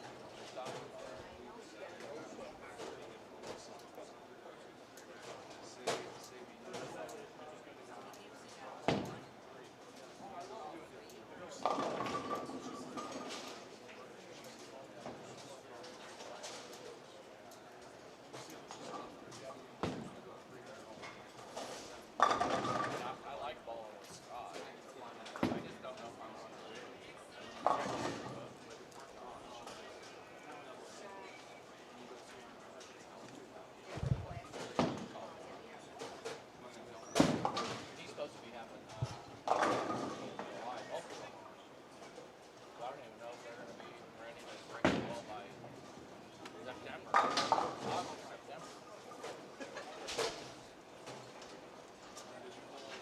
Hi guys, how's everything?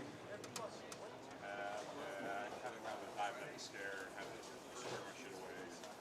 So sorry, that's a good thing. But yeah, thank you.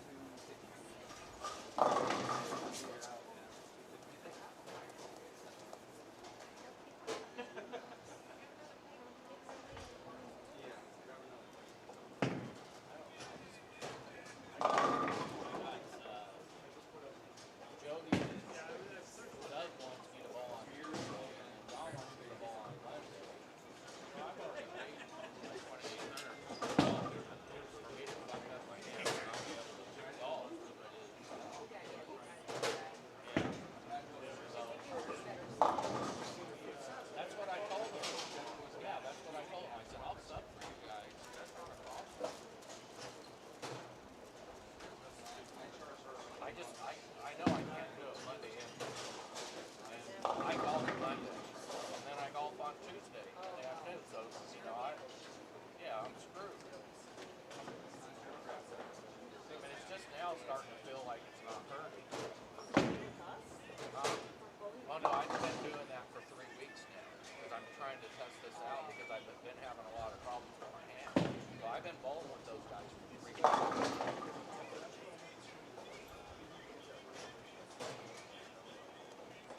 It's just a wrap though, right? It's not a regular wrist brace.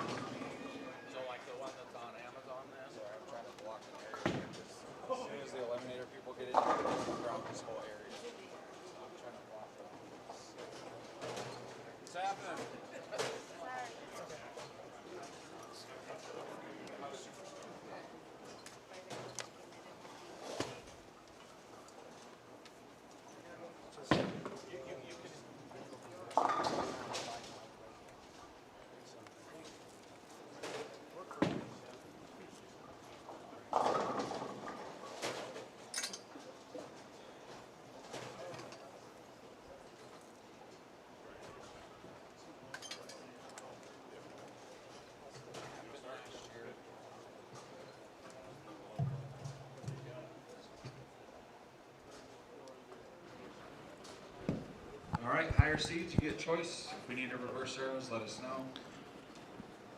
Or you can reverse them, whatever you like to do.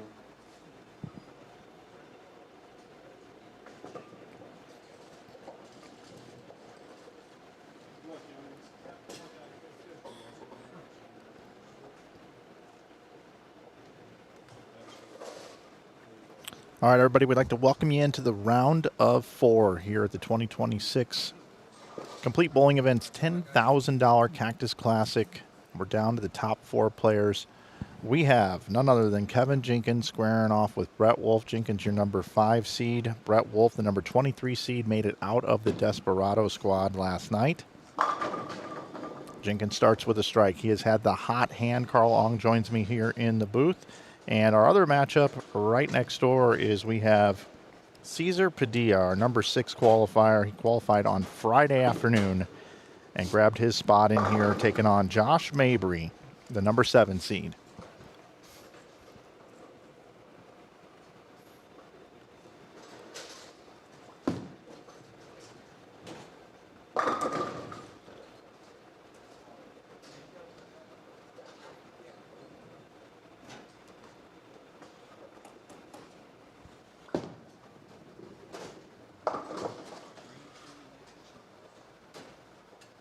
Padilla starts with an open frame.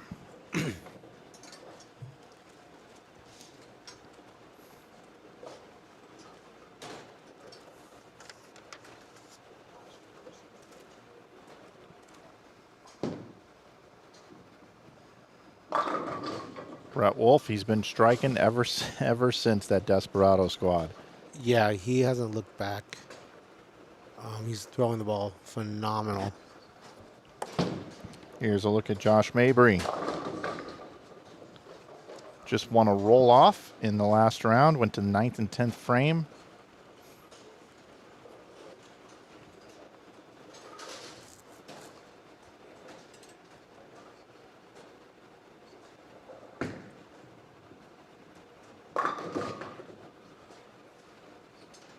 So with the 4 left, youth or experience prevail, you think? If you were just taking a shot in the dark? I have no idea. I think all 4 players are qualified to win this event. We've got a great variety of styles. I mean, you have 2 righties, 2 lefties, 2 pretty much on the senior tour. Brett will be eligible this year. And then you have 2 younger gentlemen in the field. So yeah, this is definitely a mix for sure.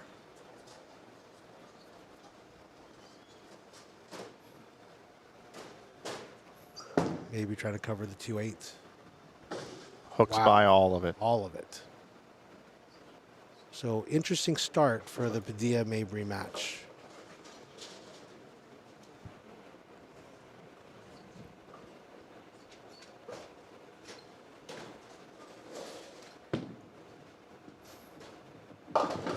Kevin didn't like that off the hand.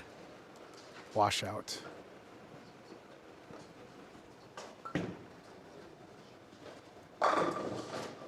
Good pitch by Padilla. This is a best 3-game total pinfall. 3-game total pinfall for each one of the players. This is not a one and done. They've been advancing in the bracket. Started with 24 players this morning.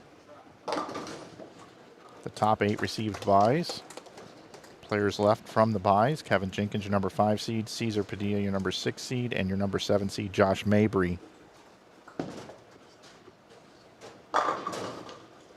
Big double to start for Padilla with that after the recovering from that open. See how Mabry bounces back or not.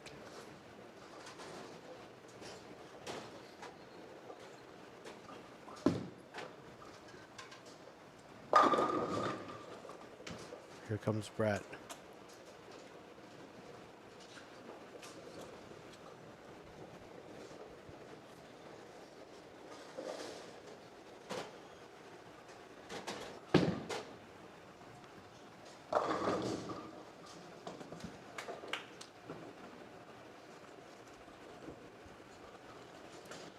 Got 10,000 on the line here today, Carl. Yep. First prize is 10,000.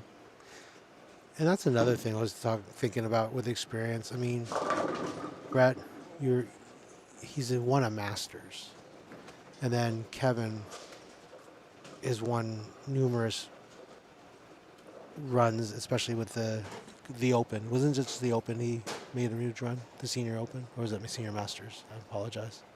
Oh, what has Kevin done recently? Yeah, just Yeah, well, he bowled 300 at Nationals. Correct. And then he finished 5th at the Senior Masters Senior this year. Masters, right? And then relatively young for Mabry and Caesar, maybe not in the spotlight as much as these guys are used to with Kevin and Brett. So I don't know if that's going to play a factor in these matches at all.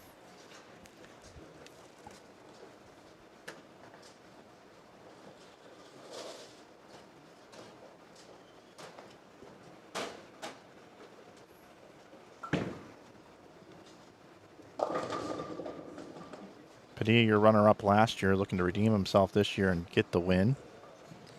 This is the 5th annual Cactus Classic. In the inaugural year in 2022, it was Darren Tang winning. In 2023, it was Jacob Buttriff. In 2024, Darren Tang won again, and last year was Greg Thompson Jr. Greg Thompson Jr. entered twice this year, was not able to make it inside the top 24.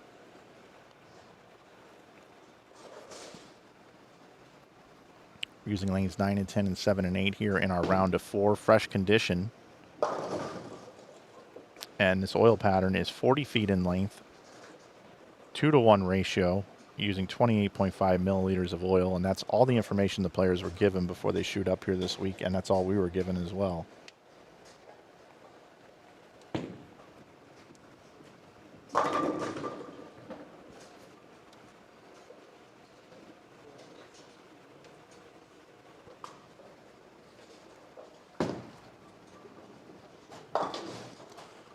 Padilla misses the head pin right and left in the same frame.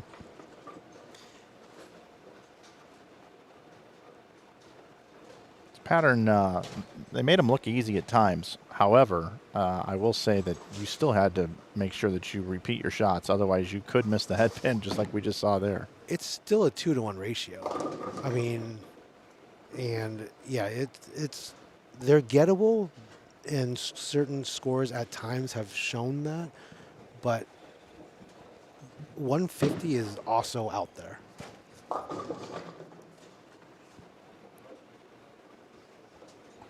The more and more this condition gets put down on the lane, the tighter they seem to be down lane, meaning oil down lane for the bowling ball not to want to come off the spot very well. A lot of players are using urethane, though, and Brett's ball did not even hook into the 3. It did not read at all. It hydroplaned out to the left a bit there as he was going right to left at that spare.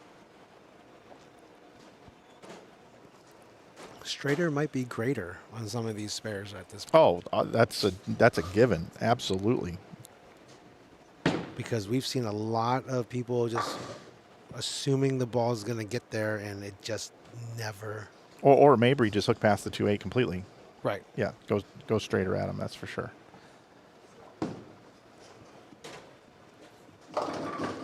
See, and this pair is playing pretty tight for Brett. And it's 2 lefties on the same pair, both using urethane.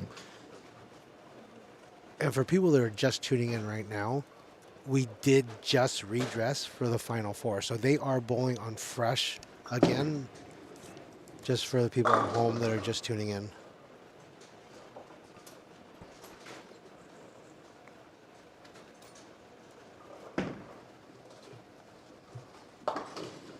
Three 7 just gets 1. Low scoring start to the Southpaw matchup on 7 and 8. I don't think it's any different for the righties. Players only got 5 minutes of practice. Yeah, definitely not a lot of time or shots to carve anything. No, there's no carving. Nope. No, that's for sure. They just want to get lined up, use their urethane bowling balls. Although Caesar in reactive.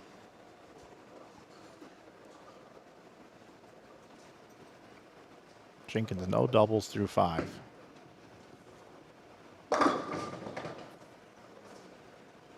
6-pin. Looks like he softened up a little bit to make the ball hook, and it hooked just a little bit too much. A pretty good shot overall.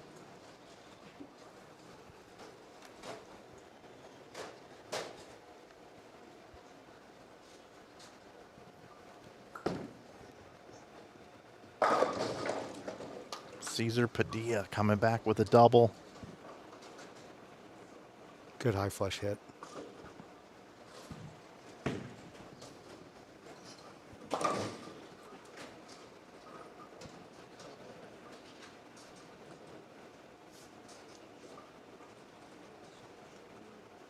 Slide over to Josh Mabry.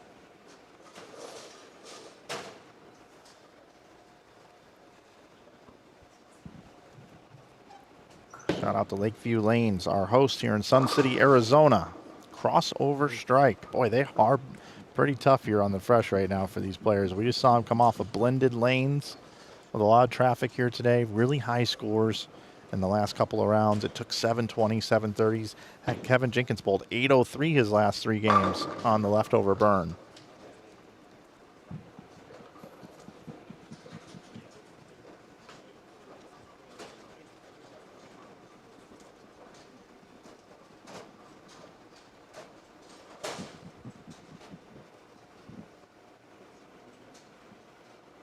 Glad you're with us here on Inside Bowling, here on YouTube. It's great to be here as part of the Southwest Swing. This is event number 1.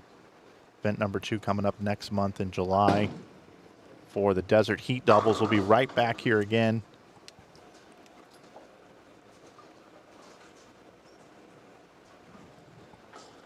We've got a great group of sponsors that help put this event on.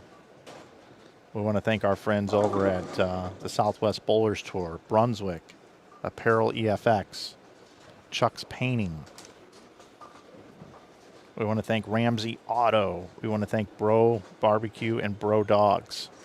Carl and his Agent Ong team, My Home Group, and Schroeder Family Electric.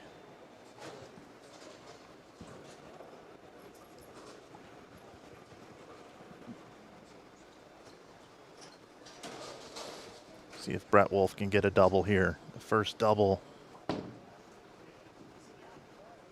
in the back half of the game. No, wraps a 7. Started with a double. Started with a couple of doubles. Yeah, 4-bagger. How we call that double-double. I think that's an In-N-Out burger. That's an In-N-Out burger, sir. Anybody from In-N-Out listening right now, if you want to sponsor this event, we'll have you. The struggle is still out there for the righties, Caesar and Josh. Washout. Yeah, ball just never hooked. But if you get it in the middle, like what Josh tried to shoot earlier, wow, he's missed the head pin 3 times so far in like 2 frames. Caesar.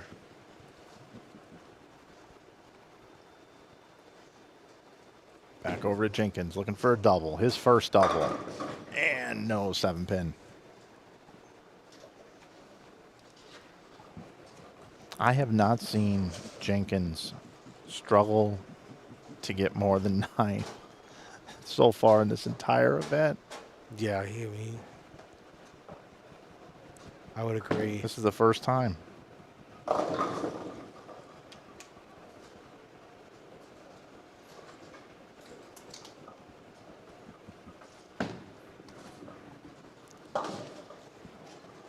And that brings up, kind of the whole Rocky quote.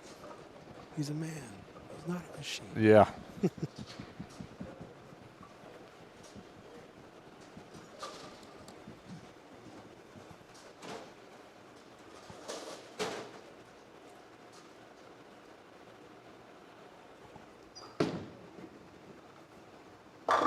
Josh with a Brooklyn.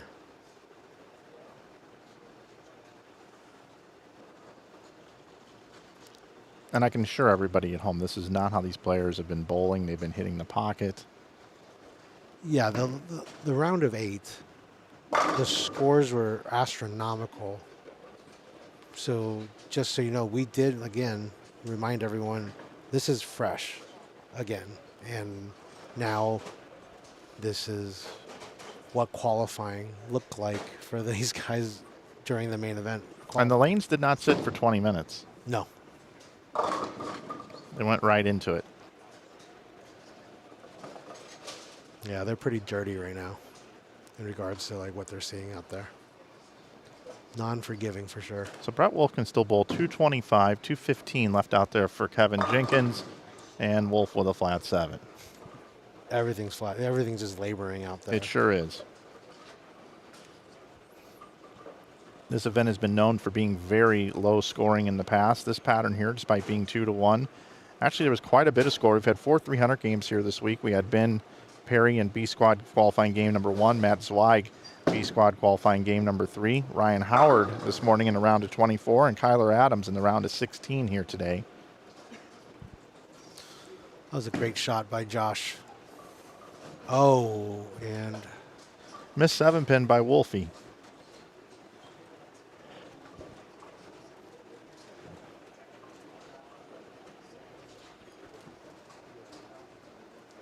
mind everyone, it is 3 games total pinfall.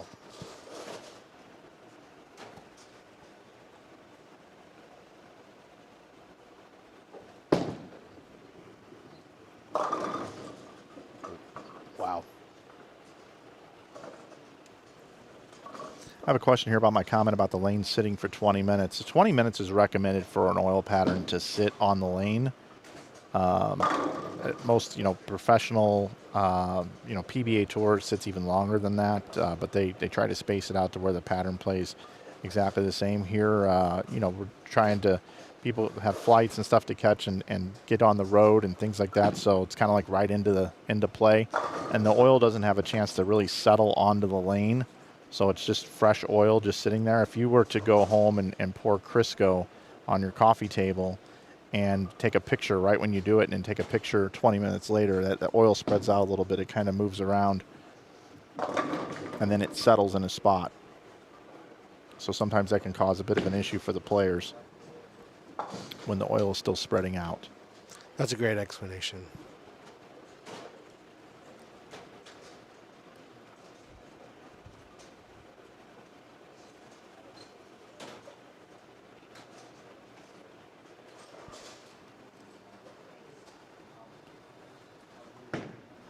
Brett Wolf going to be in the 190s. 193 his final score. Game number 1.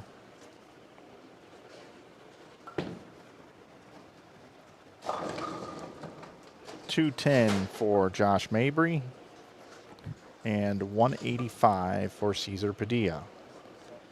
So 25-pin deficit right now for Padilla, and when that happens, you typically want to try to make up half of it in the next game. It's a good goal bowlers set for themselves in a 3-game total pin contest, and there is a double now for Kevin Jenkins. He can still get to 215. He has an opportunity to have a 22-pin lead going into game number 2. Each one of the winners of these 2 matches will then square off on lanes 5 and 6 in the 3-game total pinfall match as well to determine our champion here this afternoon.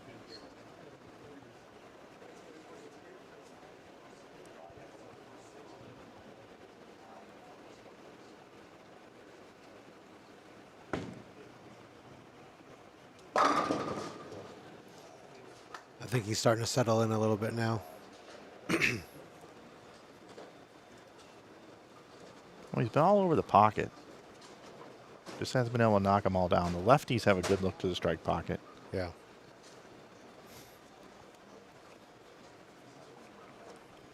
Kevin told me when he joined me in the booth yesterday that the key to his success lately, having so much success, is being able to slow his ball down. Right. His tendency for most of his bowling career has been to throw the ball very hard. He throws 16-pound equipment to help him throw it a little bit slower. A lot of players just use 15 pounds. Nice finish there, 215 for Kevin Jenkins. 22-pin lead.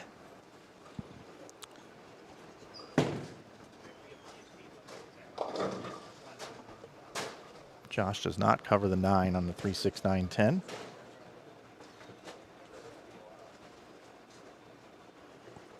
Let's go ahead and bring in a little double play here. I was telling you a minute ago before we went on the air. I love this, what you've done here with this. Yeah, I like this look too. I mean, we don't have to go back. I mean, I like the full screen, but this is a great look. That's I pretty do cool. like it a lot.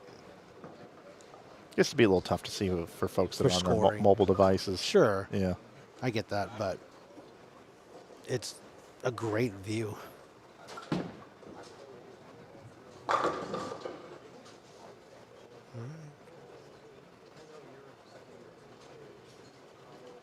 Brett, unfortunate start with a 7-10.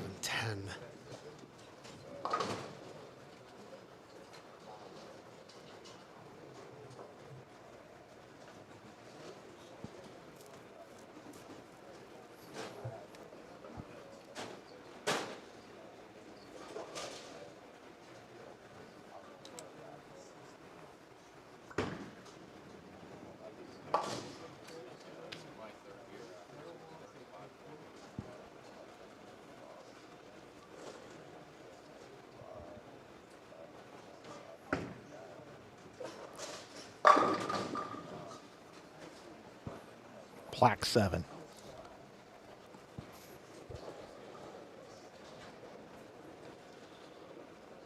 That seems to be the theme right now.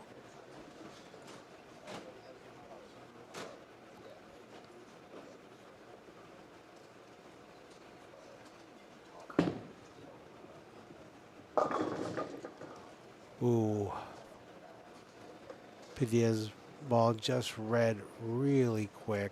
Yeah, and that's easy to happen after you're going light, trying to get it to hook, and then there's what you get.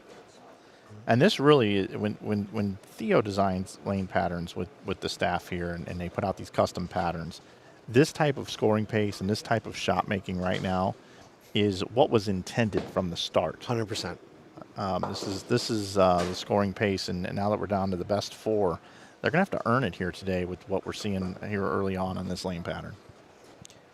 I mean, that's been the philosophy of the Southwest swing in general. We're guaranteeing the money from top to bottom, guaranteeing 10K on top, and with that, we want to have people earn every penny of it. We want to make there be somewhat of a struggle, and it's not to put the bowlers through very taxing scenarios, but at the same time, we don't want it just to be a carry contest. We want it to have the ability to truly have some thought put into your shot making, and cover your spares and just catch your doubles here and there and win a match. I think that's what makes good bowling.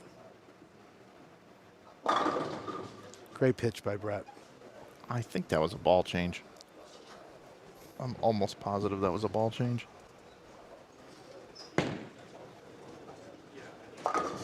Nope, maybe not. Hard cover by Mabry. He covers that. Brett did something different to get that ball to shape.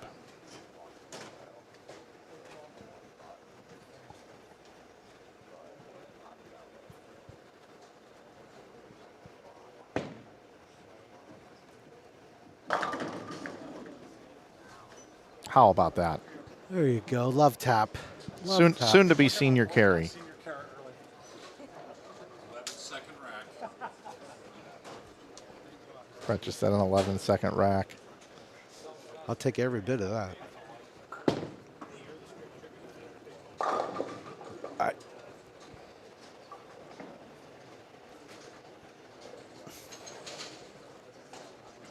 You get it going left.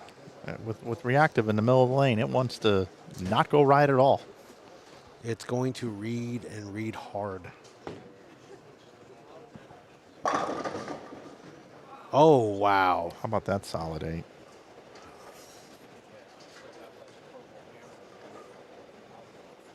Yeah, Josh, if he doesn't get the ball right, will make a hockey stick look. And he missed it to the right now. He missed the head pin to the left, game for ball 1, missed it to the right, ball 2, and leaves the head pin. Take a look at this stuff 8 pin here. Oh. Love tapped it and everything. Yeah, but just to recap, Josh Mabry just left the head pin as well.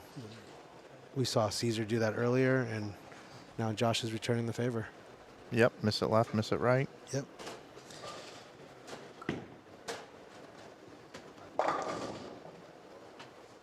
Wow.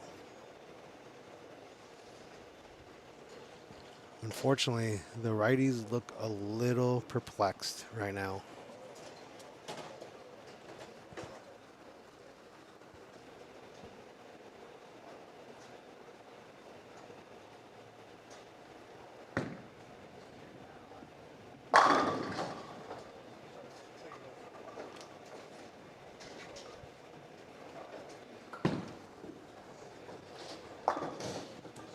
We have a 36th to 32 in the frame 3 match between Padilla and Mabry.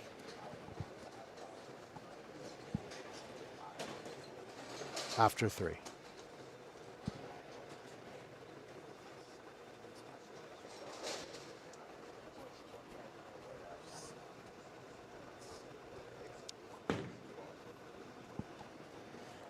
Wolf can't really throw it any slower than that. Right, and I don't know if the saying who wants it more on Padilla and Mabry is even a fair thing to say, because I just think they're both just thoroughly confused on where to go out there. Yeah, that was a great shot right there by Padilla. Needs to do more of that. If it's that easy, absolutely, I would agree.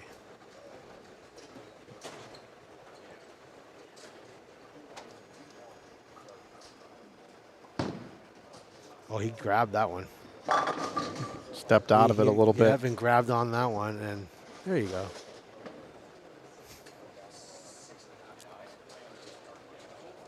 He just said he's throwing at 6.5 miles an hour. All right, let's see if Josh Mabry can get going here. Caesar just made a good pitch over on the left lane. Let's see if Josh can make a good one here on the right lane. Move to the outside part of the lane, and 410. 410, a little high.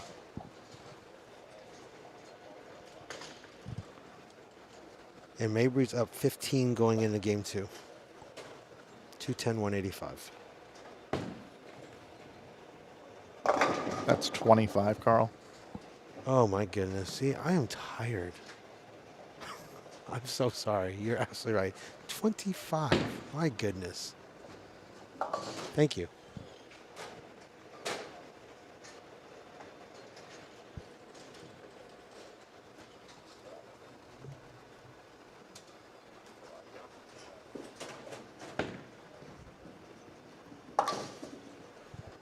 Jenkins would have picked the 9-10. Pin bounced up and would have rolled over by the 9.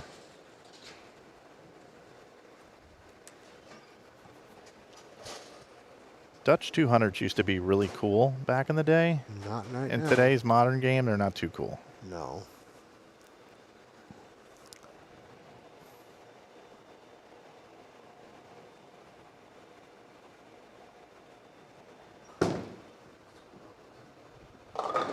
So that one was left off his hand, but because he was throwing the urethane ball, he still was able to clip the head pin. So he's gone with the straighter approach and using urethane, and that's a prime example how urethane just doesn't really do much. That would have been like one off the left if that would have been reactive. Yep. Well, I think Mr. Jenkins will tell you on that shot there, that kind of went back to his bread and butter, throwing it a little hard, a little firm on that one. Now, Padilla comes back double here. He's got himself in the right part of the lane now with this blue ball. Yeah, I think he's starting to see something. That's good.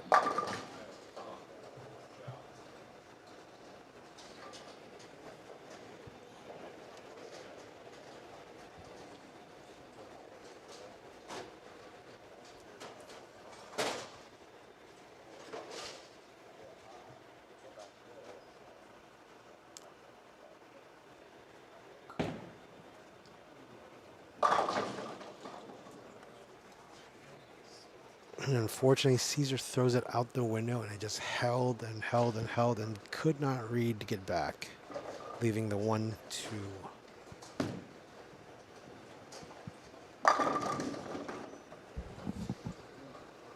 Brett leaves a little light 7 there. I mean, with that speed, I'm curious of how many times he's going to have a hard time taking out that corner pin. Yeah, I mean that's I mean, yeah. At that rate, at that speed.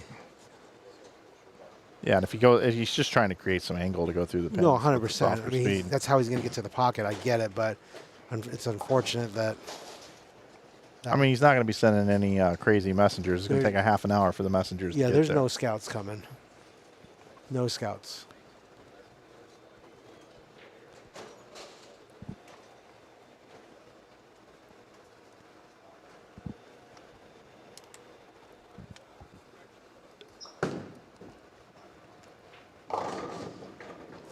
Just laboring to get back up. We are in game 2 of 3 games, total pins here in the round of 4.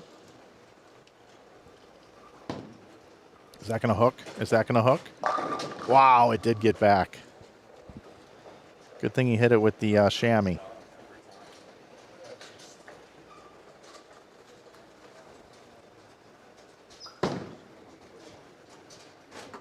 And he just flags it right. Yep. Maybe's 25 pin lead is evaporated. Go back over to Jenkins.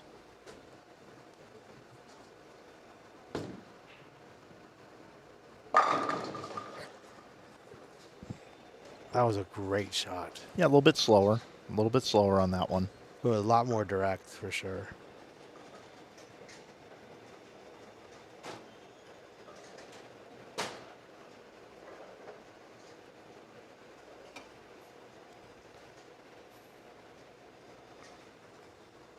Josh needs to figure something out pretty quick here.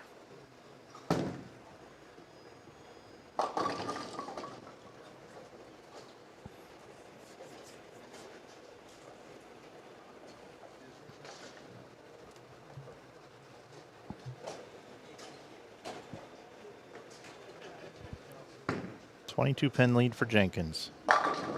Double. Great pitch. Great pitch.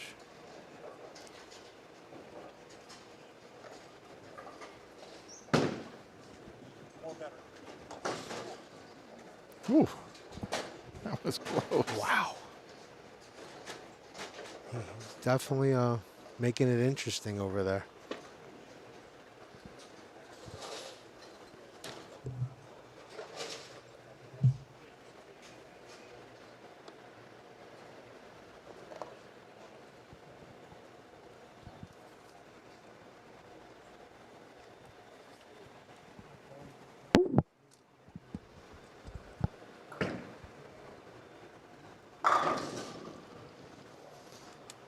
Caesar's got something figured out now. Yep, he's starting to see it. Just made it a move to the right and just went kind of more direct and giving it a little touch there. Oh, there's the scout we were looking for. Yeah. That's it right there. Send that man his flowers. Father's Day carry.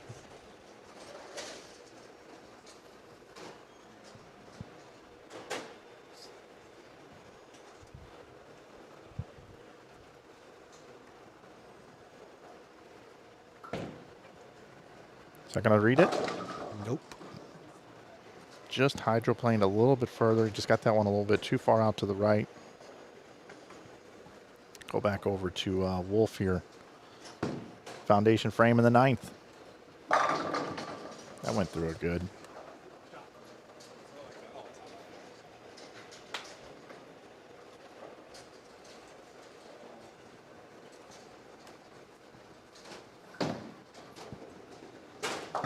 Good cover. Yep, 210 conversion there by Padilla. Big cover.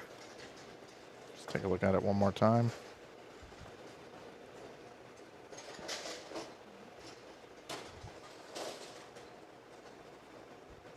Clean.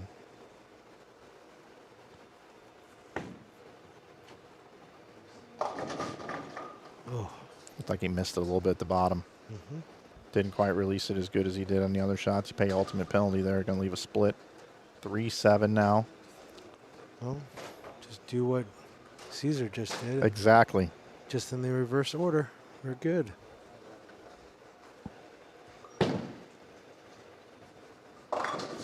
Josh is really having a hard time trying to figure something out here. Yeah, he just consistently will not hit the strike pocket. How about Hey, that? look at this. I mean, 2 10s and 3 7s. No worries for these guys. Nope. Not a problem. It's like shooting a 2-pin. Here it is again. And Dink. right off the wall. Off the backboard. Nothing but net.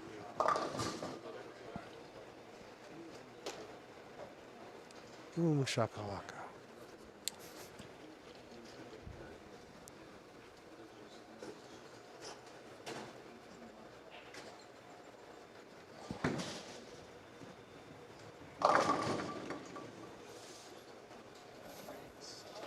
All right, 3-6-9.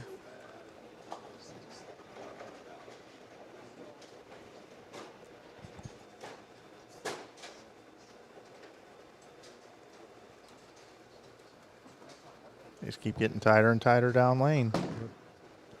For the lefties. Oh, there we go. How about that, Josh? Joe got one. And he's not out. He's not out of this. No, not by any means, but he just looks like there's. Well, he's been lost. Yeah. I mean, he's still fishing around for something, but he just found a strike Right. in the pocket in a low-scoring contest.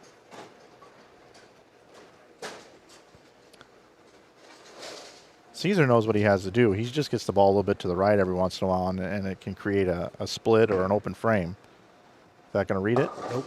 Nope. Just like you stated right there.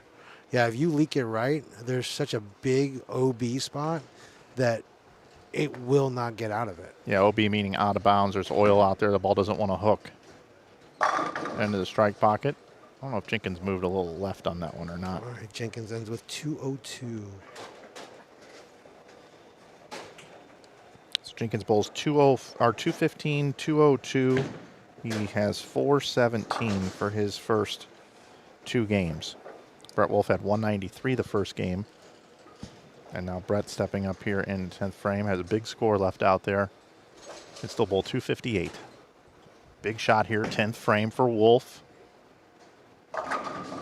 Wow. Gets it to carry. That slow speed really helping him out right now.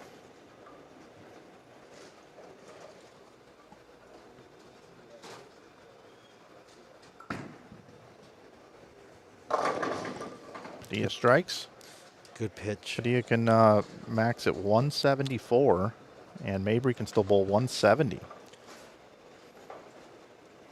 It's almost like with the pattern, with them being on fresh and not having a lot of play, since there's only 2 on each lane or 2 on each pair. Brett in the 250s now. With Caesar's last shot, if he starts it out, it'll come out, but you can't go to it. If you go to the spot, it just dies. It just will not recover. Yeah, if he goes up the lane, he can hit the pocket like he did the last 2 shots. But if he goes left to right and gives it any room at all, it's gone. It's going to sit for days. So, yeah, he's just got to stay up it instead of go to it. I'll tell you what, this 250 game by Brett here on this very, very tight down lane pair is very impressive. It's huge. How about that? 258. That is a huge game.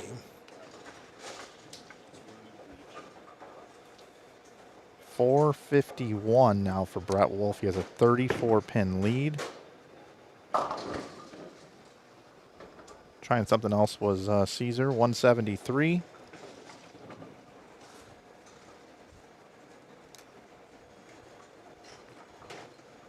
.358 for Caesar Padilla.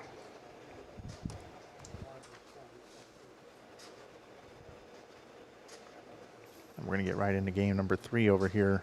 Jenkins and Wolf. You see the totals, 451, 417 up there on the scoreboard. Wrap 7. So Yeah, 358 for Padilla.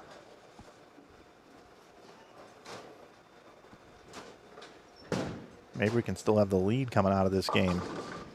Nope. 4-6-7. Wow. This thing just got real close.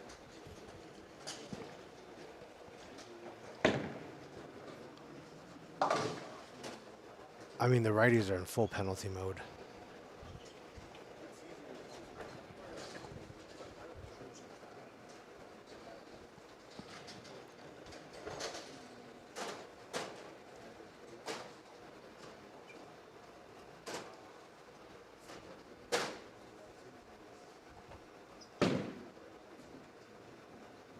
Just throws a lineup shot. Throws away a couple pins. Wanted to get a read on the lane. Bowls 134. Wow. 39.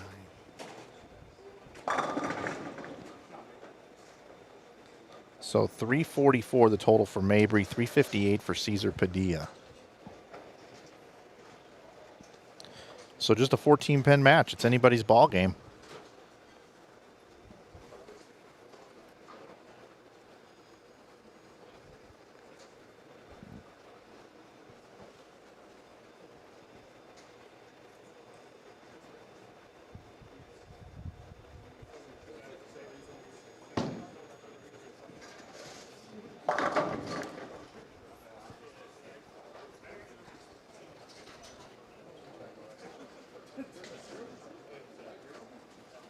Brett trying to make sure he gets, he releases it the same way every time. That's really the thing he's focusing on, making sure he gets through it off his hand the same way every time. Leaving a 6-pin is actually not a terrible sign with this way the lanes are playing right now. Hooking at it. Got there. All right. Right-handers over here. Let's see if they can figure it out and magically bowl much better. Is that going to come off of it? No, that one also hydroplanes. In qualifying, we saw players in the track area between the second and third arrow have the most success. Now these players moving further towards the outside part of the lane, you just have to be just about perfect. The lefties are playing more into the track area. They're not playing way out by the gutter. You see there between the second and third arrows. Yeah, anything outside of 5 seems really unforgiving right now.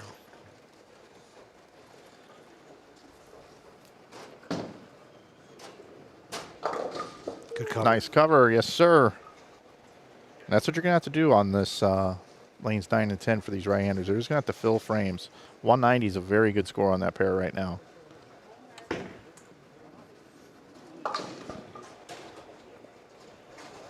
Jenkins down 34 is gonna have to find a way to compile a few strikes here if he's gonna be able to win this 3-game match. He's starting to get to the point now where he might have to take a couple gambles here.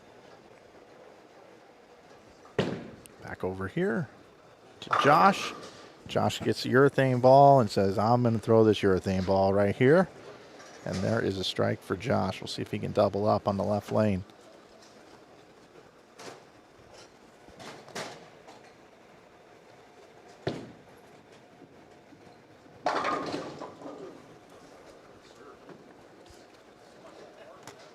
Jenkins back on it.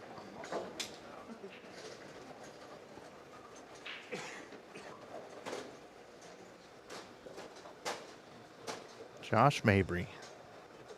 See if he's going to use the urethane ball here as well.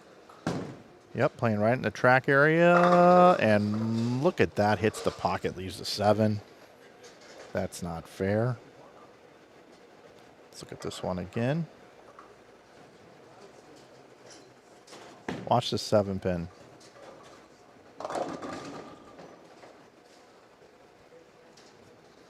Brett just went light for a 10-pin.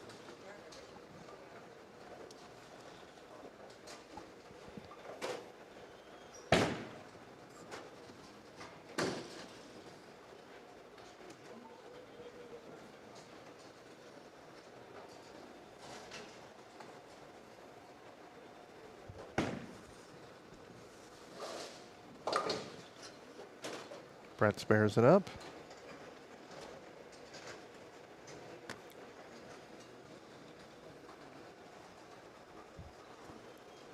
Sees her up now in the third frame. Excuse me, second frame. Right lane, up the lane. Boom. Good pitch.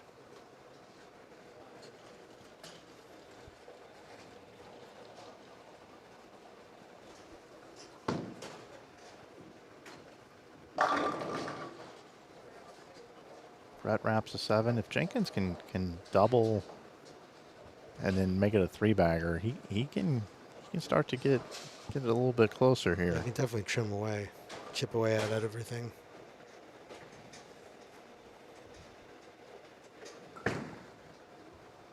Thinking a hook. Yeah.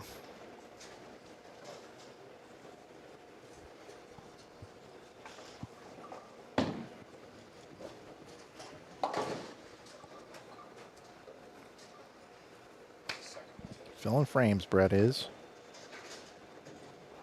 Tell you what, with all the big scores in the last couple rounds, I didn't really expect this pitcher's duel here in these couple of matches.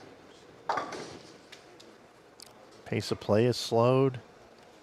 Just less excitement with not as many strikes. Yeah, you're throwing a lot of 2-ball frames. So, but this is the grind that should be somewhat expected out here. Jenkins isn't going away.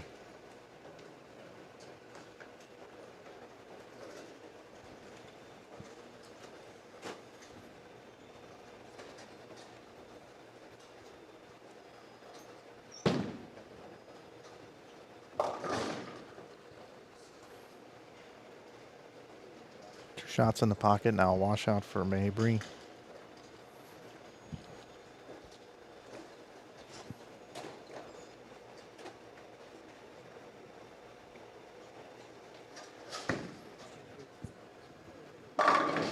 Oh, high flush leaves the 8-pin. That's about as good as you can throw it right now if you're Kevin Jenkins as well on that lane.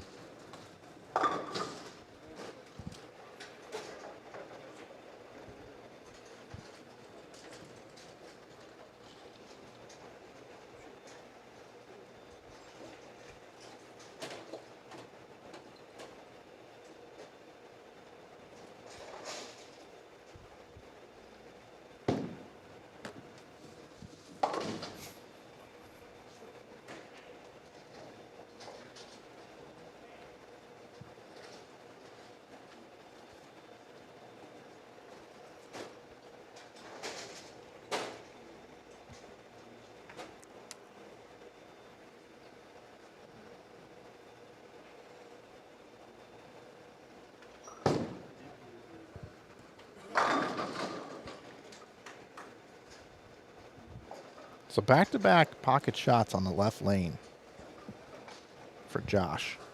He's starting to trend in the right direction here. Brett just continues to try to get that ball to hook into the pocket.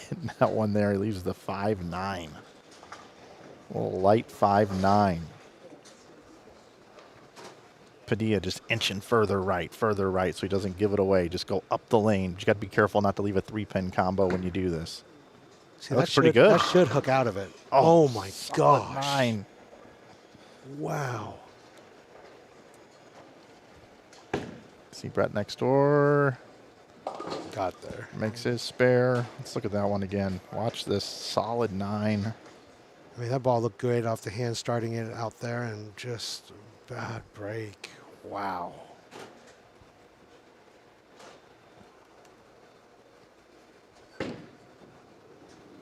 All right, good cover.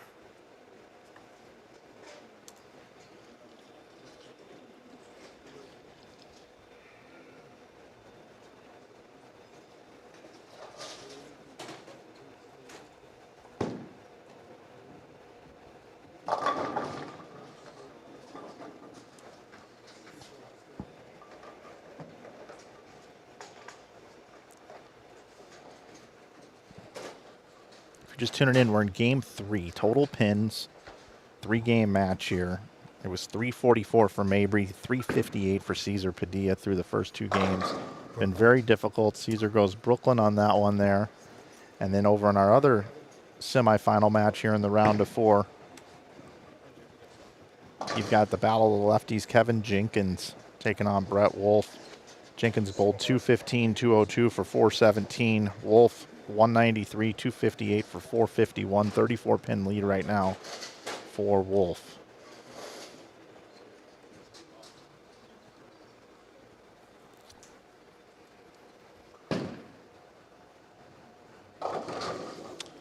Light strike. A double for Mabry.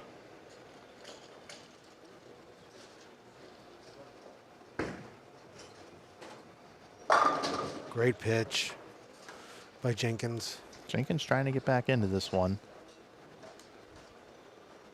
Could still bowl 258. Brecken bowl 234. Jenkins is going to need probably a 4-bagger somewhere in here. At least a 4-bagger.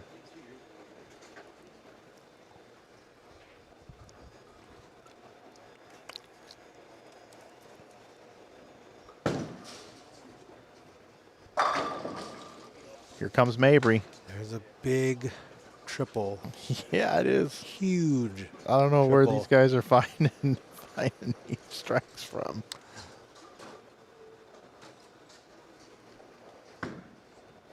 Second to push. Looked a little in off his hand. As much oil as down lane, I thought it might just push right through it. It read a little bit. Big shot for Padilla right here. That looks good. Oh my God, again. Back-to-back 9 pins on the right lane. Wow. Sometimes it's just not fair, this sport. He could have thrown it no better on those 2 shots on the right lane.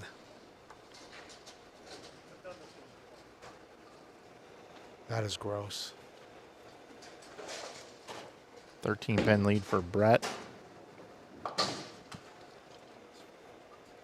in this game.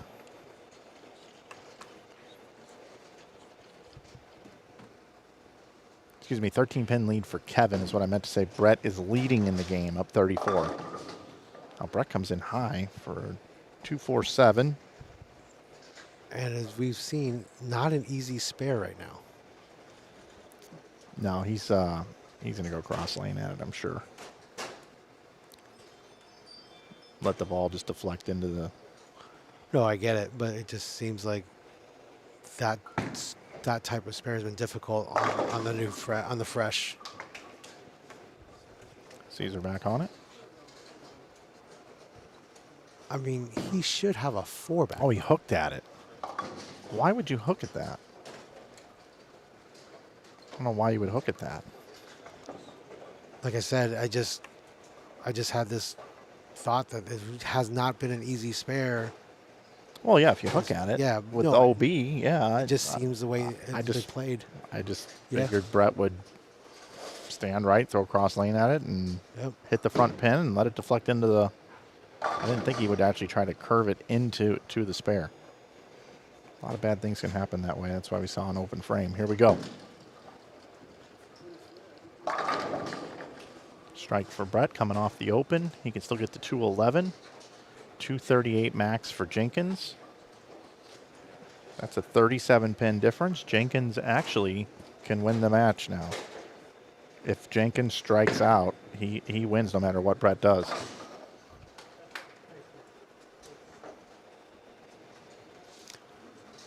All right, maybe with the spare, but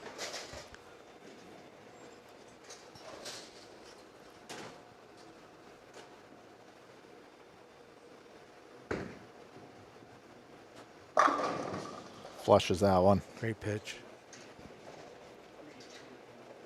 You're supposed to get 2 extra hits a game when your ball and your jersey are the same color. Is that an unwritten rule? Well, I mean, both Brett and Kevin are both wearing purple shirts and they're throwing purple balls. So I think they got the memo.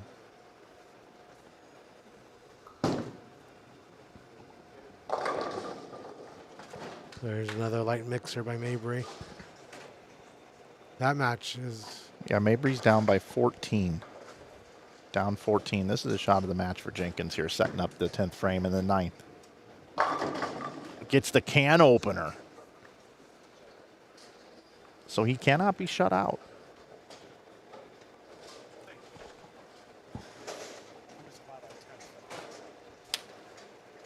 Double check my math here. 238. Actually, Brett can bowl 211. That's my bad. 211. So Brett does have ball in hand. Because they have a 34 pin difference. 34 pin difference here. So Brett here, this is a big one here for him now. Looking for a double here in the 9th. Ring 7. Good this shot. is a big spare for Caesar. He has to get this. But like I said, I'm just concerned about that spare. There you go. That match, who knows what's going to happen over there. Agreed. I mean, there's all kinds of possibilities there. Open is in play. 2 strikes is in play. And anything in between. Right. Agreed. All right, so Brett can bowl 191 here. Caesar's going to bowl first.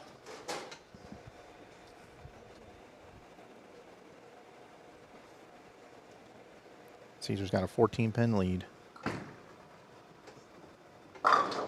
Beautiful. Great pitch. Those couple of 9 pins are Just gonna. yeah, irking him. That's for sure. Good haunt. Right. Good haunt him. Here we go, Brett. High. Comes in high, leaves a 6-10. His max score is now 179. 179 plus 14 is 193. So 194 would be the magic number for Kevin Jenkins if he can bowl 194.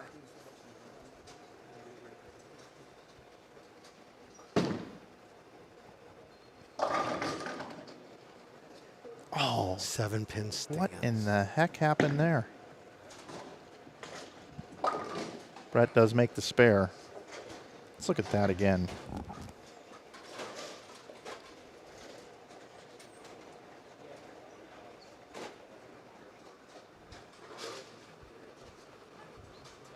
Light, little light into the pocket. It looked like it was going to fall. Oh no. Hooked right by it.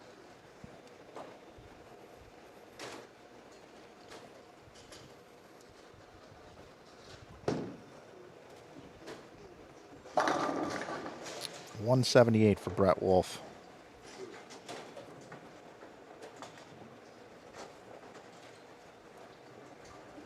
$639 it should be. Quickly working here. Mabry Messenger takes out the 10.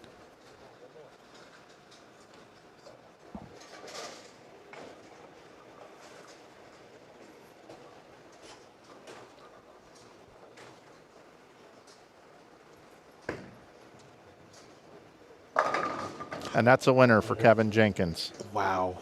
What a comeback. What a 5-10 just staring at you for a split second there.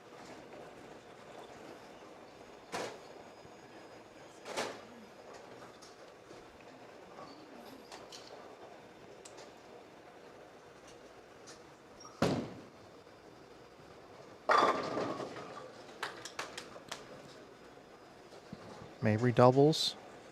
For a potential 202.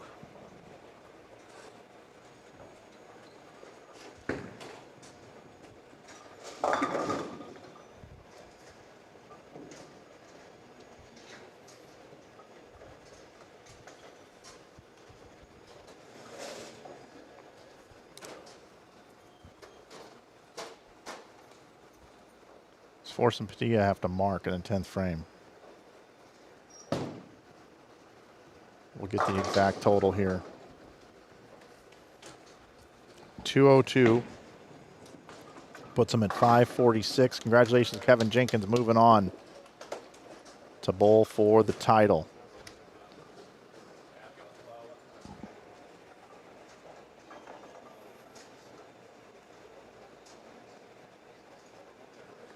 187 is the score that Padilla needs.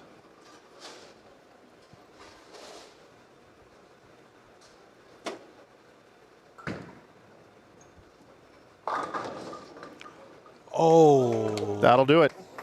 Padilla's going to bowl for the title again for back-to-back years over on lanes 5 and 6. So it's going to be Cesar Padilla taking on Kevin Jenkins for the title, your number 5 and number 6 seeds.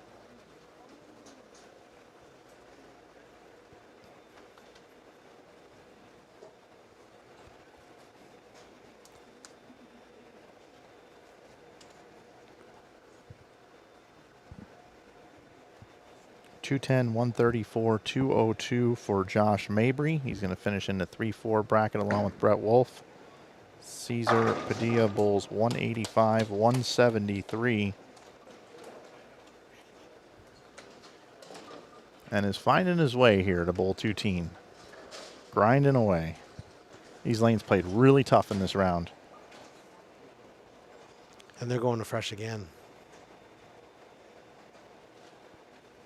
Yeah, they've sat for a little bit, though. Should play a little bit better. Yep.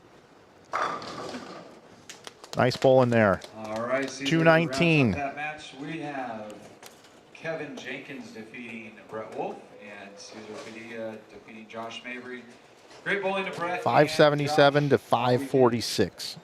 Finishing in the 3-4 spots. Our title match, we're going to have your number 5 seed, Kevin Jenkins, versus your number 6 seed. Returning to the title match, looking for redemption. He finished runner-up last year, Cesar Padilla. That finals match will be on 5 and 6. We're going to take just a couple minutes while Flanagan readjusts some cameras for the final match, and then we'll go ahead and get started. Shouldn't be very long, just probably less than 5 minutes.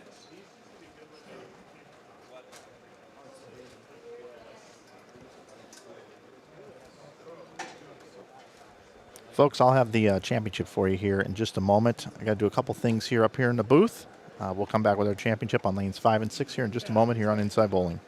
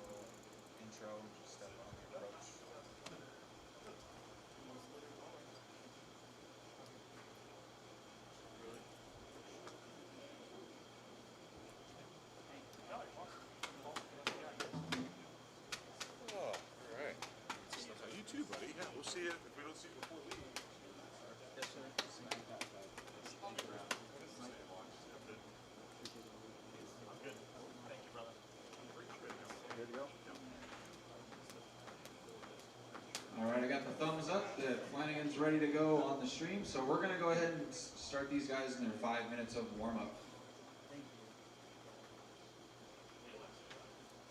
Hold on. She's gonna turn it on the timer.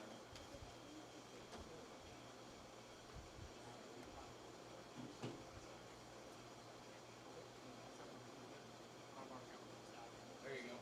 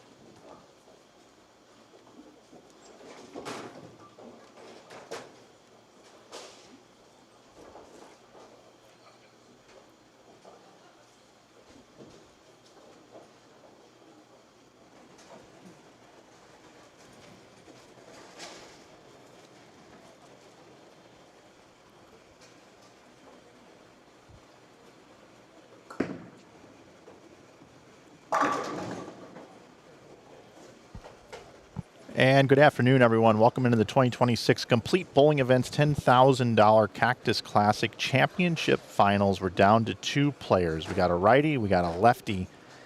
We've got a player that averages 250 in this bowling center on the house shot, but has bowled incredible lately, has bowled 300 at Nationals, has also finished 5th in the Senior Masters. His name is Kevin Jenkins, the lefty, the southpaw, he's just in his, getting ready to turn, just turned 50, and now he's taken on our runner-up from last year, looking to redeem himself here today in Cesar Padilla. $10,000 on the line here today. My name is Mike Flanagan here at Inside Bowling. I'll be joined here in a moment by Carl Ong, the promoter of this event. And folks, we're in for a good one here. It's 3 games total pins, right, not guys, just they're one all game. set It's and ready 3 to go. games We total are pins here in the bowling for championship, as we've had throughout the $10,000 entire on top. 24 that made it These guys into gonna this take bracket home here today. Single Go ahead and elimination, introduce 3 our games, players. total pins. Your number 5 seed. He Tournament has director bowled Theo a couple Douthit games making the here this announcements building. right He's now. Not that bad of a bowler. Not that bad of a guy either. Mr. Kevin Jenkins. There he is, Kevin Jenkins. I told you he's on the heater. Bowled 803 earlier in the round of And 8. your number 6 seed. He's looking for redemption. He finished runner-up last year to Greg Thompson. Mr. Cesar Padilla. Padilla.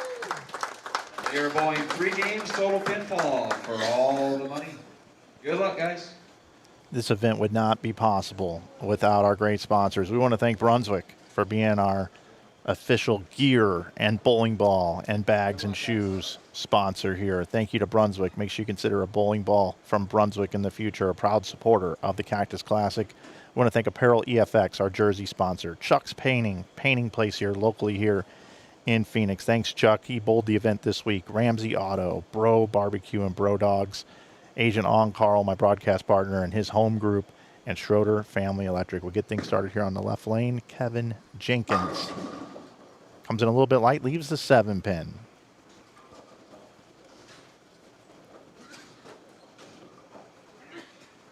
This lane condition is not revealed to the players, but they are given information, the same information that we are, which is this is a 40 feet in length pattern, 28.5 milliliters of oil, and it's a 2-to-1 ratio, meaning it is very flat.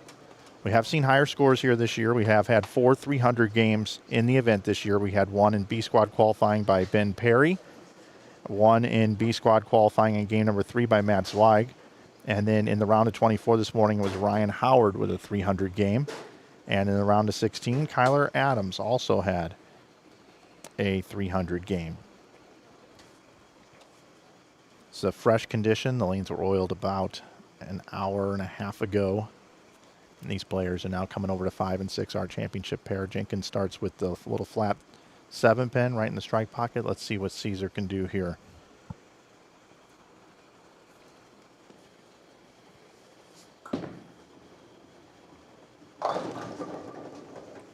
Earlier today in the round of 16, Cesar Padilla bowled against Josh Kennedy on this pair and bowled 740, 225, 269, and 246.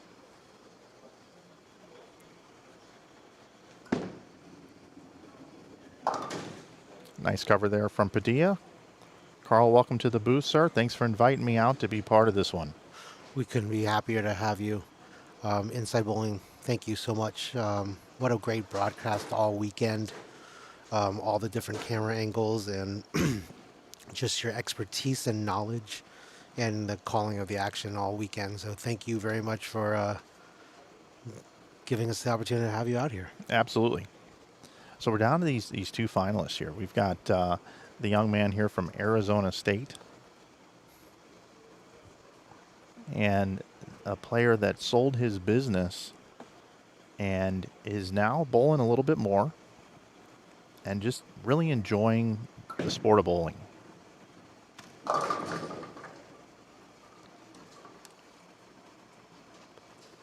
Padilla told me he's going to continue to bowl, events moving forward. May bowl some regionals here and there, but the main important thing in his life right now is he's going to help with the family business, the AC business that his father owns. and he's got his degree to help run that business. Great cover. Bring in our third member of the team here. He's been on the mic all week here. Theo Douthit, tournament director here. We got a great final here with the 2 players that made it, as you mentioned there on the intros. Oh, absolutely. We got Kevin, who's just been absolutely on fire lately, like we've talked about. And then we've got Cesar returning to the title match for 2nd year in a row. So we've got some great talent here going for all the cheese.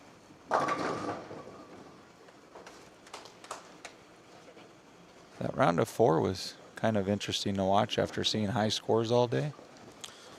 Yeah, you know, coming back on the fresh, they basically had to start all over and try to find it again. And it's just interesting because when they bowled on the fresh this morning, now granted both of these guys, you know, had first round buys, but that first round on the fresh, I mean, they broke them down pretty well, and we saw guys crushing them. So it's just interesting to see all 4 players really kind of struggling a little bit.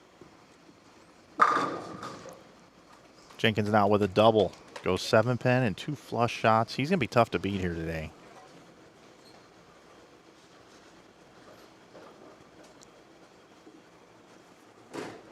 He's tough to beat here any day in this building.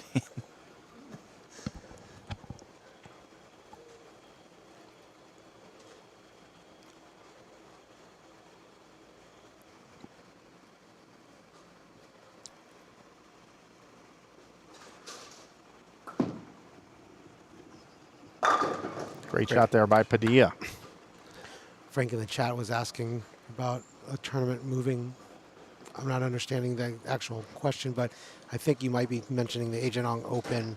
That is moving to Las Vegas, but this tournament has always been here in Lakeview. Yeah, we'll talk about the Southwest Swing. This is the first event of the Southwest Swing that you guys have put together. We'll have the second event coming up here, July 25th and 26th. We'll be back here taking entries for the Desert Heat doubles right back here, July 25th and 26th. And the third event will be the Agent Ong Open, October 15th through the 18th in Las Vegas at the South Point Bowling Plaza. Padilla threw a great double here.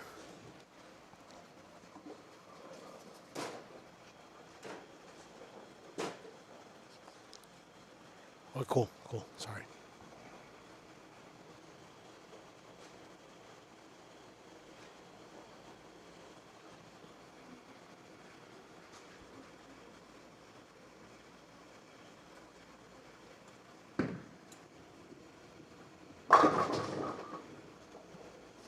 Is he going to roll it? Leaned on it. Penn didn't know who it was. Yeah, forgot who it was. We talked earlier, I feel like when guys match the ball to the jersey color, it gives you an extra hit a game. Do you agree with that, Theo? Yeah, I mean, my jersey never matches my ball, so. And you yeah, don't bowl well. I don't get the extra hit, no. Well, there's your tip for you, moving forward. I'm almost 40, and I just found that out. What in the world? Apparently, we all need to wear rainbow jerseys to cover everything. There you go. We'll talk about that. We'll talk about that later. Carl, we'll talk about those rainbow jerseys. We'll get you some made up for you. You wear them in the booth at the next 2 events in the Southwest Swing. Apparently, only when I bowl, so I can carry with everything. That's true. Every color ball. If Carl wears the rainbow jersey, I will bring the brisket. Okay. Jenkins using a purple hammer with a purple jersey on is why I went down that path. Here we go. And he's got good ball reaction on this pair. Better than he did on lane 7 and 8 against Brett Wolf in the round of 4. He also was able to clean up his ball, was able to touch it with surface in between the rounds. Looks like it's reading really well. This lane pattern, you really didn't want to play outside of about the 6th board ever, really. And when the lanes were kind of tough in the middle of the lane when they wanted to hook early, some of the players tried to move way out, and it just didn't yield very high scores. You can see Cesar, he is playing in a little bit more than he did in the last match, and he's got the same ball reaction we saw him bowl 740 on this same pair earlier today.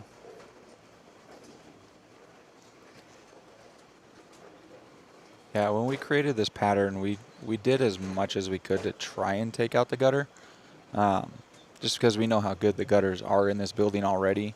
So you got to kind of create something out there to make a little bit of an out of bounds. But I mean, if you pound at it enough on the gutter, then I'm sure you can kind of create something. But this shape has forced guys to move in a little bit and use the gutter as a bumper instead.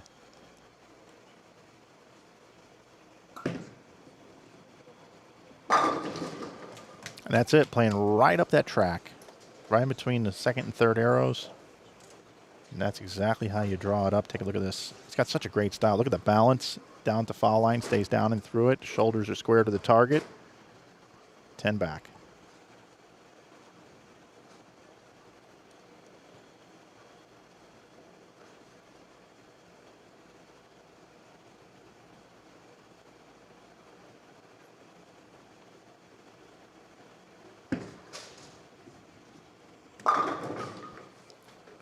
And the hot hand continues to be hot.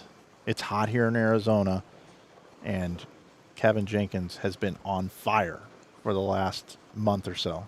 Oh, absolutely. I mean, I've watched it all year. All year. This guy's ridiculous.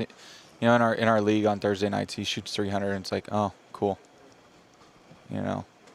Told me that going out and being around some of the ball reps and that at the senior masters, and working with his buddies here in the area, many that bowled this event, he said, they've been helping me with my hand position and let me know when I'm just a little off.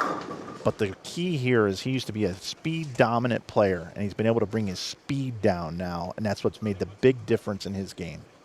Yeah, he's always been really good at rolling the ball, but he had that higher speed. So now that he's been able to soften it up a little bit, he's seeing that shape a lot better on stuff like this.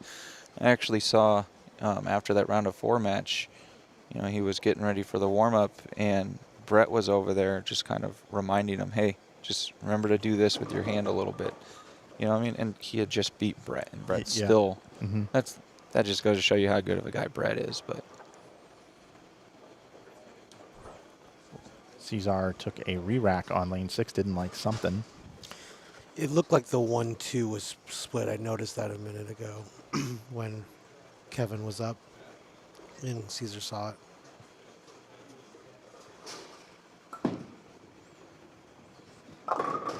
Got that one a little bit further right down lane. It actually looked right everywhere. Maybe like just a board at the arrows, a board down lane. That's why the light hit. Looks like he's playing a little bit further in on the left lane. We saw in that match against Josh Kennedy earlier today where the players could miss in a little bit once you got in that track area, and it would just sit there and lay there and hold. But as oil starts to push down the lane, we saw some weird leaves on lane 5. We saw a 5-10 in the pocket. We saw a 5-7. We also saw an 8-10 from another competitor on lane 5, a right-handed player.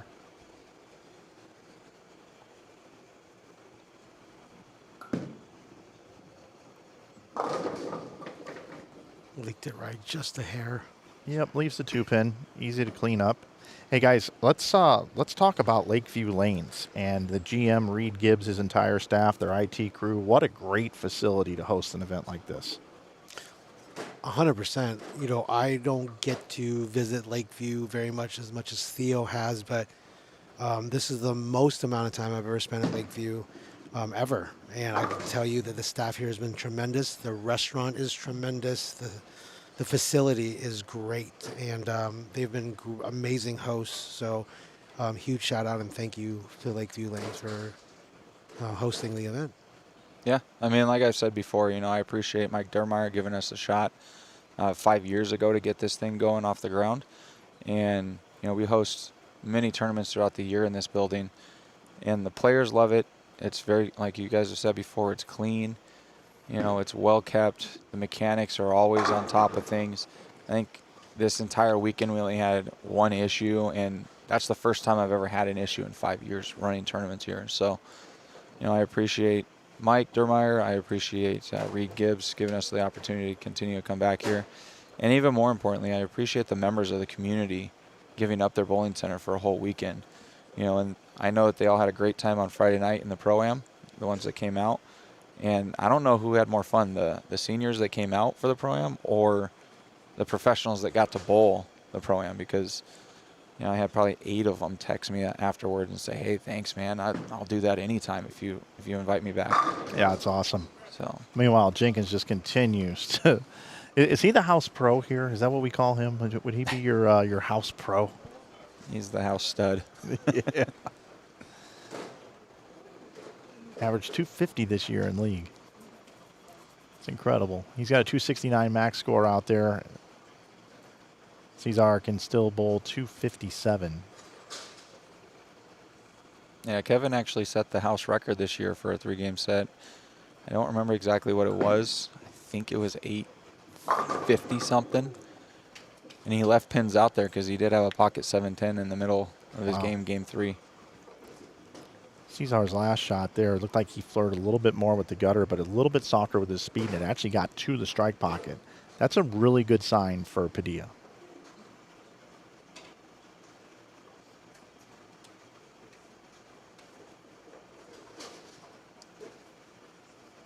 This is my first time coming to this event. I can tell you I had interactions with both of these players. Couldn't be better guys. Couldn't be better guys, both of them. Yes, he's very soft-spoken.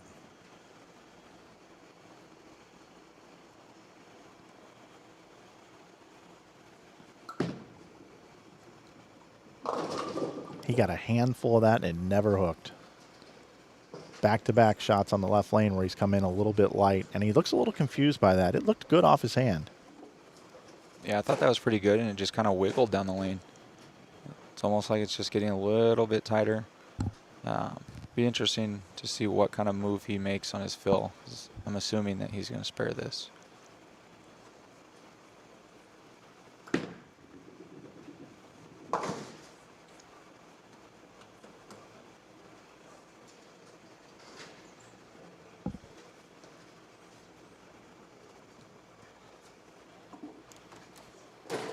I'd be willing to bet he's going to put 10 back here on the fill ball.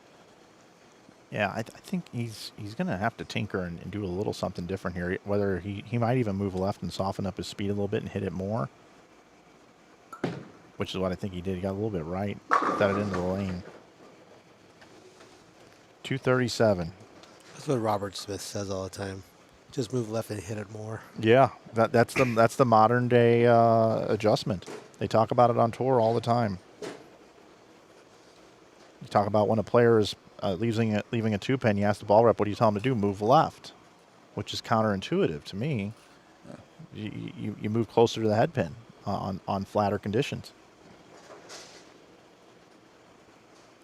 I mean, I usually move left, but I'm left-handed. Good point. When we do move. Speaking of lefties, man, Jenkins is now into the 250s.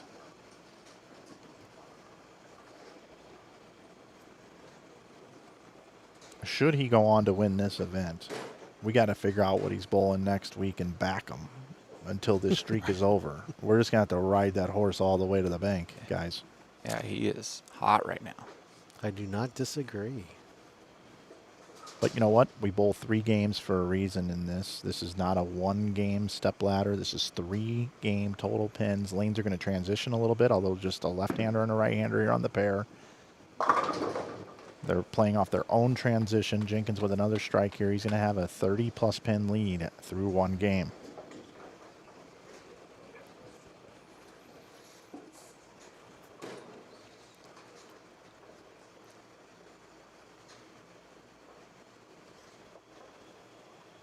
It's kind of scary seeing what Kevin can do now.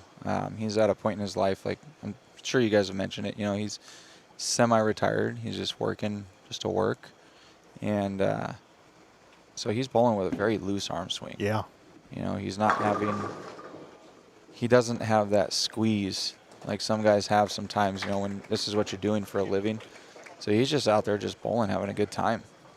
Game 1, 268, 237. Yeah, he also talked a little bit when he spent the game in here in the booth. He talked about how he doesn't have any plans to go out and bowl, you know, full time on the PBA 50 tour or anything like that. He respects what those guys do, grinding it in and out every day, but he just wants to pick his spots, go out, throw the ball around, enjoy himself, and that speaks to what you're talking about, loose arm swing.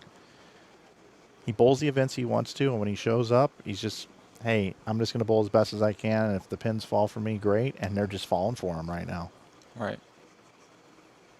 When you can go out and you're just having fun, and if you bowl well, great. If you bowl bad, it's not a big deal to you. That's a combo for being scary. Great shot there by Cesar.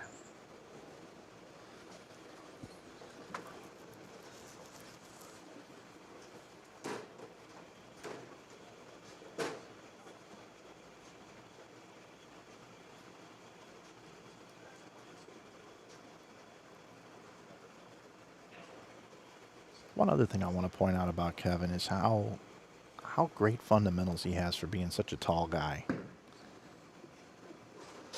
Reminds me a little bit of Packy Hanrahan at the foul line. Packy, another tall, elite level player. Two-hander, obviously, but stays down until the ball hits the pins. Very difficult for a tall player to do so. Right. It's very difficult for any player to do so. Yeah. Then you add in the tall factor. I always go back to Walter Ray and Norm Duke. Walter Ray was a little bit taller player, Norm Duke shorter player. When Walter would fall off a shot, everybody's like, oh, he's throwing it terrible. When Norm would fall off a shot, you could barely even tell. Yeah.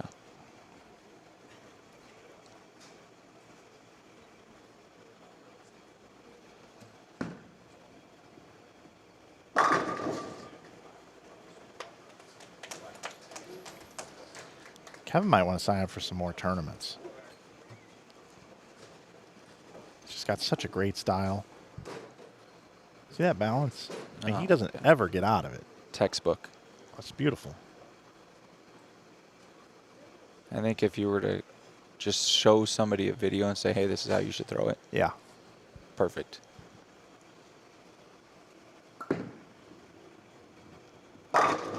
Ooh, great pitch by Padilla. I was just talking up Kevin, but look at Padilla's fundamentals as well. Look at how great balance he has at the foul line.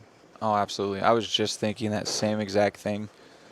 I mean, he's textbook for two-handers nowadays. Yeah, he posts shots really, really well. He's so solid at the line. I've kind of watched Cesar progress over the last few years because he bowls a lot of my stuff. And it's just, I mean, it's so impressive.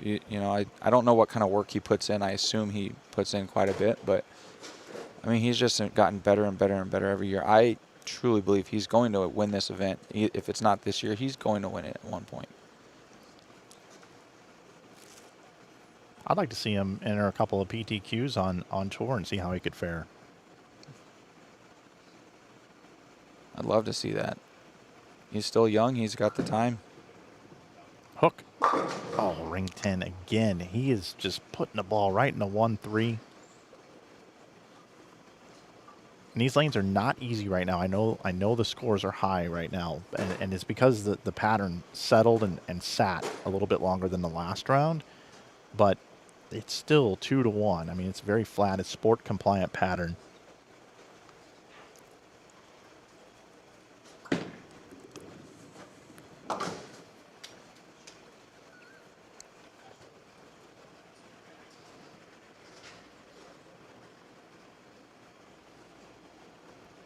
Remember, it was just 2 rounds ago. Kevin Jenkins bowled 257, 267, 279. Starts out this round 268. He bowled 803. He's 10 ahead. He is. Opening double. Let's see if he can make it 3. Yeah, and when that ball's shaping off the end of the pattern like that and not going forward and hydroplaning at the end, and he's got actual ball reaction, that's bad news for everybody else in the field. It's fun to watch. I know our scoring pace is a little different than past years, but I kind of like watching this right now because these guys are really good, and that's why they're scoring. And when they do miss, you can tell that they miss. I mean, look at the last round. The scores were not high at all. No.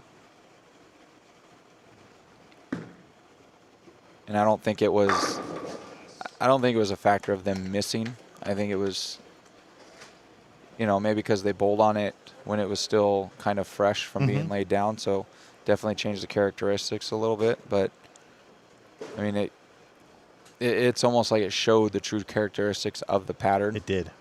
We talked about that actually. Yeah. Right on it. Yep.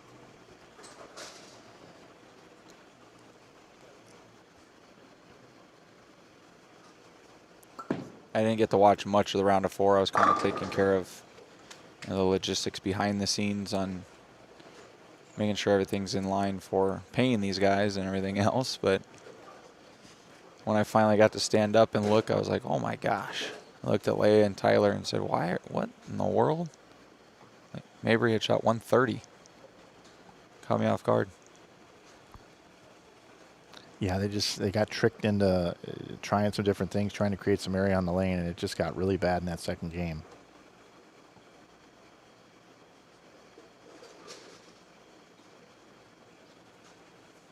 Is that going to hook? Oh, what a break. Kiss the 10. He got it in that zone. He got it in that zone where his bowling ball's got so many revolutions and it's just trying to get there. It's just trying to motor. It doesn't get to the right fast enough to read and hook, and it just sits there, and a break. I almost wonder, like you guys are saying, move left and get a little softer. I almost wonder if he's in the spot, but he needs to get just a hair softer to give it some time to recover and get through the pins.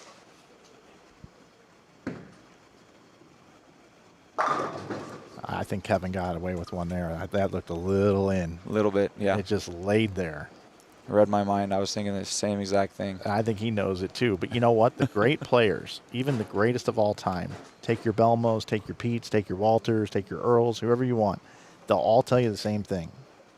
Whoever can create the most margin of error on the lanes is going to be the person that's going to look like King Kong today. Because this is a tough pattern, but when you can create a little bit of room for yourself, you get matched up properly, you're doing the 3 things right, you're rotating it correctly, you're targeting correctly, and your speed is consistent, you can create a little room out there. That's when the scores go way up. Roll it. Oh. There you go. Why not? It's like he's got it on a string. Give him those senior hits. Just pulling the string. And see, that's that area you're talking about. That was left. So he, back-to-back shots, he had one that was a little bit in, held, ran him over. That one he gets just a little bit left, still gets it there, and gets the kick on the 7. That's going to be hard to beat.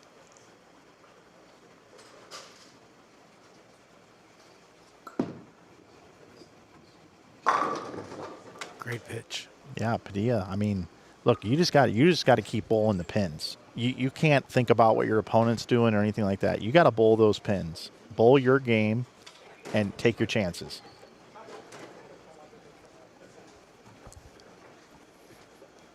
I mean, we've seen it on the PBA tour. Jesper Svensson gets lined up with a urethane ball and just runs him over. And then that oil starts to carry down the lane, and it's flat 7, flat 7, flat 7, flat 7. And he's got twice the revs of Kevin Jenkins. See, that one got out further to the right, and it walked right in there. I'm not wishing any ill will here, but I'm just trying to paint the picture here of what can happen if Cesar just keeps striking, keeps doing his thing, can maybe bowl 740, 750. He's still got a legit shot in this match. It's not going to take 800 to win necessarily. It could, but, I mean, there's a lot of bowling left. We're only halfway through, guys.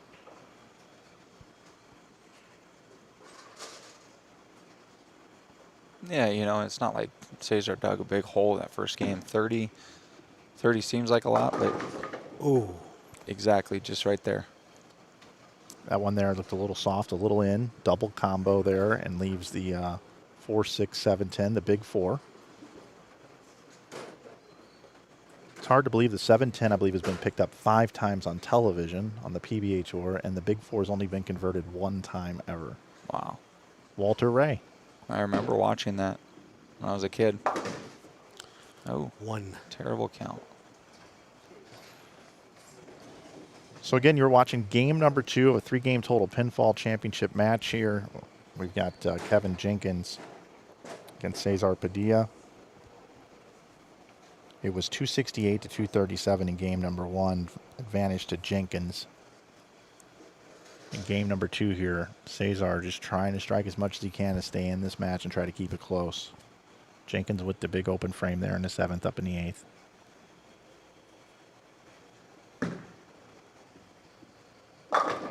Back on it. And that's what you got to do. You got to flush that bad shot. You just got to flush that bad shot, not even think about it anymore, and just get right back on the strike wagon.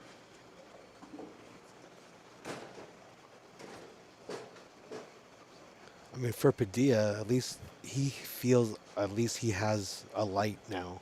Because right now, the way that match started, even as much as Caesar's striking, it looked like Kevin was never going to stop that train.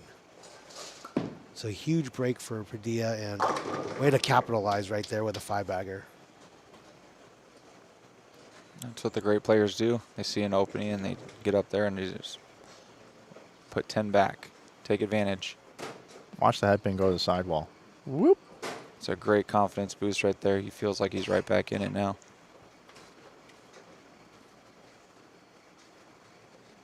We've had some great matches leading up, and I'm telling you guys right now, this is the best match of the day, and it happens to be the championship.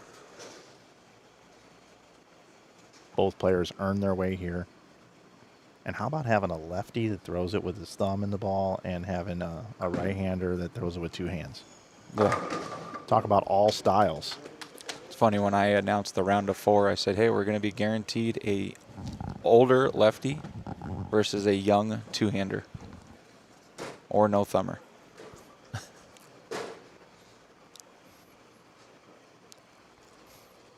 I mentioned it earlier. Will youth prevail or experience? And that's really what you have in front of you. The thing, though, Carl, I will say is these youth bowlers, these younger bowlers, they are Fearless. well, yeah, not only fearless, but they are seasoned youth players. Mm-hmm. I mean, look at I keep mentioning the PBA Tour because I cover that tour and I just came off of it for the season. But look at how many rookies won this year. 100%. Because they are more prepared than ever. They're Yeah. prepared, and they just, like Carl said, they have no fear out there. Yeah. They'll You know, take these their guys are going up against EJ Tackett, and usually in the past, it's like, oh my God, it's EJ. They don't care anymore. No. They don't care. And Cesar, you know, I would put in that group. I think he's fearless. And you know what? Sometimes taking a loss last year sets you up for success this year.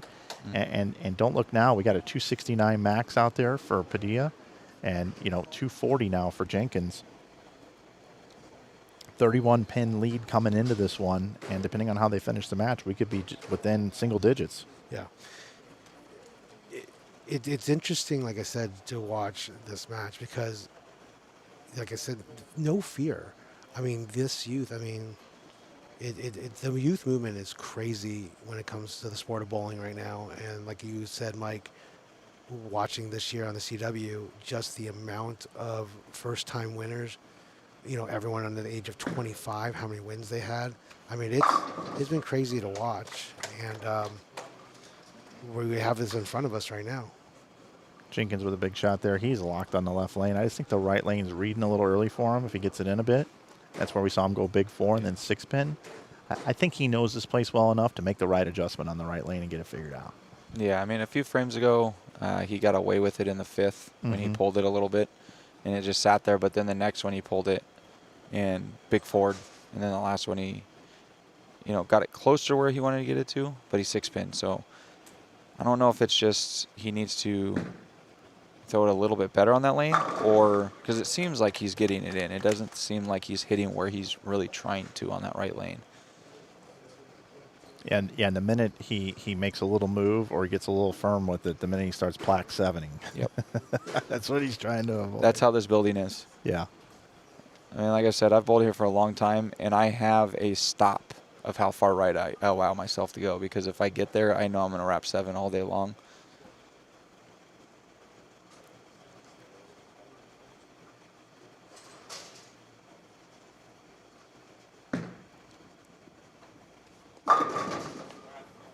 Good place for that. So Kevin Jenkins, after bowling 268, bowls 239. I did want to point out one compliment from the chat for Kevin. Somebody said that he looks like he's 30. Yeah. Liars. He bowls 507 for his first 2 games. They're trying to flatter Kevin. Telling you what, he's bowling like he's in his 30s again. Man, he's ring 10s for Cesar. Man. I mean, with the 9 pins in the match before and the ring 10s now, I mean, he's throwing the ball phenomenal. Just, That would have put us almost even. yeah. Yeah, it would have been a 1-pin match. If he would have struck out, he'd have been down by 1. I do think from prior years, this is the closest match we've had in the title match. In prior years, we've had some blowouts. I don't remember exactly how last year went, but I think Greg Thompson had got to a point where he had a pretty hefty lead and got pretty comfortable with that. And, you know, like we said, or like Cesar was still, that was his first trip to the title match. So, you know, a little less experienced than Greg. Might have been a little nervous. I don't know. He seems even keeled, but we don't know what's really going on inside somebody's head.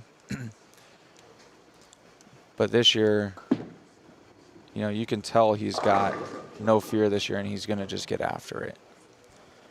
Yeah, to your point, I just think in this type of format where it's 3 games total pinfall versus a race to X amount of wins, I think it can get at times, like you were saying, where it gets out of range.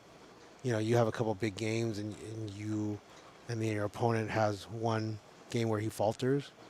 I mean, that spread could get so dramatic that it's almost insurmountable. Yeah. You know, so it's one of those things that, you know, but right now, so what do we have, a 22-pin match? Is that correct? 22 pins. Yeah. Yep, That 485 to 507. Jenkins with the lead. That is the correct math on that. 22 pins. And I mean, that's really 1 hit. It is. Yeah, if at the striking rate that these guys are going right now, it is 1 hit.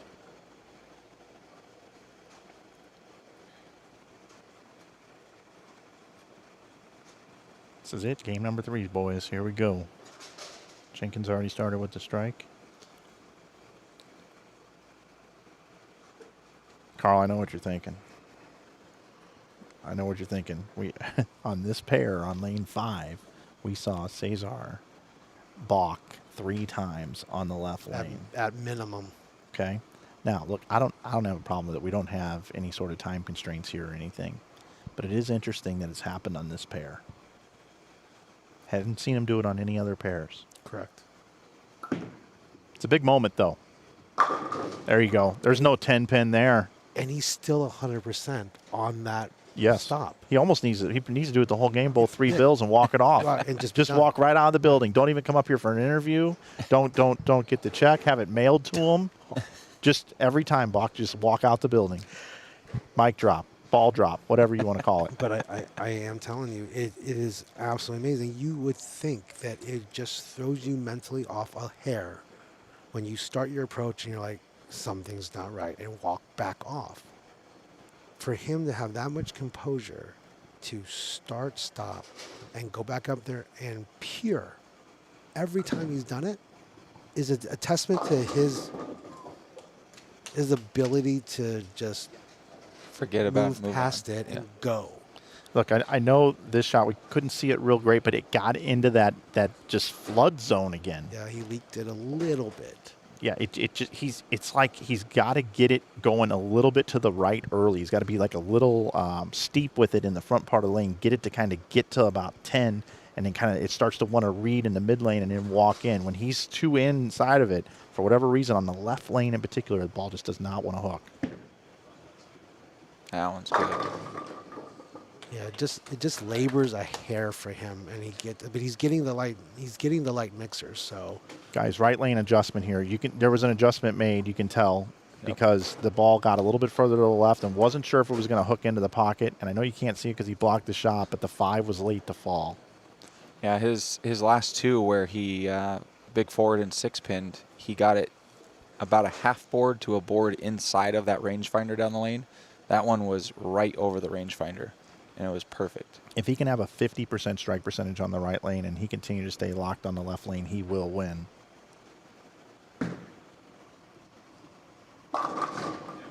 That read quick. Did it?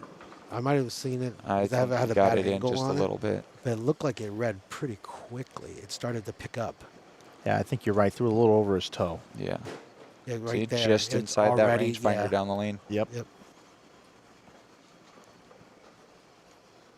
I can't remember the last time he hasn't struck on the left lane. I'd have to go back. It might have been a couple years ago. I mean, I know he left that that wrap 7, I think it was, on this fill, but That might have been the only miss. I mean, since game 1. I don't it's think the good lane. Yeah, for him. For But sure. he's going to have to finish on the right lane. Not that either lane is necessarily bad for Kevin.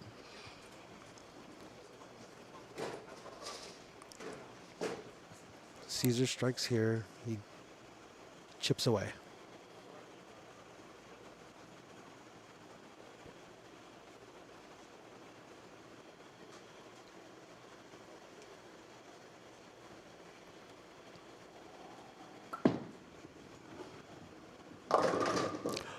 Oh, no. That's a bad break. Let's see if we can pick up what happened here. Just got a little wide, but didn't look awful. Came in pretty light behind the head pin. Could have been something that we couldn't see here from the booth. Could have been a release issue. Could have got around it a little bit more. Good effort on the cover. Well, a little more work now. Yeah. You can't open against Kevin Jenkins, especially with a 22-pin lead. Yeah, and the fact that Kevin, for the most part, just does not miss. Doesn't miss the pocket, that's for sure. And that one Oh, Oh, yikes. up the lane. Yep. Up the lane, 3, 6, 7, 10, trying to make it strike. Wheels are coming off. Yeah, 3rd and 4th frame, no bueno right now.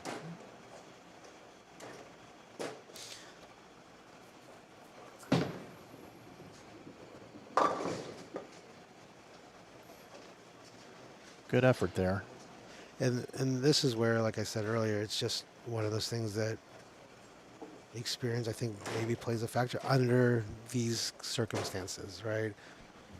Kevin's, especially lately, has thrown to win matches quite a bit. He's done it at the New Mexico Open. You know, he's done it at the TAT. Didn't he win a senior TAT as well? He won the 10K TAT Yeah, so scratch right. So, last year, I believe. Yeah, so, you know, I just think that when it comes to these moments, I mean, Kevin's obviously the veteran in these moments, in my opinion. Oh, yeah, absolutely. I mean, he's been in some big moments already. You know, maybe not on the national tour because he doesn't have aspirations or want to do that. Right. But, you know, he's been in those big moments. I mean, look at his run at the Senior Masters. Exactly. He got in by 1 pin as the 64 seed and then ran it all the way to the show. Yep. And that's what I'm saying. I just think that, you know, it could be playing a little bit of a factor here when it comes to nerves. Yeah, maybe. You also got a guy throwing a urethane bowling ball with a pretty direct line to the pocket, playing the track area to where when he makes a mistake, he's not going to pay a big penalty. And you've got a two-handed player throwing reactive resin that when it hits dry, it goes sideways, and your margin of error is way less. Not to take anything away from what Kevin's doing, but I think that plays a lot into what this is as well. Yeah, his roadmap to the pocket's a whole lot straighter. Yeah. And he's able to get it to carry. Yep. If Cesar hits the pocket 1,000 times and Kevin hits the pocket 1,000 times, Cesar's going to beat him. Pure revolutions in power alone. Correct. Yeah. And reactive. Agreed. Yep. But you got to be better. You got to repeat shots better. And that's another good one. I mean, he's just rang 10 after rang 10 here in these 3 games. He's bowled awesome. Mm-hmm. He's got to stay slow and make his spare still because you still don't know if anything random can happen. I don't think Kevin's going to give anything back, but you still don't know.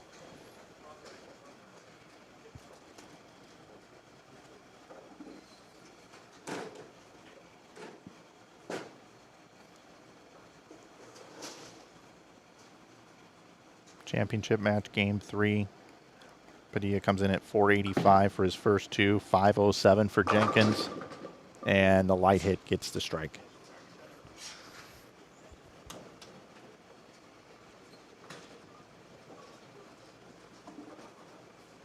.235 still available for Cesar. So with that 22-pin lead, that means 214 gets it done.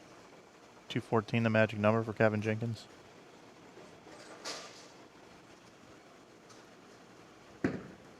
Oh, that's in. Oh, yikes.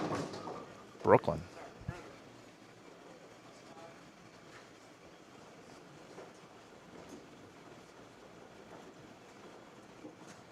Just dead right off his hand.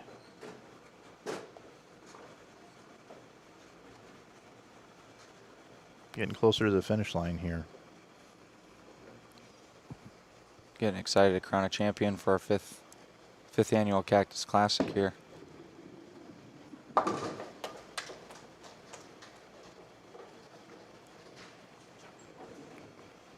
Jenkins needs to get to 214. That is the magic number, 214. No matter what Cesar does, Jenkins wins. 214 is the math.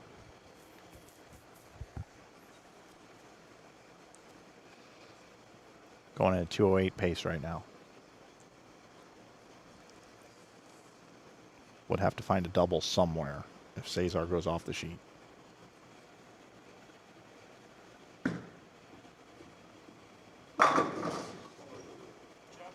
Ring 7. I think what's happening is what you were talking about earlier, having to make those little bit of moves, and then all of a sudden 7-pin or small miss becomes a big miss. Yeah, and he's got to finish on the right lane. Yep, and that has not been his best. Could be interesting.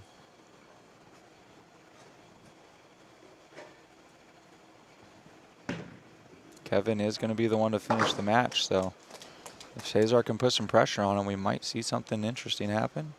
Not saying that it will, but we could have some good stories leading up here. I think the shot I go back to is the first shot in the 10th for Cesar when he rang 10, and he dropped down to his knees there at the approach or at the foul line. That was that you couldn't have thrown any better than that. It's a completely different ball game if he strikes on that ball. Oh yeah, we're within 5 pins, I think. Yep, that's a beauty.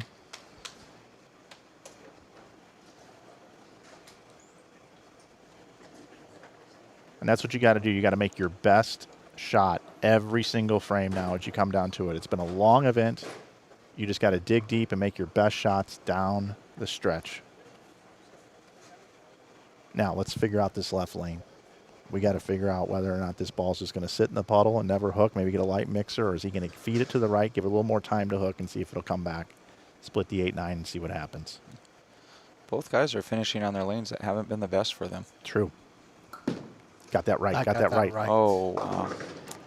Yeah, as soon as he let it go off his hand, he just pitched it out the window. Got it in the airmail zone. Had to get it a little right, but not that far right.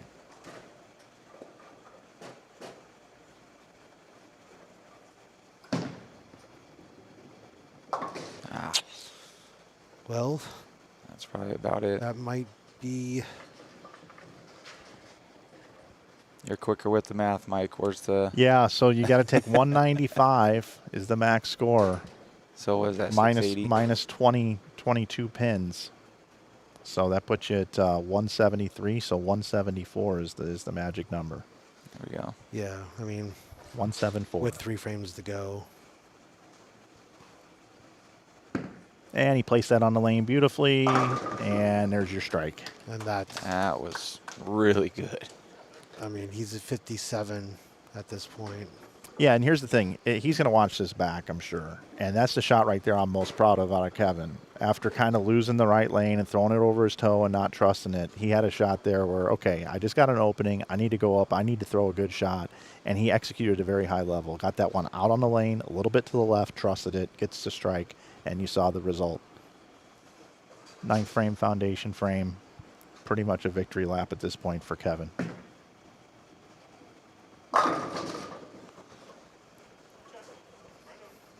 That's it.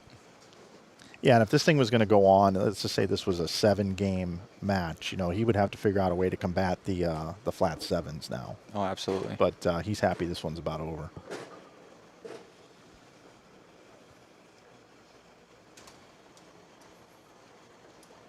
Are you saying you want this to be 7 game, best of 7 next year? Just go longer? Maybe so. Maybe that's what we'll do, just for the championship.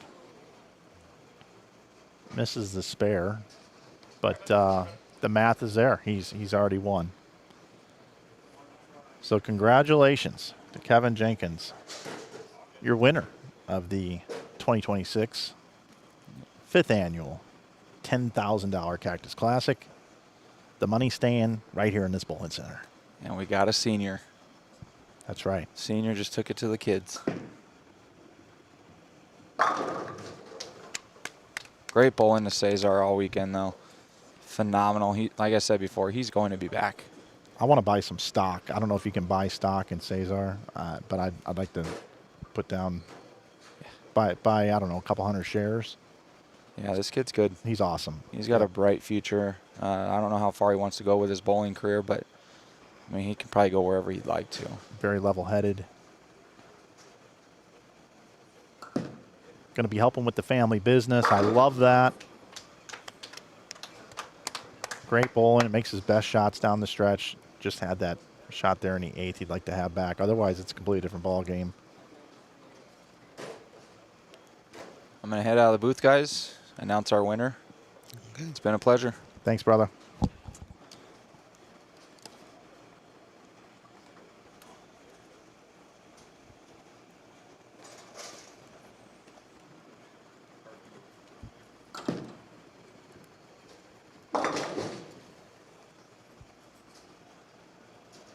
Comes home second here today for the 2nd year in a row. Everybody wants to win. We always talk about in an event, one person wins and everybody else learns. Cesar is going to learn from this again, but great showing for Cesar Padilla. Awesome bowling.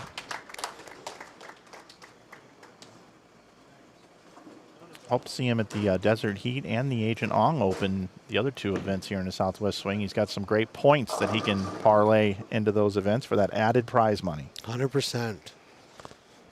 I mean, I think, you know, once you get into the Sunday, points start to rack up for you, for all the players out here.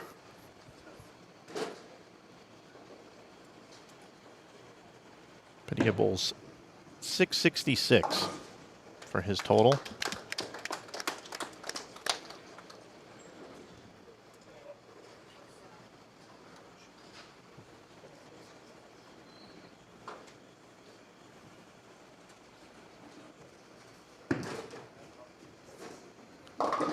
And 193 is going to do it. 700 on the nose for Kevin Jenkins, and the hot hand continues. He wins this year's event.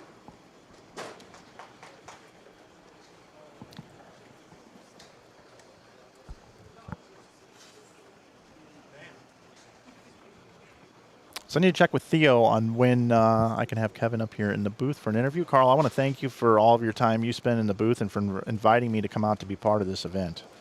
No, I'm glad it worked out. Again, thank you for the opportunity to have you out here this year and for the next couple events for the Southwest Swing, our inaugural season of the Southwest Swing. So again, thank you very much. And it's been fun. It's been absolutely amazing. Been long days, but you've made it absolutely enjoyable and super simple. Yeah. So thank you very much. Well, we're going to do a lot more events together, my friend. Yes, I'm going to go ahead and turn it over to the house mic, and I'll have an interview with Kevin coming up here in just a moment. Now, Cesar Padilla.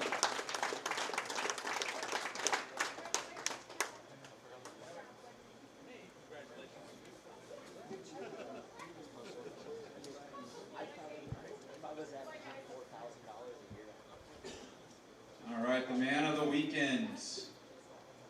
I don't think he's ever had any kind of success in this building at all. Might be his first time ever bowling good, you know. But I would like to congratulate your 2026 5th Annual Cactus Classic Champion, Mr. Kevin Jenkins. A couple things for myself as the director. I again want to thank all of the bowlers, all the people hanging out watching, and especially thank you to all the supporters of CBE and the Cactus Classic. And big thank you to the staff here. Thank you, Reed, Mike Dermeyer, Christine, everybody that's helped take care of us the whole weekend. We appreciate you. We look forward to next year again. Thank you for having the pro-am. Our pros, I think, like it more than the seniors. I don't really know. I got 8 text messages Friday night saying how much they enjoyed it. So thank you. Again, thank you everybody for bowling. And thanks for hanging out watching. I'm going to hand it over to the man of the weekend. Thank you all very much. I don't speak into a microphone a lot, so hopefully I'm not too loud. But I just want to thank Lakeview, thank Theo. Thank you, Mike, for being here. It's been amazing. You guys are so wonderful. My wife, my son, Grace and Logan, I love you guys. Chris, Brett, Andrew, my best friends. Thank you guys. Thank my sponsors, Vice, Hammer, the Bowling Dynamics. It's been a fun ride the past 3 weeks. So thank you once again.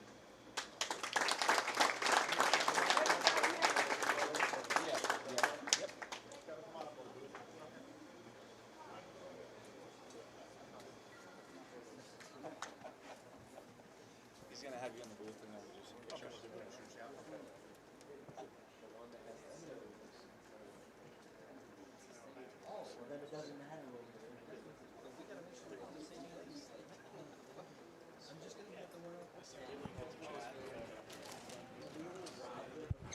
All right, we will bring it into the booth and talk to our champion, Kevin Jenkins. We were just talking about this run you've been on, and now you win the Cactus Classic in your home center. How great does that feel? Mike, it's been a hell of a run.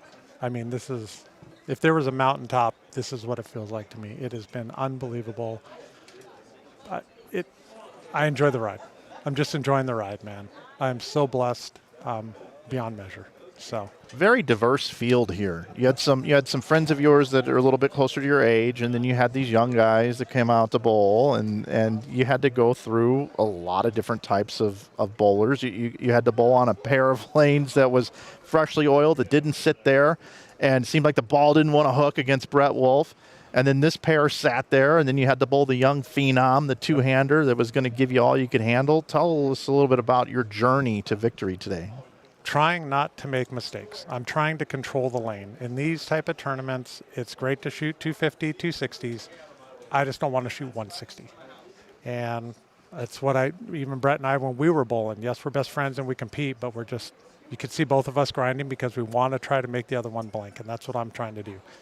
These tournaments are very rarely going to be sprints. It's a grind. You're trying to read the pairs. You're trying to read lane individual. And I just didn't want to make mistakes. I flagged a spare there. Fortunately, it didn't matter. I've kind of had issues with that even going back to nationals, but it's something I got to work on. But I was just very fortunate to throw strikes when I had to. Well, that's the great thing. Anytime I sit here with a winner, always somebody brings up, well, I could have done this better. I could have done this better. And that's what's so great about our sport is you can always get better. You'll learn from, even this victory to get even better. Correct. I got to ask you, what are you bowling next weekend? I don't know. I don't even look on the schedule. What's next weekend? We got to find you a tournament. Even if we got to book a plane, I'll back you the whole way. I only want 80%. No, I'm kidding. Oh, actually, I think the regional up in Kingman is next week, but... shout out to everybody. I am just turned 50. I'm getting my colonoscopy. Okay. So for all the men out there, don't be afraid to do it. Go get it done. Is this going to be your first one? It will be. All right. Well, I'm gonna go get mine done this year too. There you go. I hear the prep is no fun, but you know what? Small price to pay if they catch stuff. That's all I'm. You're not kidding. So, yes. You're not kidding at all. That's a great lesson out there. So yeah. Well, I hope all that goes well. Thank you. I appreciate it. All right. So down there, not everybody could hear you here on the stream, but I know you've had some people that have helped put you here. Yes. Who would you like to thank? Oh, well, obviously my wife, Marisa, my son, Logan. I mean, they're my rocks. I mean, being a Christian family, they are everything to me. Obviously, Brett, Chris Clerk, Andrew Kane. I mean, the guys that I've grown up with here since I've been in the Valley. I mean, they're my best friends. David Bowling Dynamics does all my stuff. And obviously the brands of Brunswick Hammer. It's been amazing. This has been one hell of 3-week ride. What's up, baby? Brett just came over here eating cake. You know, you guys were throwing purple hammers, and Yes. you guys were wearing purple shirts. Yes. And I just wanted to know if you do get one extra hit a game if you wear a jersey that matches the color of your ball. I probably half a hit, but what it is Brett and I when we bowled opposite each other over here, we were sharing the same soda water.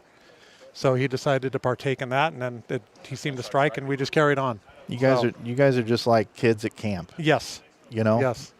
Yeah. I mean, no germs. There's no germs. We're good.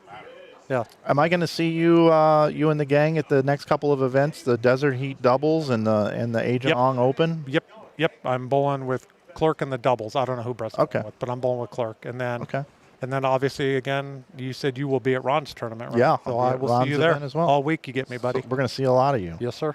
Awesome. Well, hey, man, great bowling. This Michael, is my thank you. first time in Arizona, and you and the rest of the field made it a good one. Thank you. I'm going to remember this one forever. And this is on YouTube, right? Yeah. All right. So how do I do it? Do the whole like and subscribe. Like and subscribe. Like and subscribe to the channel. To the channel. Inside Bowling. That's it. All right, Kevin. Congratulations again. Awesome bowling. Thank you, sir. I really appreciate it, bud. Thank you. All right, that's going to do it for everything here at beautiful Lakeview Lanes. I hear a guy average 250 here. I'll have to find out who that is on my next broadcast. But, man, awesome bowling today. And congratulations to all the competitors that cashed in the event and everybody that came out and shoot up to bowl. I do want to thank our sponsors again, by the way. I want to thank the great local association here, the events that are run, Southwest Bowlers Tour. Find out more information about those great events at bowlsbt.com. Local Tournament Club. I want to thank Brunswick for being a partner. Brunswick has everything bowlers need to take their game to the next level. And you should consider a Brunswick bowling ball, bag, or shoes on your next purchase. A proud sponsor of the Cactus Classic. Thanks to Randy Cote and everybody at Apparel EFX for their sponsorship. Chuck's Painting. Chuck bowled this event. Thanks, Chuck. Ramsey Auto Services here out in Phoenix. If you need something done to your vehicle, they are going to take care of you. Dawgs BroBQ. Theo's food business. Awesome food. I had some here on the first day. If you're in the area, make sure you check out how to get some of that food and lemonade. And Carl Ong for sitting in the booth with me all weekend. Agent Ong team, my home group, he and Kathy, they do great things.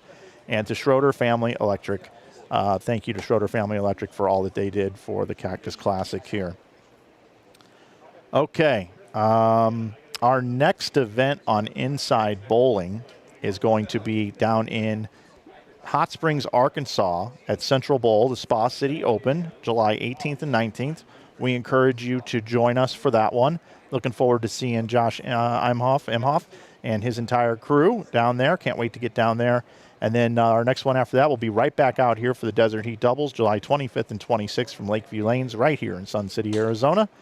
And then after that, we'll be at the Missouri USBC Masters in Queens in Cape Girardeau. And for a list of all events, head over to InsideBowling.com.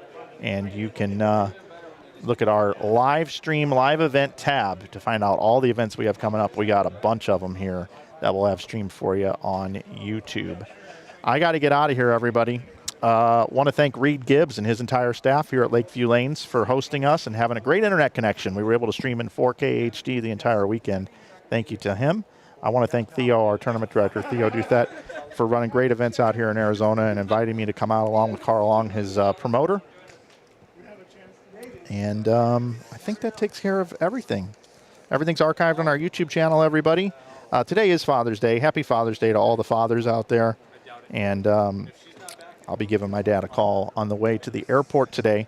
We'll check. There is the bracket board down there, as a matter of fact. Let's get a picture with that. So for everybody here, as I mentioned, my name is Mike Flanagan. You've been watching the 2026 Complete Bowling Events $10,000 Cactus Classic, part of the Southwest Swing here on Inside Bowling on YouTube. Only on Inside Bowling on YouTube. That's where you watched it right here. And as soon as I find my thumbnail, I will take us off the air. And that thumbnail is right here. Brianna Cote. Just missed the cut. Okay, everybody. Have a great day. We'll see you on our next broadcast.